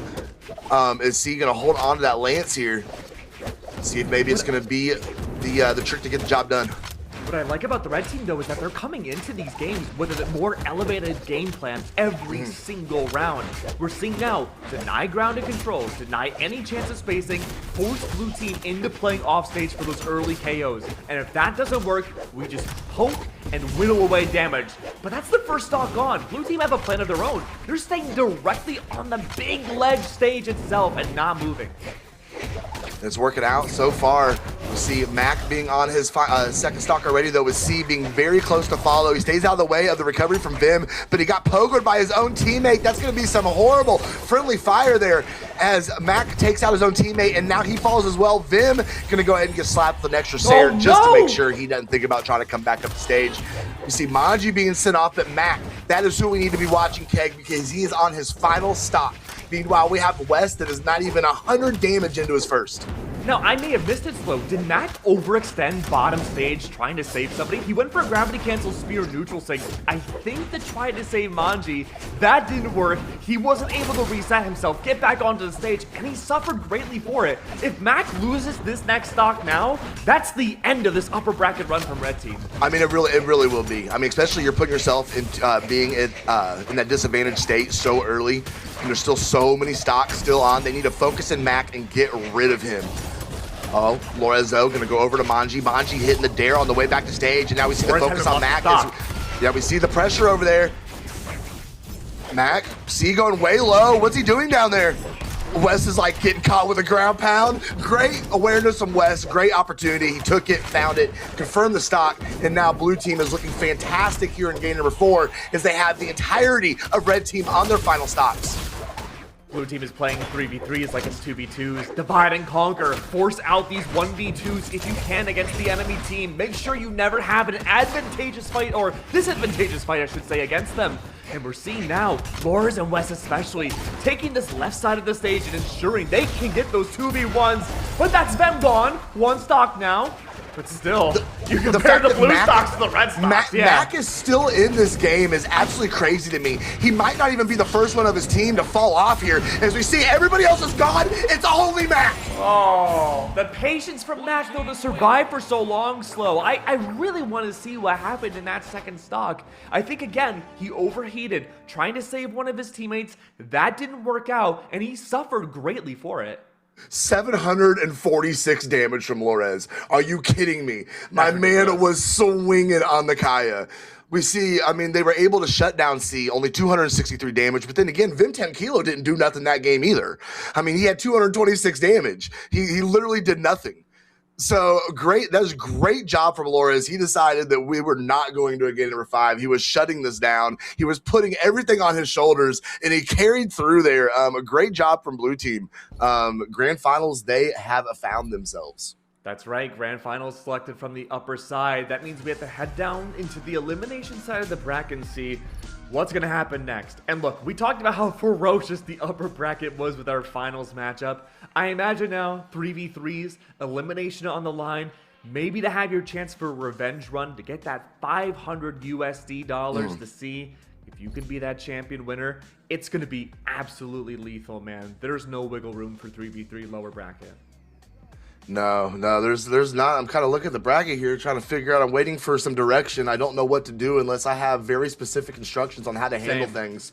Yeah, we get lost. We get scared. Yeah, I don't know what to do. I do know that I do want to talk about again that performance from Lores, the 746 damage to deny a game number 5 to make sure that they were in a grand finals. That was a very good job from him. I'm still stalling, still nothing from production. Hopefully we'll have a game soon. How are we doing, Keg? I'm doing good. I'm excited to see, just like you, I get paralyzed with fear. I get so scared and lost and alone. Yes. And most importantly, I just lose all sense of mobility in my life if I don't have direction either. You know, when mom had to go get something at the last second at the grocery store while I'm in line waiting for her, it might as well be doomsday for me, man. Just all those strangers, just, all the pressure of having to hold that spot in line, not to fail her, disappoint her. That's crazy. That's a lot for a kid to go through. Okay, I'm sorry you had to deal with that. Oh, no, this was last week. Oh, this was last week. Yeah. That's fair. I mean, we all still struggle with things. It's totally understandable. We also Wait. I was gonna segue to a whole new topic. I was gonna see. I was gonna ask how you were doing for the new season, man. But if you have something for the tournament, man, I'm down. No, I don't. I'm good. I'm sitting at like 2100 for new season. Man. Finished up a little under 23 last season, so we're in there. We're in that sweet spot that I don't feel like I suck too bad as long as I'm within these certain numbers. Okay. You know what? Yeah. I played as soon as the season started. This will be my claim to fame. You can put this on my gravestone, man. Okay. I hit top 100 US West in Platinum. I was number 67. West is not a real region. No. Chat's getting ready to come for my head right now. But no, it's very good job, one Keg. chance to be top 100. And it's very 6-7. good job, Keg.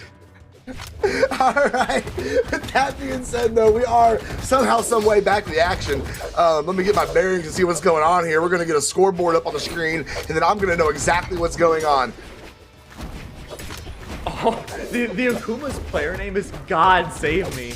Boy, if I had a nickel, dude, I feel bad. My God, what a combo! He does need the saving! All right, seeing them heat up here. See the neutral kind of break away. Weapon throw's gonna go ahead and get a little space here. Sorry, I was trying to get my bearings here a little bit. We're gonna see what this Val does. We're gonna let the neutral sig just rip in the middle of the stage. Ooh, the side sig is gonna catch a little bit of collateral damage there, but they were able to take one from Blue Team in the process.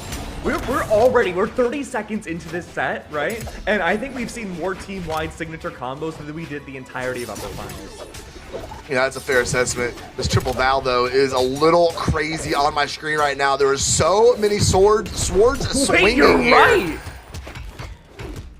Wait, So, that strat is crazy slow. Yeah, the triple Val kind of goes crazy. This is that gauntlets that I was telling you about that we would see so much of.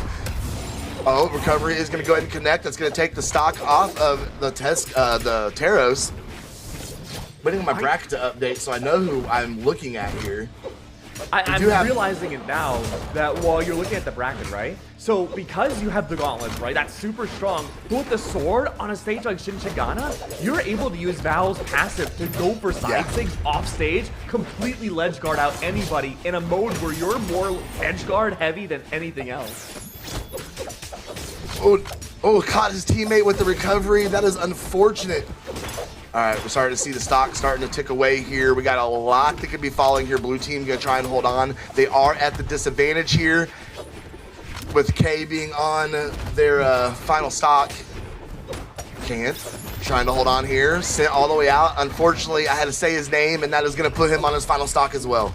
Yeah, how could you caster curse? That's what I do. My head. Ooh, good recovery from God Save Me! Unfortunately, though, second stock now gone. It's going to be only one left, though, and that's going to be to the hands of the Teros. After this game, I really want to see the damage numbers on K. Not because they're doing a good or a bad job necessarily, but remember when Wes on Macho Man didn't find a lot of value off the Lance last game? Yeah. It was more about the crowd control. I imagine this Ken is attempting to do the same exact thing. We'll see. I am interested to see the damage off it as well now that K is floating around with that cannon. He gets caught with a side air. Oh, this Gravity Kickle side sig is going to whip. It puts him in a beautiful position to come down with that ground pound. Tries to get back up with the Gravity Kickle neutral sig, but he is going to fall, and so is Kant. And now everyone is on their final stocks. We're going to see how game number 1 shakes loose here in just a few seconds, Keg. Yeah, imagine now, full edge guard control, 2 gauntlets and 1 sword up against you. God Save Me may have overheated there, tried to go below Shin Chigana. May be able to work in 2v2s, even that would be risky. Does not work here. Turns back into a relatively even game. High blast zones mean that K survivability could be good. There is the hammer up against the Val. Oh, nice. That was a great D-light into Sayer. Oh, we nearly saw the neutral sig in return from Tab, but unfortunately that did not work out well. Gauntlets fishing for a recovery, maybe even a narrative, sending them back down. That's going to be the Teros once again, attempting to find a landing. Sayer in return, stopped by a weapon throw. Count your lucky stars, K, but unfortunately, the inevitable still happens. There's 1 left. That was a great awareness from Typh. Didn't really matter at the end of the day, but still getting that weapon throw up there. See how he's going to be able to move around on this Teros, trying to survive here. This is totally doable for him in this 2v1 situation. Sidelight's going to connect, but though that recovery is going to be enough. D-light into recovery. Little bread and butter off the Val sword.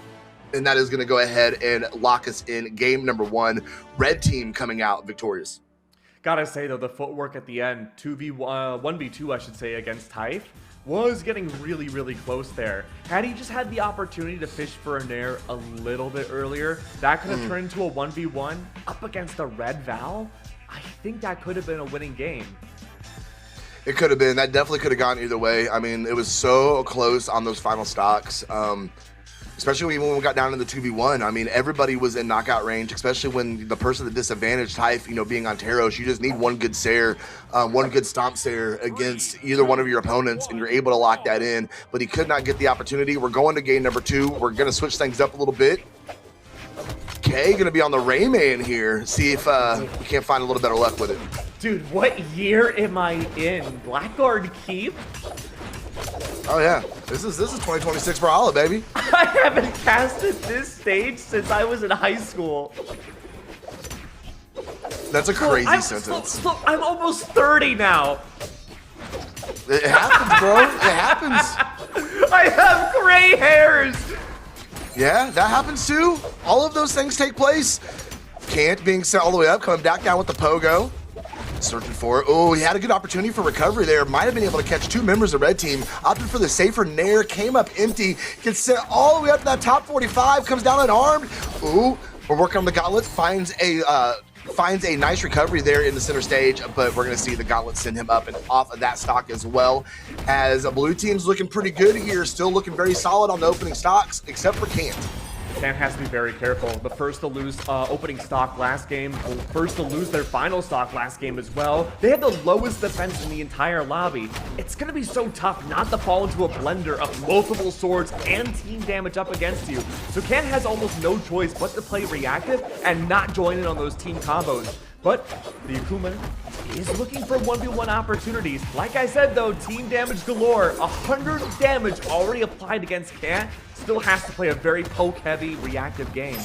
Yeah, it's a tough position to be in, but they're still holding on to K. Never mind. He's going to be taking off his first stock. He is now settled on a second, but blue team's still the healthier team here as they're trying to keep picking away at this damage. We see Typh coming up, letting those nairs rip off of the spear. Little chip damage. Another one against God Save Us. Love that Oh, on a recovery, Oh. not enough. But we see the stock Okay. fly off, and that was going to put him on his final. Can't on their final. And this is going to be another close finish here in game number 2, Keg. And we've seen a lot of spears so far in 3v3s today, but the fact that we see a Nash in the good year of our Lord 2026 is incredible to see. Recovery is out. One stock across the board for all of Red Team. Kay and Type are looking great. They've been so good about whittling down this damage against relatively high sword bearers that they haven't really found a way to get back into things without immediate damage back. No, they're in a fantastic spot.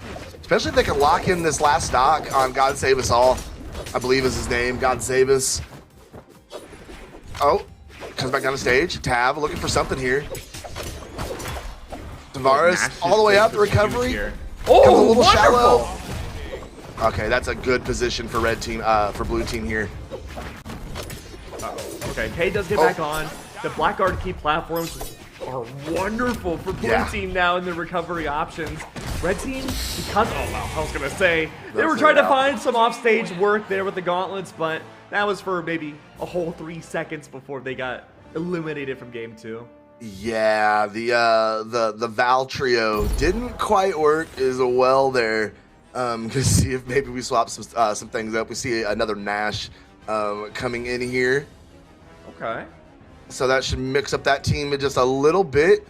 We are going to definitely change maps. We're going to go back to Big Miami Dome. Haven't seen this since last set.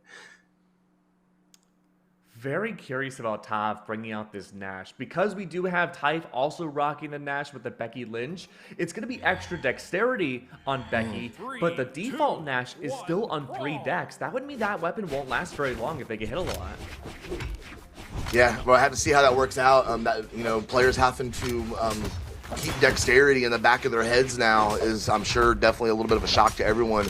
It's a whole nother dynamic that never really mattered in Brawlhalla before, but now it's super important. You need to be able to hold on to your weapon, especially when you're in a team situation. You want to be able to play your part and carry your weight, and you can't do that if you're being disarmed every 30 seconds. Okay, strategy. Now fishing for those 1v1s once there's a player isolated. Gone. Great for the neutral. Does send Kent into the sky. Love the idea of all red team bouncing around each other, making sure that they can cover each other's space and go for those immediate punishes. Tav, though, a fantastic neutral sig, does send Kent into the sky. Recovery is out once more, catching landings. The Becky Lynch, the first to fall. That's crazy. Red team first to strike here. Looking fantastic. Another stock flying off. Kent is going to be on his second as well. Red team still so far holding on to everything here. Tav being sent all the way up. That Sayer is going to connect against K as he is going to be able to find his way back over. Tav holding some defense down so he can find a way to get back up on stage. Red team though, finally, Tav is going to drop off his first one, but red team still has this nice advantage. K's been going exclusively Gauntlet since the start of last game. That axe, which could create so much space in this neutral round, not going to be used at all. K falls, and now it's only the Akuma, the only one. Okay, never mind. I'm not going to finish that sentence. He has been knocked out. A nice Sayer off of the spear.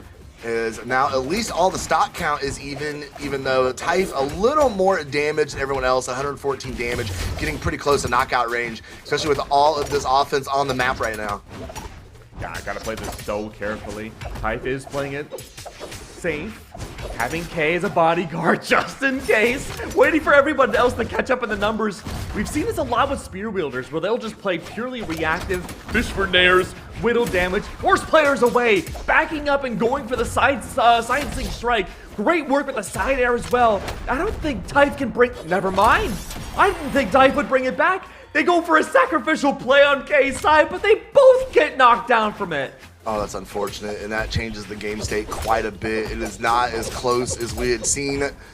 Oh, and now though, Kant trying to put big pressure on Tav. He gets him with the gravity cancel. I mean, not the gravity cancel. Got him with the D-Light into Sayer that is going to confirm that stock. And Tav is now the first one on his team to be on his final stock. We see a great team combo, but the down sig, the breakdance off the Val being way too low, could not find the follow-up and let that opportunity kind of dwindle in front of him there.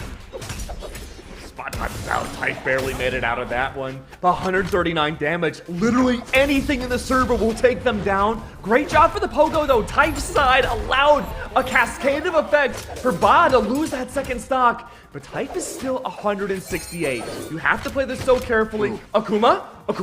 Okay, I don't know if that was lag or what, but Homie is finally back. He played it very scary for a second. 2 players on each side having to not engage in combat whatsoever because of how high damage they are. The next player to fall can determine the game. That's Type up next. But right, Tav not too far behind Slow. This could become a 2v2. It could, but right now they do have that advantage state and they need to try and hold on to it as much as possible. You see Tav playing the backseat here, staying out of the way, reaching in with the side light, immediately disengaging, doing everything he can to try and get safe damage and stay on the map here. Pogo against Kant, more damage going against the way of Tav here. Sair, that's huge for his team. He's going to be knocked out there.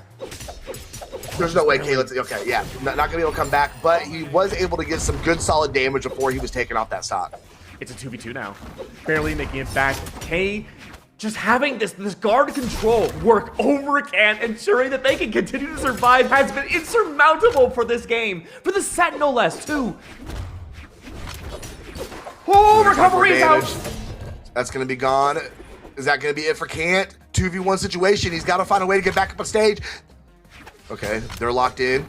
Nair is gonna go ahead and miss recovery, sends his teammate up almost enough to knock him out. They've got to be very, very careful to avoid that friendly fire. Okay. Wait, no, not enough. Weapon throw doesn't connect, forces out the dodge early. Recovery doesn't connect again either. But the Nair just right on the edge of the blast zone, dancing with it. Same with Kant. Everybody's at 1 hit. Kant has been a master of playing this so carefully. A masterful dodge of the unarmed down light. And from the bottom of the blast zone going all the way up, finally, this game goes in the red team's favor. 802 damage from Kant. And I really wonder what would have happened if he would have recovered instead of naired. Yeah. The nair almost knocked out. I think he would have had the recovery. The recovery definitely would have knocked out. It would have forced the 1v1, and it could have changed some things. Did make the connection. He fought with everything that he had. It was almost a clutch, but unfortunately, they're going to be down a game going into game number 4 here as we figure out who is going, hopefully, move their way up here. Now, I have a question for you, and you're our resident Brawlhalla nerd, so I'm hoping you might know the answer. Are the blast zones for each of the stages in 3v3s different? They are for 1v1s and 2v2s. Oh, you mean the just like how wide and tall the maps are? Yeah, they're all different. Okay. Yeah, they're all different. I wonder then if Red Team would benefit from going for 3v3 Small World's End because they've been struggling with that blast zone potential. That is something that they could launch out for sure. But no, all the maps are just like everything else. The maps are all different sizes. They have slightly different blast zones. Got to keep that strategy in play for that map selection screen. Absolutely. Oh, gravity cancel neutral sig is gonna whiff. K reaching up with the nair, can't find anybody. Still searching on the axe. Okay, catches the landing, but K being disarmed here, now reaching up, sweat beads out, nobody there to catch his landing. Now he's looking for the weapon drop. His tab is just stomping stomping air in the middle of stage. Okay, gravity cancel side sig is gonna connect. So many GC sigs coming out from Tab's side. That's the entire goal, is just be a signature bot. And you know what? It's working. It's working pretty dang well. That's at least one body gone. K is out for the first stock. And Type was nearly the second to fall too. Oh, hold on. Could be certified right time there. helmet. Could be right there on the horizon, Keg, as Red Team is trying to lock in on him. Type running. Oh, he got caught by his teammate though. Sair's gonna send Type off and disarm him. He couldn't get the follow-up. That's gonna knock God Save Us off the top right corner. Put him on second stock. Very, very, very, very close game number 4 here. Yeah, I think all the lessons learned from the past few games will be implemented here for Red Team. They know for a fact now that they don't have any ground to control. They have to stick onto the edges. Becky Lynch for a double KO, though. As I say that, it starts to become a huge disadvantage streak for the red team, excuse me. They're putting the brakes on it, though. They just knocked Typh off that first stock. Can't, very close to knockout range. That recovery off the spear would have done it if he could have connected. But they're giving Kant the opportunity to get more damage. That Sayer is going to slap him out of that stock and refresh him with a fresh one. And now, if you take God Save Us out of the equation, things are much closer now. That's true. But if God Save Us can't keep up here and just continues to get mashed in these 2v1s, it's going to become a very difficult time towards the end of this next game slow. Oh, absolutely agree. He's definitely in a pretty rough position here, but we're seeing him hold on to it. He has tanked it out quite a good amount of time. Holding on to the side of the screen. Typh, unarmed, try to hit the recovery, can't get it. Looking for another one. Stops off the soft platform. And that Sayer is going to send God Save Us, but they trade it with Typh stock as well, and things are still dead even. Ooh, the tab falls as well. Okay. Ballform is doing a great job holding the line. Needs to keep this second stock afloat. If they're the next to fall, and they came pretty dang close to being it, that's going to be almost doomsday for the red team. But K does fall. Kant still holds on to that second stock. It's relatively even outside of God Save Us. Absolutely, he's so deep into red. 124 damage against him. He has got to tank this. He falls this early. It's going to be a very difficult time for his teammates being left in that disadvantaged state. So far, though, he's holding on, sitting back on the soft platform, keeping my eyes on God Save Us. Throws his his gauntlets up. Looking for anything. Okay, the neutral stick connects. K puts hands on him, though. God Saves, immediately retreats back down into center stage. Yeah, just a big poke game now. Triple gauntlets. Any which way you go, the big strategy has been blue team keeping that ground to control. GC side sig off of ball form doesn't work. Becky Lynch is hitting back with the hammer hard. Setting up potentially for a signature now. Waiting for the punish. GC side sig once again. Double pogo. God Save Us. No! Falls. Everybody else is deep red. Oh, but the neutral sig not once but twice over. That was team damage for the second. Typh, if they can just find this now, there's one opponent left. Ballform has to get 3 KOs right now to bring things to game 5. We're not going to see it. That's going to be blue team moving forwards. No, I think that's actually them tying up the set and putting us at game 5. You're right, I misread it. It is okay. There's a lot of names. There's a lot going on, Keg. We're going to settle in. Everything comes down to this game right here to earn the spot in elimination finals to try and make it back up to winner side. And we're going to settle this bout here in Miami Dome. I mean, look, wonderful work, all things considered. I thought for sure that was a 3-1, but as we move on forwards, though, I do like the strategy change coming out from Red Team. They've been playing a lot more poke. They haven't had to worry nearly as much. As long as they avoid that center stage, they were finding a ton of value with that offstage opportunities. But I think the big thing now, as we head into this next game, is to challenge the Becky Lynch more. We started seeing that towards the very end, recognizing that they had to play aggressive and counter signature Becky Lynch. If they can do that, things are going to get really nasty for this blue team. I agree, because they were able to isolate Typh pretty early last game. As we see, 2 members of blue team being sent off. Forces that 3v1 situation in center stage. Everybody back in neutral down. Okay, going up with the recovery. He put in a bunch of damage last game. See if he's going to be able to get it done again here. In game number 5, tries to get the dare come back down. Could not. Typh set him up twice. K could not get the follow-up either time. Some wasted damage potential there, unfortunately. It's right across the board. This is the most even, besides the last stock we have seen this entire set. But as I say that, 2 bodies off a blue team fall immediately. Off stage, that's all 3. And for the first time in, honestly slow, what felt like a while, it's Red Team with the biggest advantage they've had yet. I mean, they've cleared the entirety of blue team at this point. It's all about the extra credit they can get off of these opening stocks.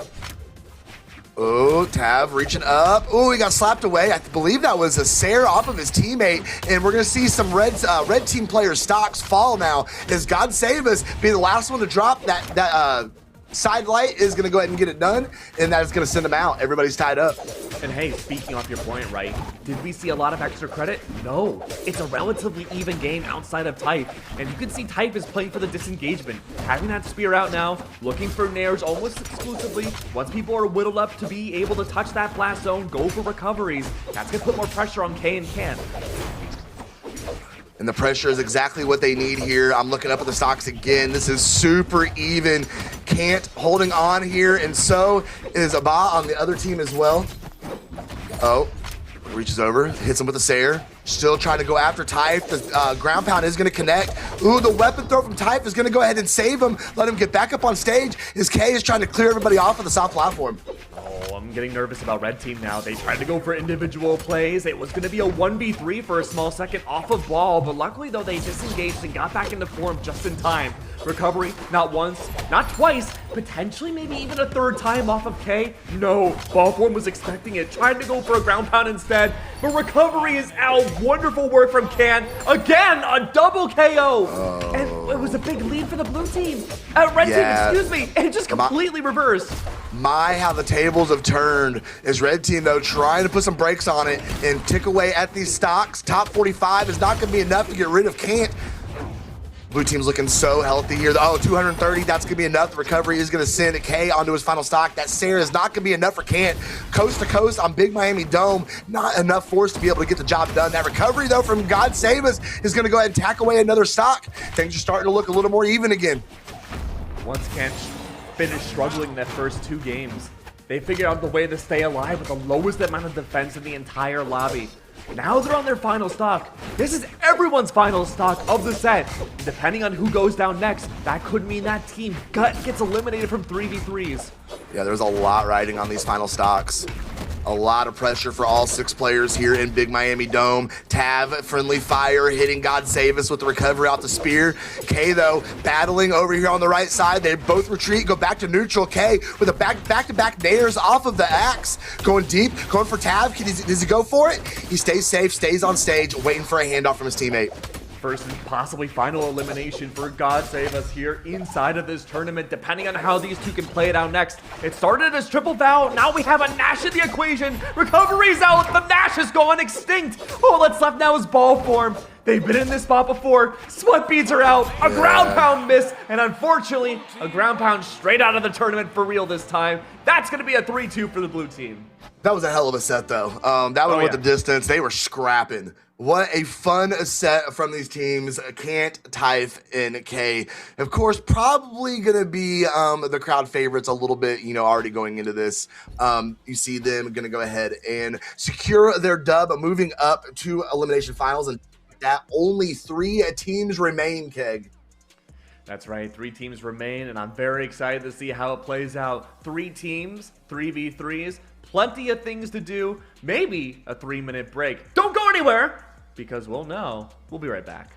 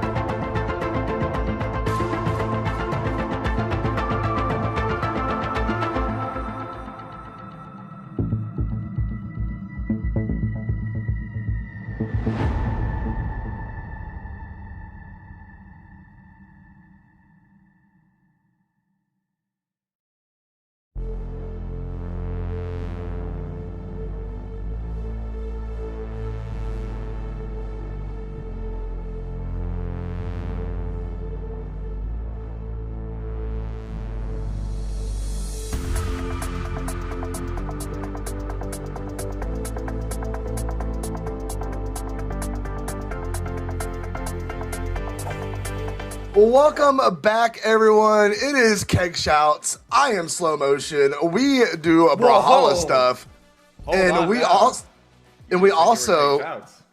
No, you're Keg Shouts. I am Slow Motion. No, I'm not. Who are you then? I'm Slow Motion. Bro, go ahead. You can take the title. You can have it. You can have it. Take it. All right. So I was confused. I'm just gonna go ahead and be real. I was confused about the bracket, so ignore everything that I said as we were leaving to go to break. None of it was real. We have 4 teams left, not 3. We're having a wonderful Saturday. How are we doing, chat? Yeah. People are like, oh, what's with the echo? What's going on? Well, again, the International Brawlhalla space station is being renovated right now. Yes. We had, no more space bed bugs, no more, space asbestos to worry about. Space anymore. asbestos? That's crazy. Not space asbestos. It's moon dust. Moon dust. There's nothing on my walls. There's not. Literally, this room. Asbestos moon dust. I love it. There's the only thing in this room is this desk and this PC. But you know what I was thinking, right? I was thinking shelves. A nice throw rug. A nice throw rug. Yeah. Fur rug. I'd be down for that. I don't know where. Do you have a rug guy? I don't know where to get a fur rug. I don't have a guy, Keg. I don't really have a guy. Well, here's what I was thinking, right? You can put shelves in the back, and I've never been an interior decorator. They're gonna fire obviously. Us. You realize that, right? No, they won't, because I think what we're gonna do is on those shelves we could put the brand new Brawlhalla U2s on there. Oh yeah! Have you ordered yours yet? Because I haven't either, because I suck at life. But we have new plushies. For me. We have new plushies. Which one Put are them up on the screen. Show me that beautiful plushie footage. Oh, it's there. Look at it. The Arcadia. Look how cute she is. I like the Arcadia. I'm honestly surprised people aren't yearning over the Bodvar more. I love how the beard looks. It is bearden. From what I understand, the Mordex, those are real chains, bro. What? Those are real chains locking in the Mordex. No, you're lying to me. No, I promise. I heard it from Slosho's mouth, and he would never lie to me. No, never. Slash has literally never lied to me. He would never lie to me. We polygraph him before every dev stream. Absolutely. And we used to. We don't need to anymore. We just know that everything he speaks is truth. That's true. And the truth right now is that these U2s look amazing, man. Get that off my screen. Let's get back to Brawlhalla. We have all these players ready. We're ready to go. Thank you, Chad. Plushies with 0% space. 0%. No, that is guaranteed. Guaranteed. Those plushies. 0% asbestos. I guarantee you that. There will be no asbestos in your plushie. Order them today. They are super cute. Let's be real. That's right. We're heading into our next matchup now. 3v3s here. Again, $500 USD. Plenty of money to get all the U2s in the world. No, because we do the best ad reads in human existence, man. The whole background for all these players, once they win this championship, is going to be U2s. But there can only be one team that does it slow. If they were smart, whoever wins this would use their winnings to buy plushies. That's what I would do with my winnings. But that's just me. We're settling back into Miami Dome. We have Type's team back on the stage, and we're gonna, looks like we got Power. What else we got in here? I mean, honestly, for a lot of sets, Power is enough. You might be able to 1v3. Kaito. Yeah, it's Power, Lights, and Kaito. So definitely a powerhouse team to contend here that Kant, K, and Type are gonna have to battle here. I like this change though. We saw the Rayman in the last set off of the hands of K. They did struggle a lot in those first and somewhat mid stocks, but I think switching over to the Dhalsim might just be the skin change needed to bring things home. I hope we get to see some differentials in the play. It seems like they're playing not nearly as aggressive as they were in the last set, but it's working pretty well for them. It is working pretty well for them as they're starting to tick away these opening stocks here on a red team. Type being the healthiest though, still holding on with everything he has. We see Light being taken off of his first stock as well. Kaito and Type being the healthiest on here, trying to hold on to their opening stocks for their representative teams. As Kaito coming back up, The recovery is going to be enough to send him to the top blast zone, and finally we see the advantage state. It is going to be for red as long as Typh can hold on to this opening stock. What are your thoughts on Cannon in 3v3s? You don't want my thoughts on Cannon, Keg. You know what? I'll be honest with you. We've seen it so far in action, my friend. We saw the Onyx earlier on struggle. I think we saw another Cannon struggle before that as well. It's like the Lance. It wants to accomplish what the Lance can do, but I imagine if we don't see Axe like now, we're probably going to see a Legend swap in game 2. Yeah, I mean, it's not working out fantastically for him. That is definitely for sure, but we're seeing him have a little success there with the Cannon. Before he got disarmed, now he's going to be getting sent up again. He did have an Axe primed, but now he is left unarmed again as we see the stocks flying off the screen right now as K gets carried back up by his sidekick. Ooh, again! See another stock fly out from Kaito, and then Kant falls as well, and everybody except Power and Typh are on their final stocks. Yeah, Power's been doing a great job playing the cautious game. Unfortunately, that's going to be Power to lose that second stock. Typh is the only one left on 2, and the fact that they're not playing cautiously, they're playing ultra aggressive, catching landings off of each of these players, is allowing Kai and Kant to play a safer game, but also maintain anti-aerial. Absolutely. Speaking of the anti-aerial, we see all 3 of red team being pushed over to the right side. K's the only one left. Both of his teammates have fallen. K coming back up, and now it is a 3v2 situation. Blue team, a fantastic opportunity here to take the advantage in a game after game number 1. Gotta focus on Light right now. Not a lot of defense to work off of. Typh is the only player left. It was just a few seconds ago, it seemed like red team was in the lead. 1 hammer, 3 axes. Just 1 hammer and a dream, Keg.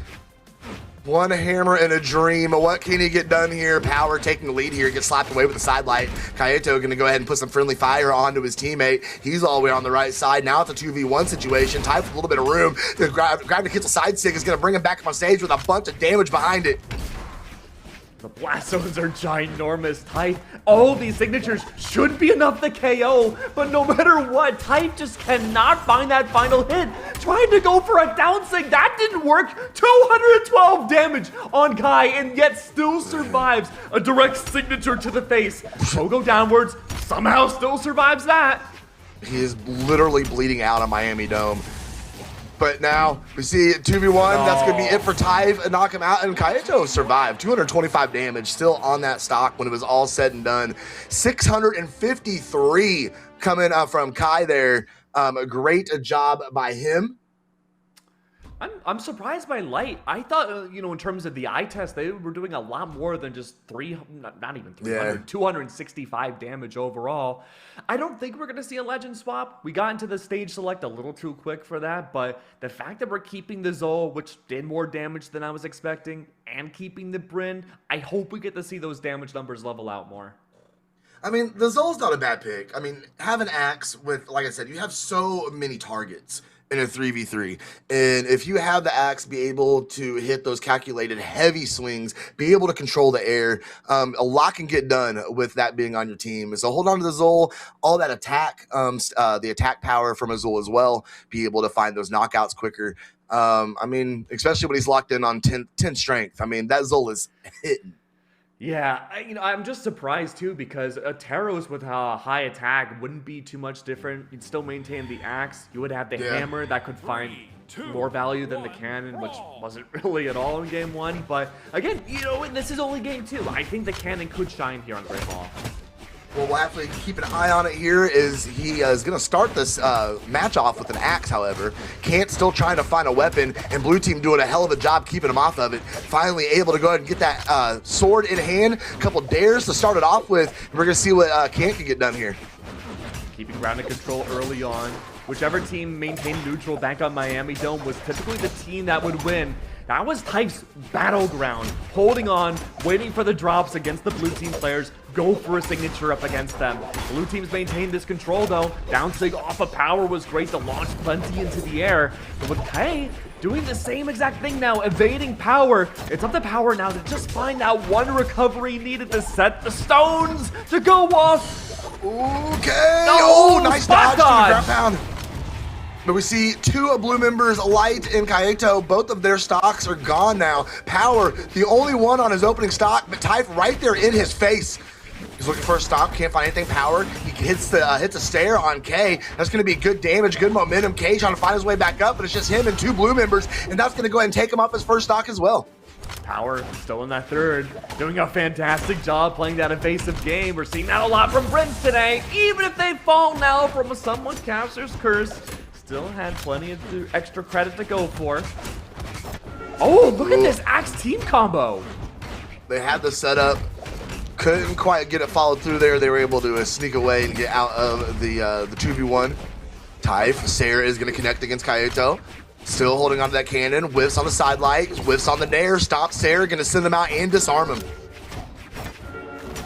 Find a way to engage back in. Gravity cancel signature unarmed though. Light finding some impact, not enough to convert into a KO though. Had it been 1v1s or 2v2s, it most certainly would have.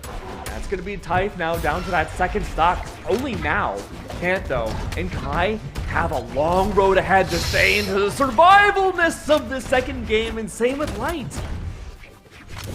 Hold on to it though. Red team has got a position here where they could tie the setup. Okay, trying to find it. Gets Pogo down. A great opportunity from blue team. He goes for the follow-up ground pound. Can't in it. And gonna try and dial in here. Typh, huge Sair off. No, I certainly can't. I couldn't even say it once. What are you talking about? Typh with the huge Sair, sending him out of here, and everybody except Typh is on their final stocks here. I know, Typh, again, like his survivability has been so good. I think he might be the most consistent freeze player we've seen so far in this upper bracket for South America. Okay, we're gonna see, we see close knockouts, but everybody was still a little too healthy for them to be able to get quite through that blast zone. Typh holding down the side of the stage. Oh, nice interruption from Kant, saving his teammate. That was clean. Typh coming back down. Naren in center stage, getting a little positioning here. Gonna send Kaito off, weapon throw out, nothing to be found. He comes with the unarmed recovery, gets the knockout off of it as well. Typh is on his final stop. Yeah, but as long as he can keep it to a healthy percentage, it won't be that big of a deal for the red team. It does put more pressure on Kant and K though. They also have to play a huge survival game. Power, nearly the first completely eliminated, but even a recovery up at the blast zone with that amount of damage is not enough to convert into a KO.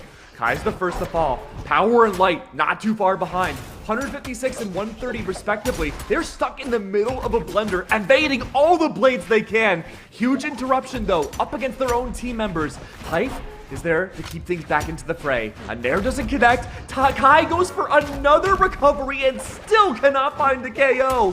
But they do have ledge guard control now from the red team side. Light, spear, neutral, doesn't connect, double weapon throw, spear, sweat beads, still manages to survive. But even then, an end light is enough to send things home. It is, and that is going to go ahead and tie the set up. We're going to be all tied up going into game number 3. Red team getting the job done there. So there was still an opportunity for blue team to be able to pull out, even though they were at the disadvantage. But he couldn't find any offense. He just needed to find one knockout to be able to start that domino effect, and could not get any of them to fall. That is, like I said, going to tie everything up, and we're going to see where we go from game number 3. Yeah, looking at the legends now, we don't see any swaps whatsoever. Everyone's fully locked in what they want to play. Typh not finding nearly as much impact in that second game as I would have thought. Really like how we're seeing Kant and K play things out. Again, just working around each other, taking a lot of brawling fights, ensuring that the poke can lead into a lot of different damage potential very early on in each of these stocks. There's no safe ground at all for blue team. All right, we're going to mix these platforms in here a little bit, though. See if that shake things up at all. Power sidelighting into the oblivion. Happens to the best of us. It happens to me all the time. Typh and K trying to set up that 2v1 combo, but could not get the follow-up. Kaito gonna go way off the right side, reaching up with those nairs. He's in a bit of a position though. Typh 2v1, he retreats immediately, goes into the safety of his teammates in center stage. There we go, recovery's out, 1-4. Survives, lands directly into the very tippity top of the neutral sig from Power. Double KO comes out. Kant and K, the dynamic duo here in 2v2, is the first to fall into their second stocks. Those are pretty early too, especially if they cannot confirm these off a blue team with the quickness. All this extra credit that they are able to find. Kaito sent out, disarmed. Can K catch a landing? Kaito is able to use the soft platform, gets back over, cannon in hand, and he's back to work. That's right, and I want to see this cannon find impact though. Once a player goes into the air, it was a Sarah against their own teammate, unfortunately, but Type does eventually fall. Full ground of control for the blue team now. Another Nair leading into a team KO. The first KO we've seen so far, probably the longest a team has been flawless thus far in a match in threes, is done by the hands of their own team. Nair, no way back on. Yeah, those gauntlet Nairs are very dangerous off stage. Even with the soft platform there to try and help him out, could not find a route to get back up on stage through those gauntlets. Type, though, going to work on Power, bouncing his face off the soft platform, reaching with the Nair. Power's able to get out of the way, but now Kant's in a bad position over the right side. He does retreat, finds the soft platform, and everybody is finding safety, at least for now. So I just realized K is on their final stock. I blinked and it was gone. And now Kant's not too far behind either. Sure, Type is in a similar boat too, but again, you put all that focus on K, rack up that damage, you're looking at a very early 2v3. You're seeing them focus in on him here right now as he tries to retreat back up on stage, just dancing on the south platform, trying to stay out of the way, runs right into a down sig, gets slapped all the way back over into a soft platform. That's your safe spot. You need to stay there. K, though, is out of this game. 6 stocks versus 2. This is looking like a done deal for red team. Yeah, I don't see a way back into this one. Sure, yeah, it's we see either Kant and K go for a legend swap, right? Low defense on Kant. K hasn't really found a lot of impact on the Rayman. Well, you might need to find something for sure. This definitely did not work. This was an absolute It was rough. It was very rough for red team here in this game. That Garbage Cancel D-Light recovery, though, is going to go ahead and connect, putting Power on his final stock. Type searching on the top platform. Kaito is going to slap him back with the cannon. Couldn't catch Kant. And almost no way back into this. Does find an opportunity to take down a stock off of Kai. 3 stocks eliminated from these last 2 players, though. Really good effort so far. There may be a chance to get things in if there was maybe a sudden KO, but with now 1 player gone, Can't. Oh, okay. Can't just says nah. Yeah, he just flew for the distance. He followed the light. Decided it was just gonna be time to go next. They are gonna be down 1 going into game number 4.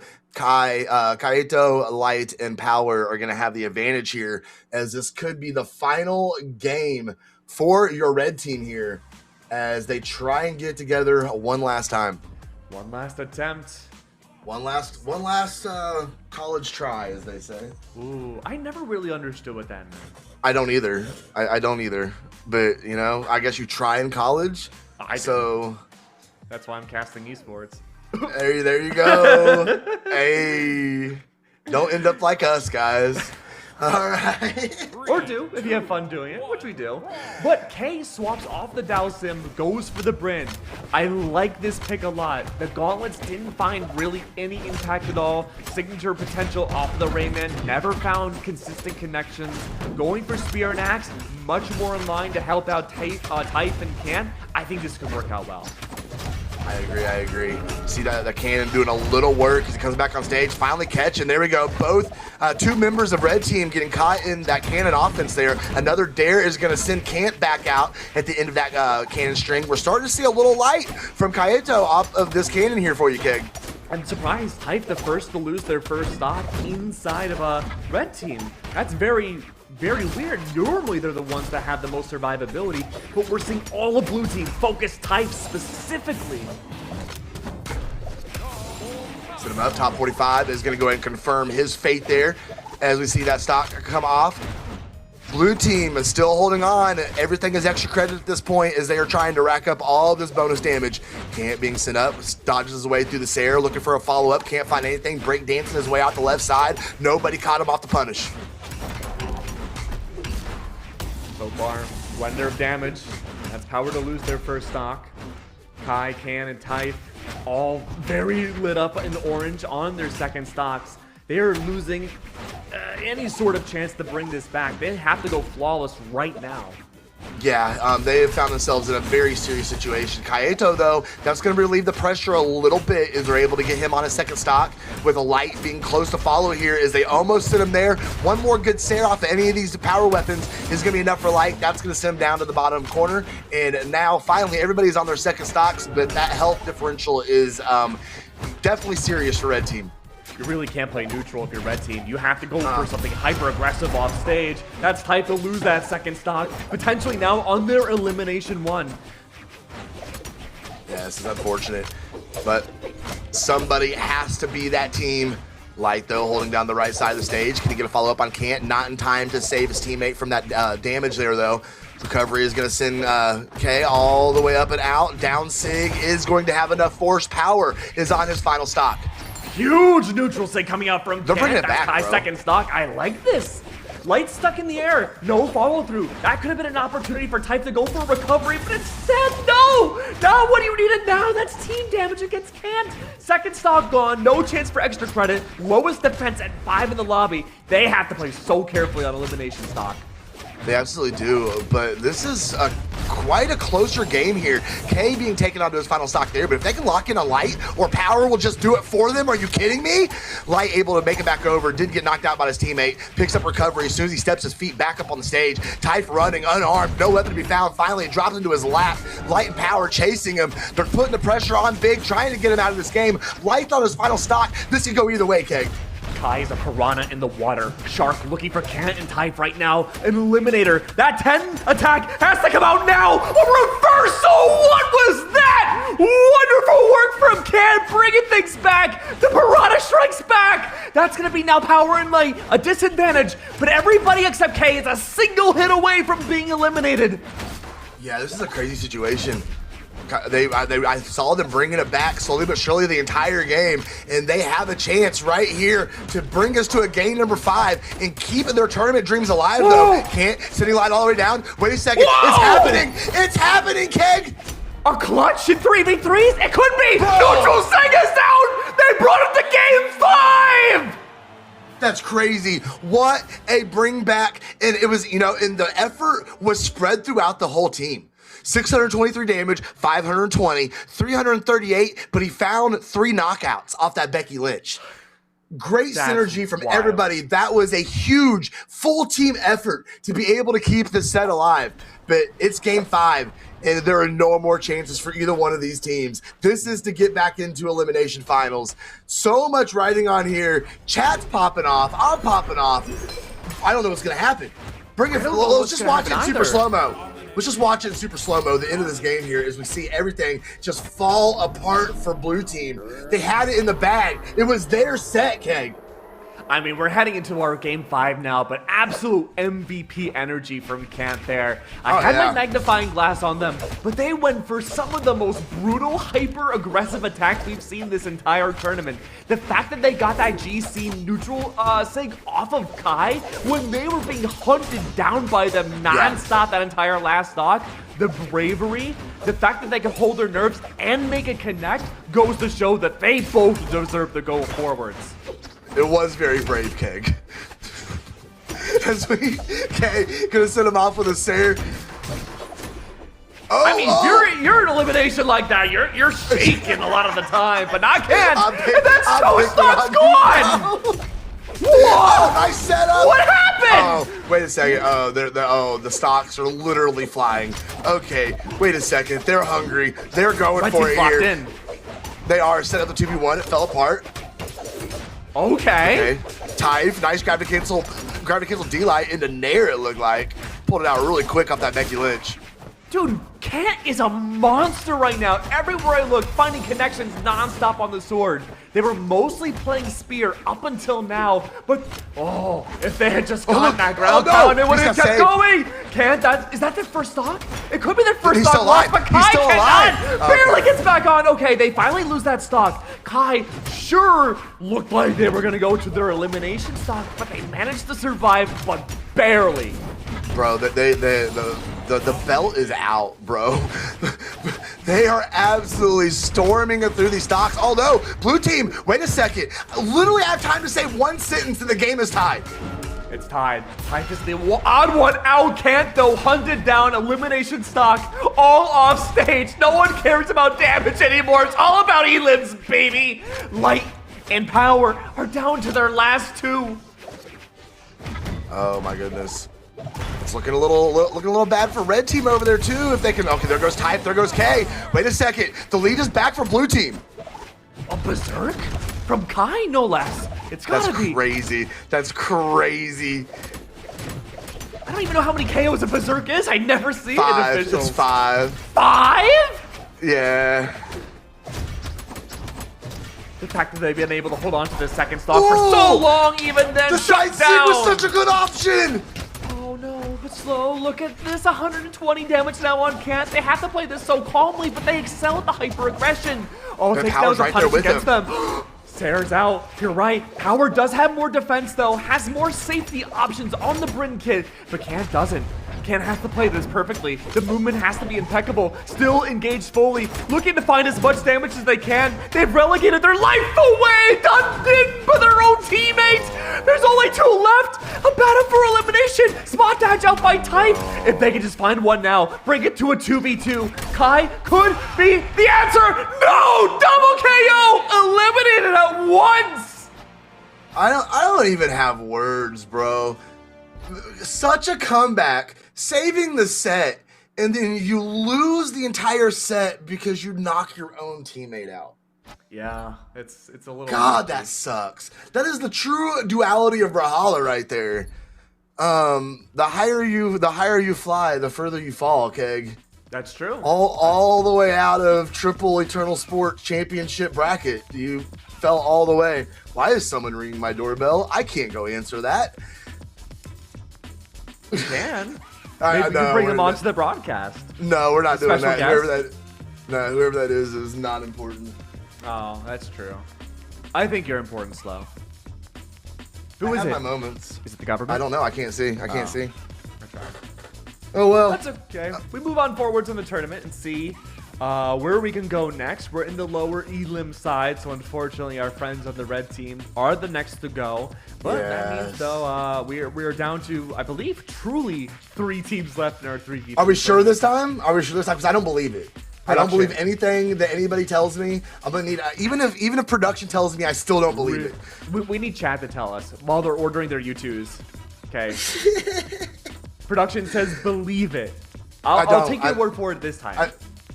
All right, we're bringing Manji, Mac, and C back in here.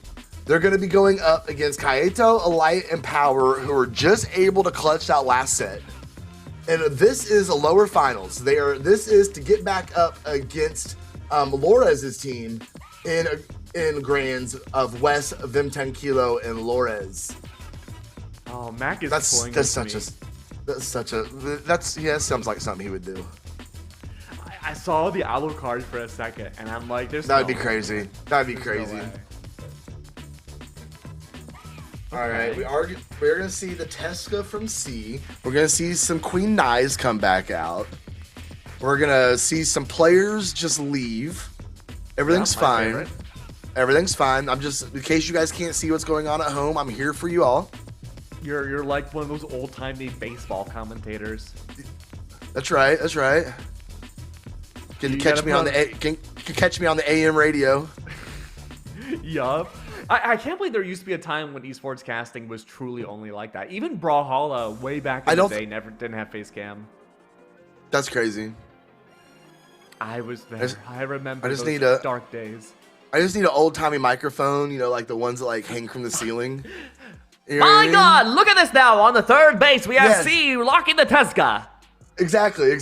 I mean, this is my future endeavors. When I retire from Brawlhalla, I'm gonna commentate like a minor league baseball team. Ooh. But it has to be on equipment from the 1940s. Okay, I'm down for that. I've always wanted to use a mic like that because like you look at mics now, like the end of mine is fuzzy, yours is glowing all sorts of colors. Yeah. Right? Yours is a lava lamp. But like those old timey mics, like you're literally using like a soup can. I want to buy one and hang it from my ceiling now. Oh, that'd be kind of cool. I wonder how much they go for. I don't know. I'm about to get on Amazon as soon as this block's over. I'm gonna find out. Amazon. On eBay. No, there's some company that makes anything you could ever want. It's on Amazon. I promise you that. Go raise the old folks home. They're not gonna have my microphone. It has to be USB, bro. It can't literally be from the 1940s. Oh, I thought you meant literally from the 1940s. You could probably just solder it together. That's okay, though. know, we're piecing everything together because we're heading back into we're the best at killing time. Can't nobody do it like me and Keg. All right, we're gonna get back into this. We got map selections happening. We have elimination finals coming straight to your video screens. That's right. We're no longer on the radio. What's up, Flo? My microphone is a quadcast. Oh, I have a Shure SM7B.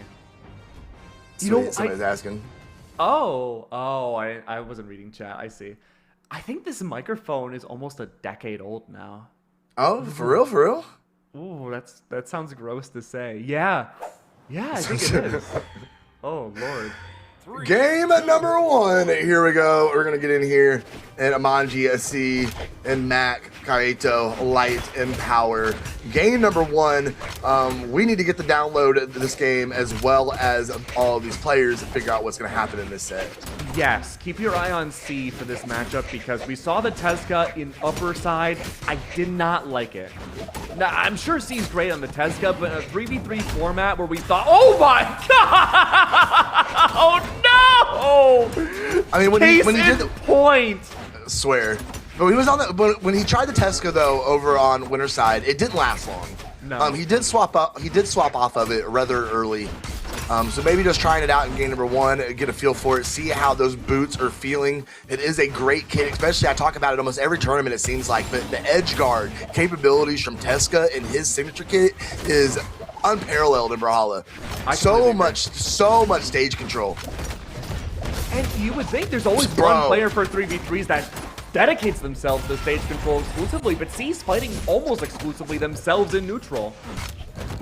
So far, it does appear that way. Power coming back up unarmed, getting pogoed off the stage. C's gonna sit back, tries to catch that neutral sig coming back up on stage. Power saw it come, and C just laying low. He's looking for something fishy. He's looking for a gimp, but he gets sent out between 2 spears, a recovery and a ground pound. Gonna send him off his stock, and he's on his final, Keg. You chase 2 spears, you lose them both. See, That's right. A really delicate spot to be in. I really don't see a way for him to get back into this matchup. You'll have to play beyond safe in order to wait for the rest of your teammates to go down to their last stock. That's not a spot you want to be in. No, not at all.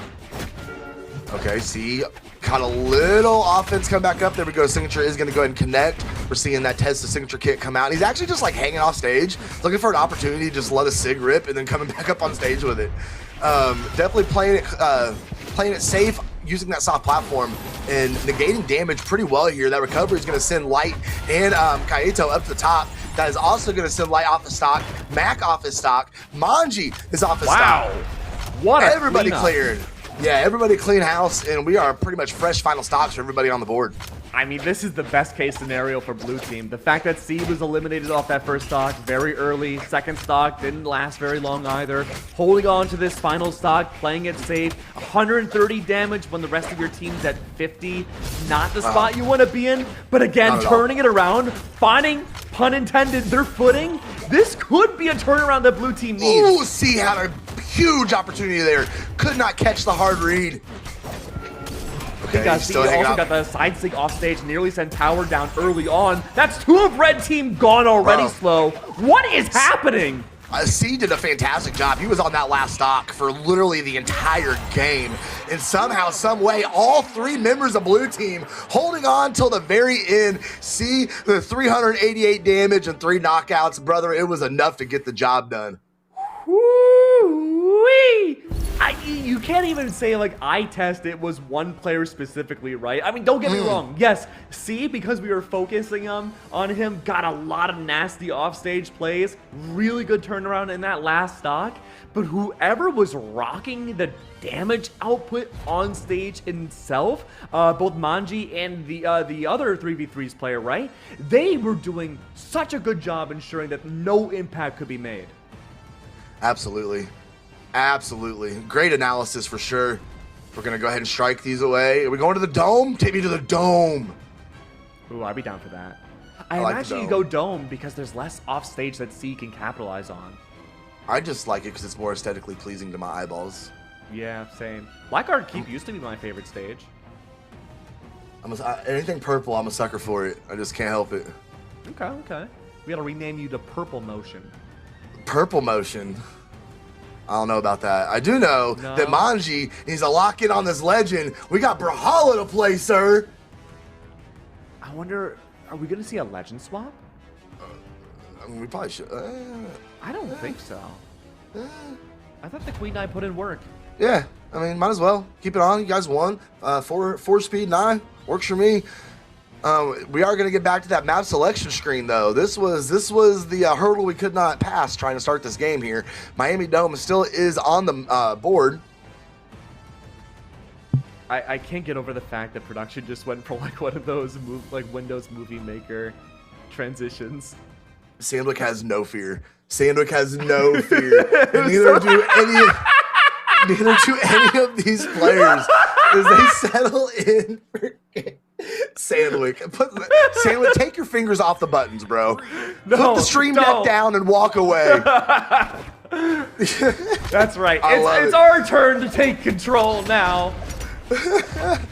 Oh, too funny. We're having fun on an Eternal Sports Saturday. This just is what it is. All right, Manji though with the Nair recovery. The last recovery couldn't hit. Sweat beads all around. Everybody makes it back down safe, but big damage being put on Power. He gets sent back up with a neutral sig. Another one that's gonna confirm, and they sent Power packing super fast. Now, Slow, I was so distracted by our amazing transitions that I didn't get to see who actually selected this stage. Did Blue Team get the chance to select Blackguard Keep again? No, I don't know. Wick was breaking my brain. All right, well, maybe chat can let us know, because there's no way Red Team would allow C to have this much ledge guard control 2 games in a row. Well, that's what it appears to be taking place. Power's stopping everything with the down sig there. Light way up in the air. C tried to catch him, caught Manji instead with the recovery. Lights off his first stock. Manji very, very, very close to following with 231 damage tacked against that Queen Eye right there. Caught him with the cannon, still not enough. Manji way low, that's gonna confirm. Recovery's out. All of Red Team now down to their second stocks. Unfortunately, C, a spot we saw in game 1, down to their final stock, far behind the rest of their team. They did play this stock very safely and ended up winning. I imagine now all of Red Team are going to attempt to go for a 3v1 against C. Yeah, they're clamoring towards him. Holy moly, there's no place to go, man. No, you got to get him out of here. You got to force that power play. The 3v1, I mean 3v2. Oh wait, Manji down. He's still kicking. All right, see, he's gone. Manji almost on his final stock. 257 damage. Wow, oh no! 273 at the end there. Unlucky. Be taken out by your own teammate. Great talk though from Red Team in between games to be like, look, we gotta focus on C. It should be relatively easy peasy for us if we eliminate him early on. And so far the answer is, yeah, it kind of has been. It is, but you look at the rest of the stocks. Okay, Manji following makes things a little more decisive at this point, though. Kaito and Light still holding on to their middle stocks. Mac. Oh, he got saved by Manji, but swatted away like a fly from Power. Manji go ahead and just jumps off the left side of the stage. He had nothing left to fight for, and we're going to go ahead and push this to game number 3. I mean, it was a solid game 1 for Blue Team, but the fact that there was a solid macro plan from Red Team going into the second, where you got the stage that you desperately would have needed to keep that advantage going and did not make it work. Yeah, I'm not surprised that you ban out Blackguard Keep. You have to change everything up here if you're Blue Team. Yeah, absolutely. You gotta shuffle the cards. You gotta give yourself the best chance possible. See on the Sidra. Okay. Gonna see how that works out. So we have seen a lot of Sword today. It's been pretty effective in this format. So we're gonna see if he's able to have some success off of the Sidra. So far, Power gonna swat away with a Sayer there off the axe. He is one of the first to go ahead and get that weapon in hand. And Manji and Mac are locked in, trying to make something happen over on the left side against Power. And going off your point, though, swapping away into the Sidra pick. Stage ledge guard potential, again, off of Sidra's kit is unbelievable. We get to see the cannon this time, but even just every single signature that she has employed is enough to keep somebody at bay. But again, doesn't matter who you choose, as long as Red Team continues to keep targeting C, you can't even play. They found the weakest link, and they are exploiting it as much as they possibly can. They found the weakness in blue team. If you get C out, you double team him, you get rid of him quickly, you put yourself in a great advantage state. Nice light, neutral sig from Manji. That's going to go ahead and take the stock off of Light. Mac's going to follow right behind them. And Red team is looking fantastic here in game number 3. They do look great, man. And I gotta say, again, this should be another stage that works for blue team's favor. The ledge guarding won them game 1. They have every opportunity in the world to hold one corner of this stage and just rock with it. But they choose to play neutral. They want to rack up damage. They're not going for offstage aggressive plays anymore now that they've lost their initial advantage. Yeah, you gotta get things back together. You gotta try and play more defensively, more intelligently, and try and keep it going here. I mean, it's not the end of the set. This is only game 3. Everything is tied up, but you definitely want that advantage going to game number 4. You do not want to fall behind. Yeah, you say that, but I'm still not feeling a lot of confidence going into this next game, no matter how it goes. You're right, it is an even set so far, but the fact that C's now on their final stock, Light, not too far behind, however. No, there is a chance for a comeback, as long as Manji can keep this going. All right. That is going to be the wild card here. We need to keep an eye on Manji and see how long he's going to be able to hold on with this Queen Nai. He missed a gravitational neutral sig. It would have been a bunch of force against Kaito. Wouldn't have been enough to knock out, but he definitely would have felt it. Kaito's still on that second stock, just in the midst of it all. Remember, I believe 10 tack can absolutely be a hammer to the face to anybody. Manji, though, too, not having to rely on speed, everyone comes to him, is finding a field day with all of Queen Nai's kit. Man, this is super close coming into this. Manji being the MVP here, holding on, still holding on with that Queen Nai. Can he make it back? No, he gets pogoed by Mac. Gonna send him down a fresh stock to come back and fight with. Yeah, gotta put your eyes back on C again. 174 damage. Everybody else is relatively clean on their last stock. Maybe a recovery? No. Tries to get someone to overheat, but that doesn't even work. Even a stall for time for recovery, that fails too. Power's gone. 2v2. Light and Kai are very damaged on their last stock. Very damaged. As long as Manji can keep it going. A recovery? No, a side sync could be enough. Nice. Not once, but twice. Manji off stage. Sweat beads were out. Kai's running out of options. Downsing wasn't enough, forcing him to go up. No! Team damage. No! Not what you want. Does Kai fall for the bait? The answer is a somewhat yes. But Mac is there to capitalize with a side air. They were trying so hard to set up a knockout option, but they just could not get their hands on him. Finally finishing up with that the neutral Light unarmed into Sair. Gonna be enough to go ahead and confirm that game. And the advantage for this Manji Mac C team. They are up 2-1 as we head into game number 4. This is, of course, going to keep you guys up to date. This is Elimination Finals. So there's a lot of all or nothing here riding on the line here as they're trying to make their way back up to winner side. This Maxi and Manji team, it did lose 3-1 to Wes's team up on winner side. So definitely, no matter what team makes it up, they have their work cut out for them once they get there. Thunderguard. Fix your face, Keg. I'm thinking. It's my thinking face. I have a thinking duck face. I can't help it. Because we see the Shovel Knight locked in now from C. First it was the Tezca. Then it was the Sidra. I had to think about that for a second because we barely saw the Sidra. And now it's the Shovel Knight. Surely I like it. This is the pick. Okay. Yeah, I like it. Explain yourself. Spear, because it's Spear. I mean, like, what else do you need? Natch is in a pretty good spot right now. Hammer and Spear, a great weapon combo, especially when you're not having success with the things that you're normally comfortable with. You know, the Tezca, the Sidra.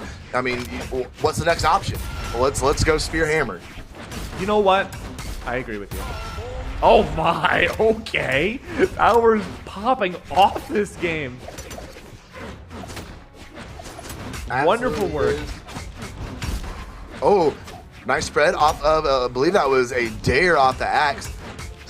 Oh, big damage against Manji. Another Sayer's going to go ahead and slap him. Sends power off, though. Recovery from Kaito is going to go ahead and hit his teammate, and now we're seeing everybody just get sent to the left side. Stock after stock flying. There's another one. Power's gone. Manji, can he make it back? Sweat beads out. Lights going through the middle of the stage.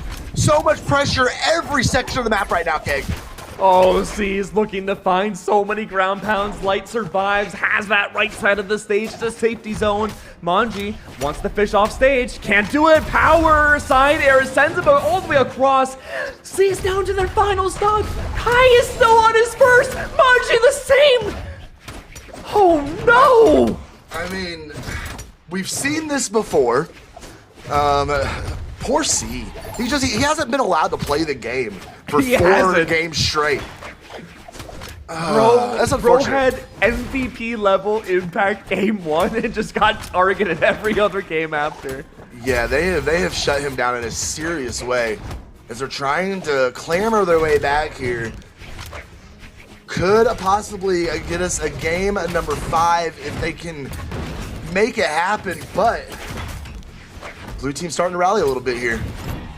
Okay, that's Light down to their final stock. Kai is still holding and maintaining the lead. Same with Mac. Of course, as I say that, those Sayer to the face, and even then, Mac doesn't get blasted too far out. In a very tough spot, though, not much you can do. Tries to go for a ground pound against Kai, gets reversaled back, spot dodge, side air instead.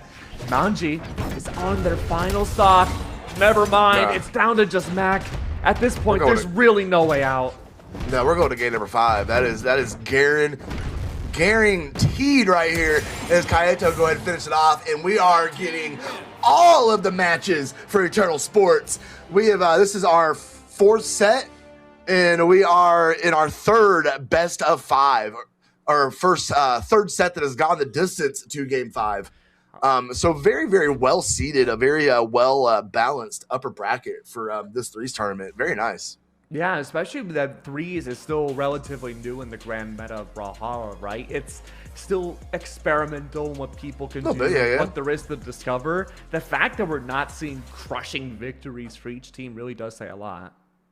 Yeah, I mean, it's definitely every victory has been earned game after game after game, but it comes down to this. I mean, I feel like I've been saying this all stream long, but it does come down to this final game of 5. You heard remix 3-2-1 brawl, and let's get this one settled. I mean, what's the game plan here now? We've seen a big macro change from the blue. Oh, you're right. Maybe then I'll be diamond. Maybe one day. Maybe. I've come close since I've started playing more consistently again. Heck yeah. I will say, though, what makes it tough now is that we've seen the macro change where blue team isn't focusing on offstage play anymore. They're focusing, again, just doubling down on ground and control. Manji's playing coverage and for helping out C.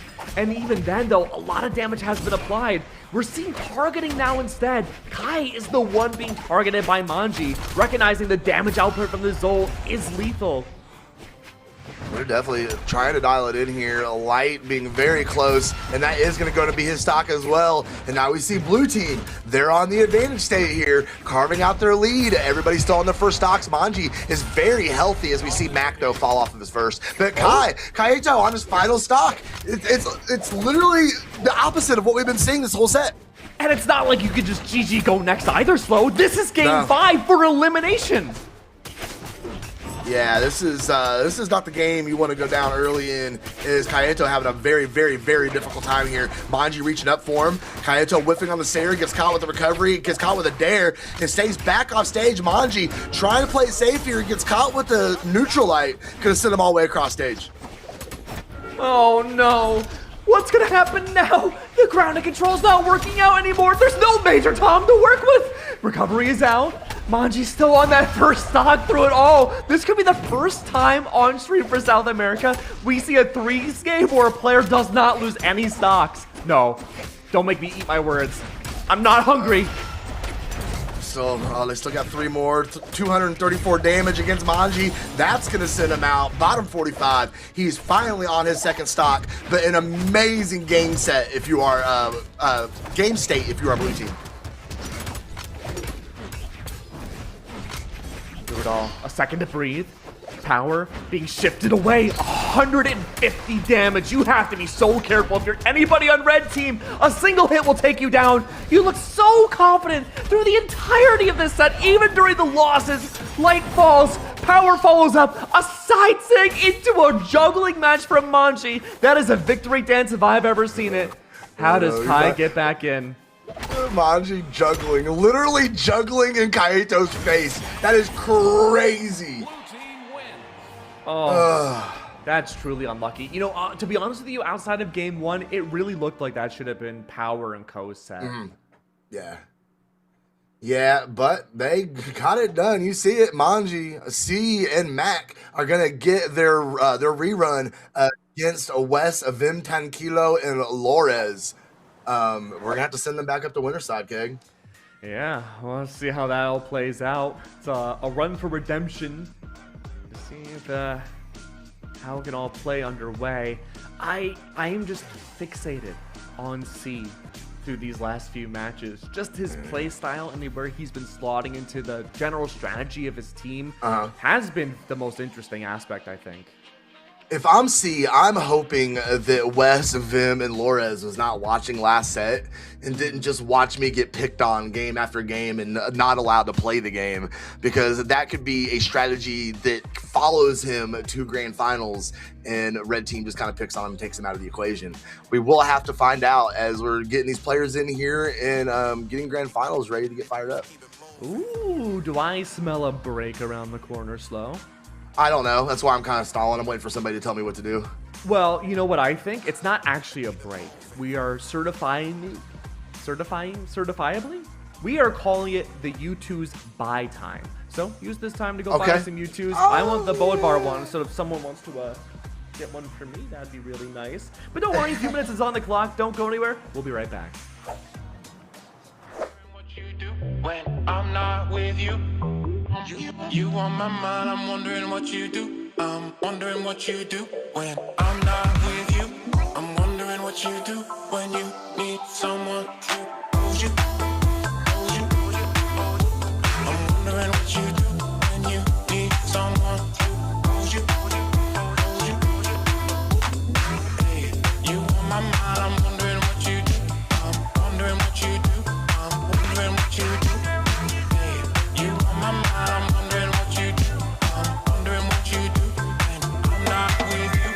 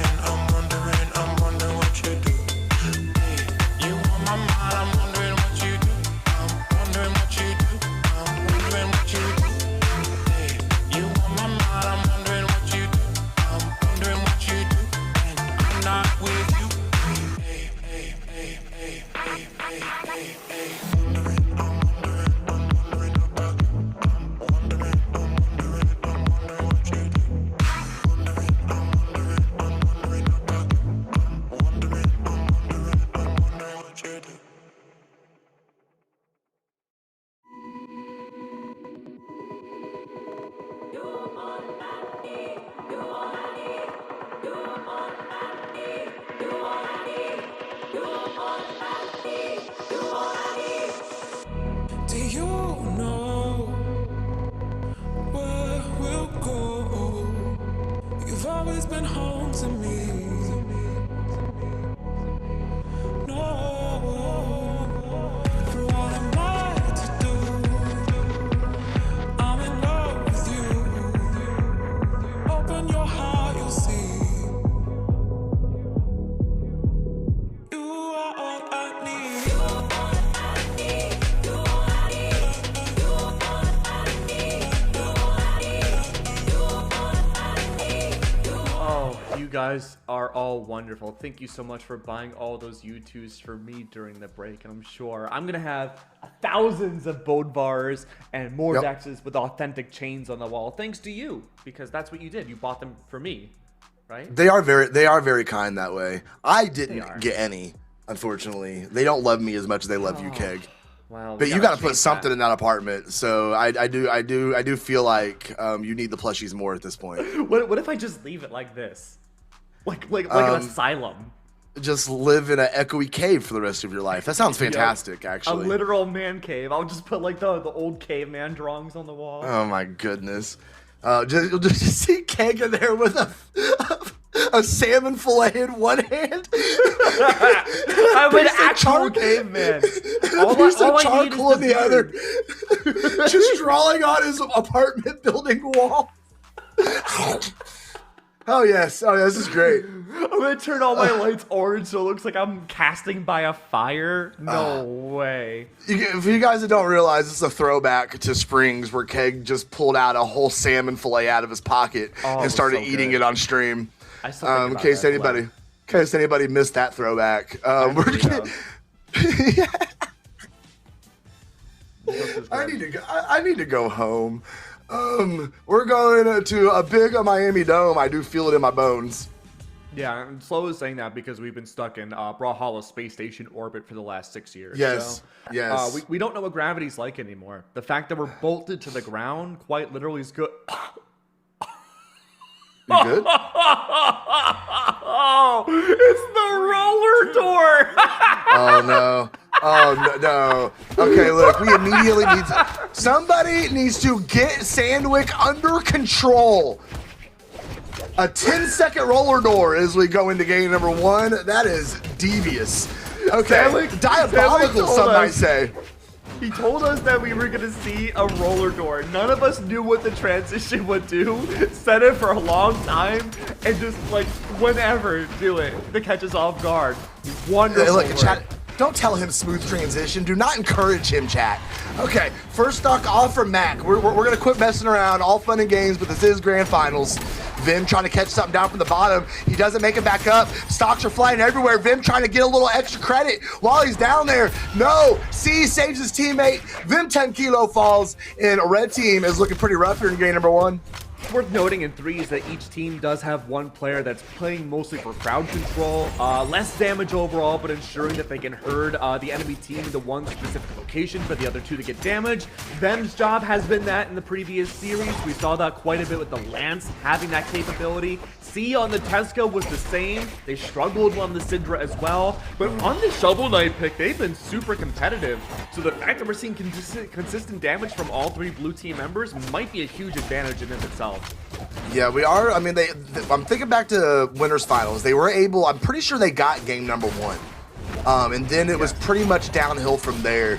As West, though, being sent off, they're still red team still holding on to a slight advantage here. West, though, getting pogoed down. Manji, he's dialed in. West goes underneath the stage, gets caught with the ground pound. That's going to put West on final stock. Gotta give so much credit to Manji. He has been a maestro of damage in these last few sets. Wonderful work. It says double. It's literally a triple KO from what we had seen off stage into the double neutral sig. That is incredible work off this Nye. And there we see another neutral sig coming up, trying to get the back-to-back tap there. Couldn't find anybody with the second one. Recovery's going to go ahead and catch Vim off the soft platform. He's going to disengage and try to run back over, pick up Wes. Wes, though, is just going to retreat and play it safe. He's not throwing any attacks. Wes seems like he might be having some difficulties here. Side sig out. That is going to knock out. there's just really no entry point in for the red team that's been consistent. Manji especially on the board too. If he's not being directly countered, he's finding free damage any which way he goes. The Queen Nai cannot go unpunished, and yet they are. Neutral Sig on the weapon pickup, huge right away. There it is, recovery come back from them. Having control of the left side of the stage, forcing C now to relegate themselves backwards. Slide charge, side sig, doesn't find the impact that they were hoping for, not once, but twice over. But don't worry, in comes in the hero to save the day. Slide charge, neutral sig off of Manji again to eliminate them and the entirety of red team for game 1. Okay, that was a pretty decisive win too, because the entirety of blue team was still in yellow. Except for Mac. I mean, we'll call that orange. He was at $1.15. So very, very dominating win from blue team there to be able to go up one game against the winner side team of Wes, Vim, and Lores. I mean, can you do it twice? Can you do it 3 times? And then can you reset it and do it 3 more times? Oh, could be a long grand finals, man. Honestly, if we see Manji continue to go unchallenged, I think there's a very solid argument for a yes. I like Wes's swap from the Devil Jin over to the Orion. You have the spear to go for those pokes off of Nair. You have the lance for crowd control as well. Both of those should find a ton of impact here, especially on Miami Dome. Again, big win con has to be challenging Manji and winning those fights. Or, I mean, it was working out for them last set, focusing on C. Try and get some damage against him. That's going to send him out. No, not enough momentum off of that Sair. C is going to put his feet back down on stage, grabs a spear, immediately locks in the ground pound. Manji tries to save him. Weston drops. What? Okay, man. No matter what, C had almost no chance of recovery, but that weapon throw had just countered all of Wes's momentum for the first stock. And to go to your point really quick, when we had seen teams challenge C directly in these 3v1s, Manji wasn't as activated back then. And we also didn't see C on the Shovel Knight. The Sidra and the Teska struggled because you had to be up close. The hammer and the spear give just enough range where C can engage and back off just in time to not be countered. Absolutely. C trying to reach down there with that spear right there with the pogo on Vim, but Vim with the reversal. The Sair's going to connect. He's still looking. He catches Mac off of, I think that was a little bit of a collateral damage, but it works out just the same as he's able to go ahead and confirm that stock. Red team looking a little better here in game number 2 than we saw last game. Absolutely. I like this formation now. West doesn't have the same exact formation of C, not having to engage directly head-on anymore. Great punish overall. Double KO off the hands of the Brain and the Shovel Knight to follow up. It's a big stock lead yet again. Big stock lead indeed. See if they're going to be able to extend it. Lores with the unarmed recovery is going to find its mark. Picks up a spear, hits another recovery, searching for C. C hits him with the Nair unarmed, goes for the unarmed recovery. And Lores is going to shut that down real quick. Lores jumping back up on the spear.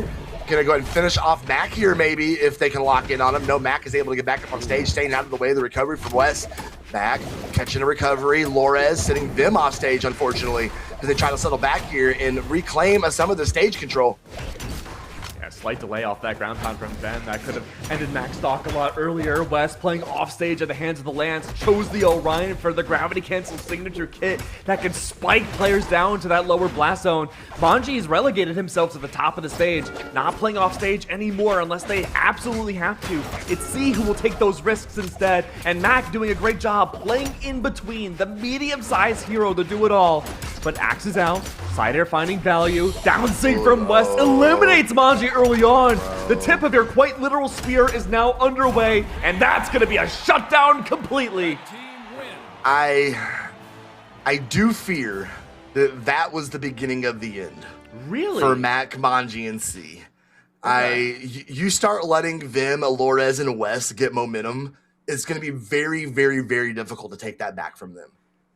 They looked fantastic closing up that game right there.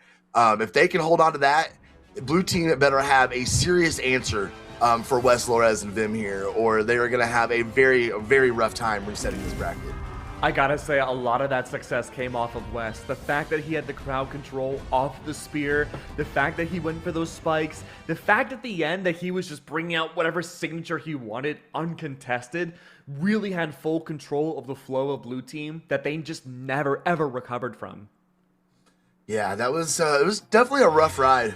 That entire game for them, but we're gonna try and hopefully get some sort of momentum back on blue side and not let Wes, Lores, and Vim run away with this here as we settle in for game number 3.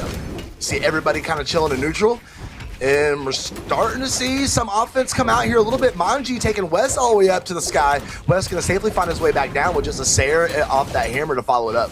Double Lance is out, and Manji's too, I don't think nervous is the right word, but recognizes that there's really no effective way to play beyond anti-aerial without having the risk of being instantly spiked to the blast zone. That's not what you want. You don't want an early KO against you. Signature potential coming out now. That was a great neutral early on. Side sync is out with Lores, the first to fall. Manji's finding his foot again.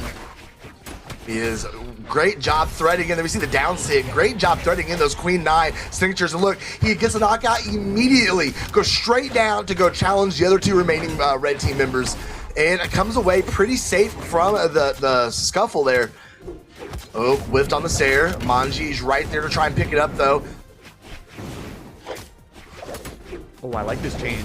Manji focusing on him again, moving away from primarily the spear. Never mind, I was going to say his guitars could find a ton of value with the double lance, but instead choosing to go back for the spear once more, sticking to be moderately farther away from your opponents. Maybe even a safety factor here? No! Oh no! Trying to save Mac, Manji just lost their first stock, but luckily though, they were pretty highly damaged. They won't get extra credit, but Mac now down to 1 is devastating for blue team.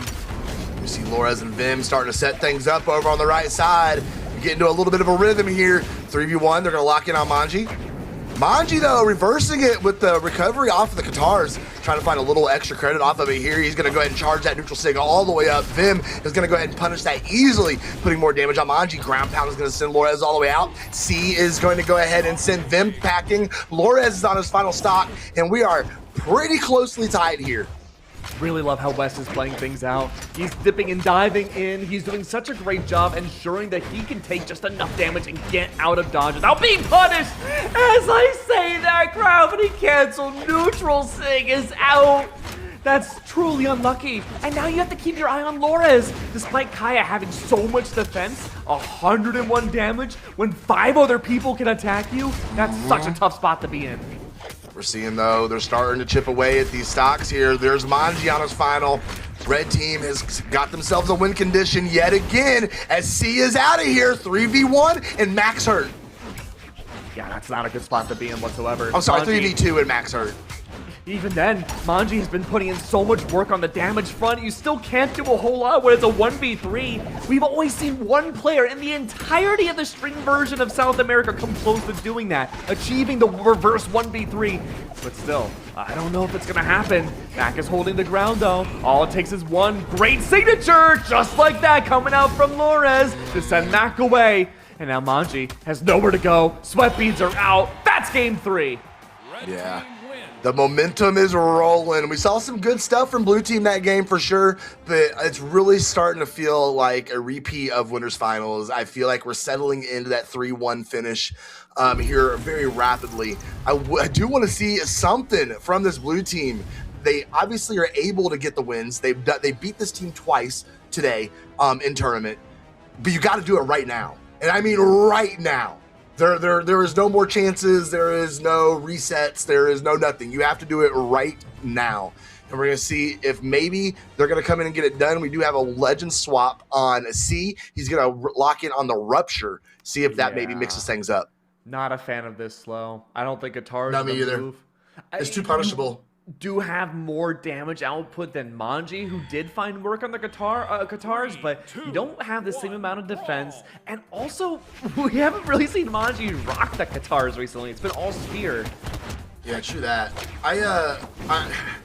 Me personally, I think Rupture Signature Kit is very easily punished.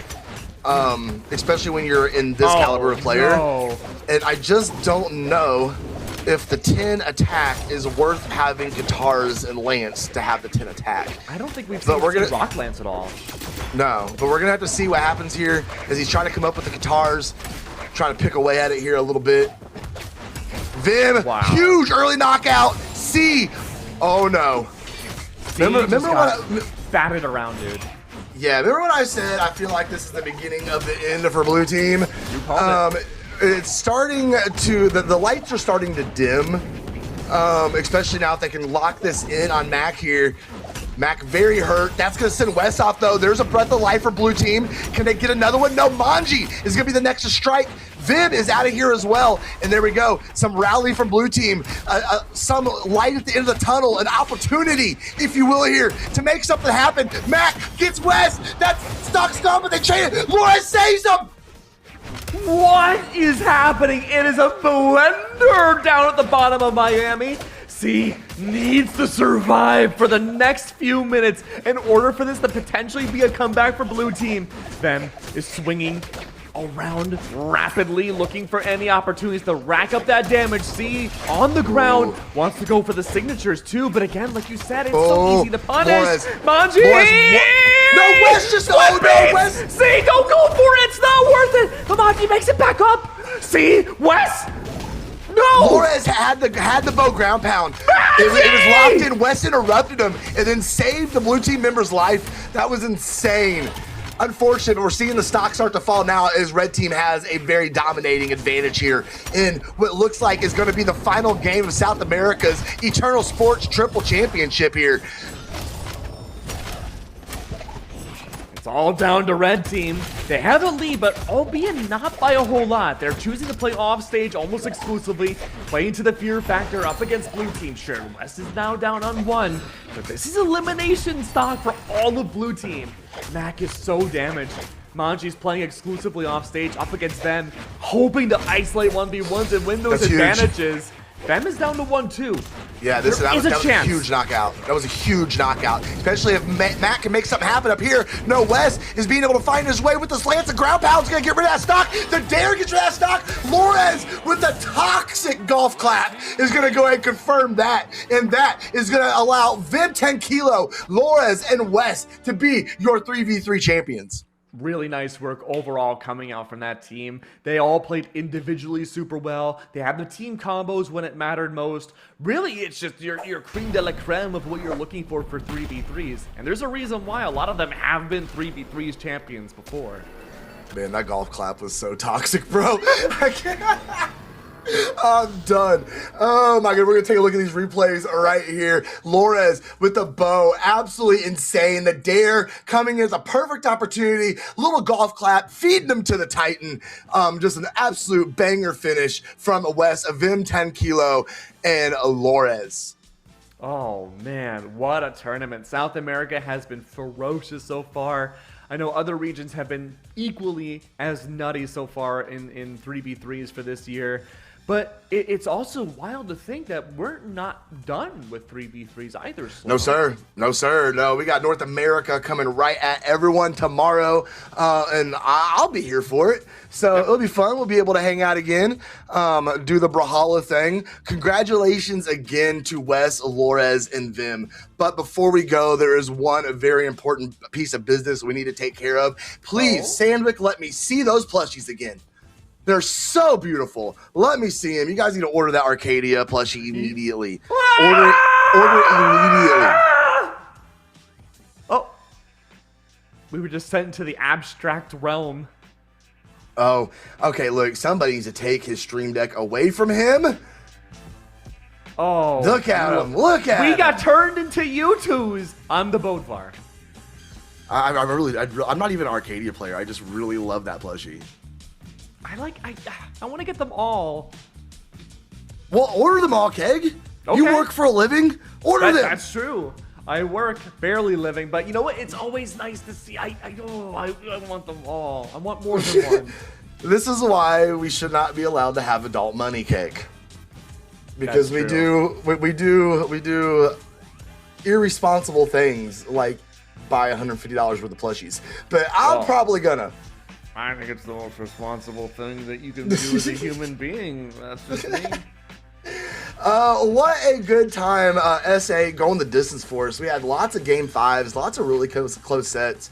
Alores, Vim10 Kilo, and Wes, of course, are going to be your triple champions.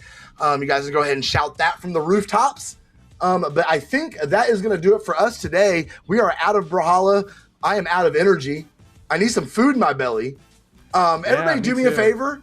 Everybody do me a favor and go follow me right here on Twitch. It's Slow Motion. Go follow me. I'm a Brawlhalla guy. I do Brawlhalla stuff with the Brawlhalla people. So come over and Brawlhalla with me. That's Slow Motion right here on Twitch. Keg, you handsome man. Where do they find you? Ooh, Keg Shouts on Twitter. Max Tomp on Instagram, where I post my acting stuff. You can follow me pretty much anywhere. I'd appreciate it. Nice. Yes, check Keg out. He is a busy man doing all kinds of fun stuff that pops up on my timeline on Twitter. But that is going to do it for us. You guys enjoy the rest of your afternoon, evening, night, morning, whatever it is. We will see you tomorrow for North American action. Everybody, enjoy the rest of your evening.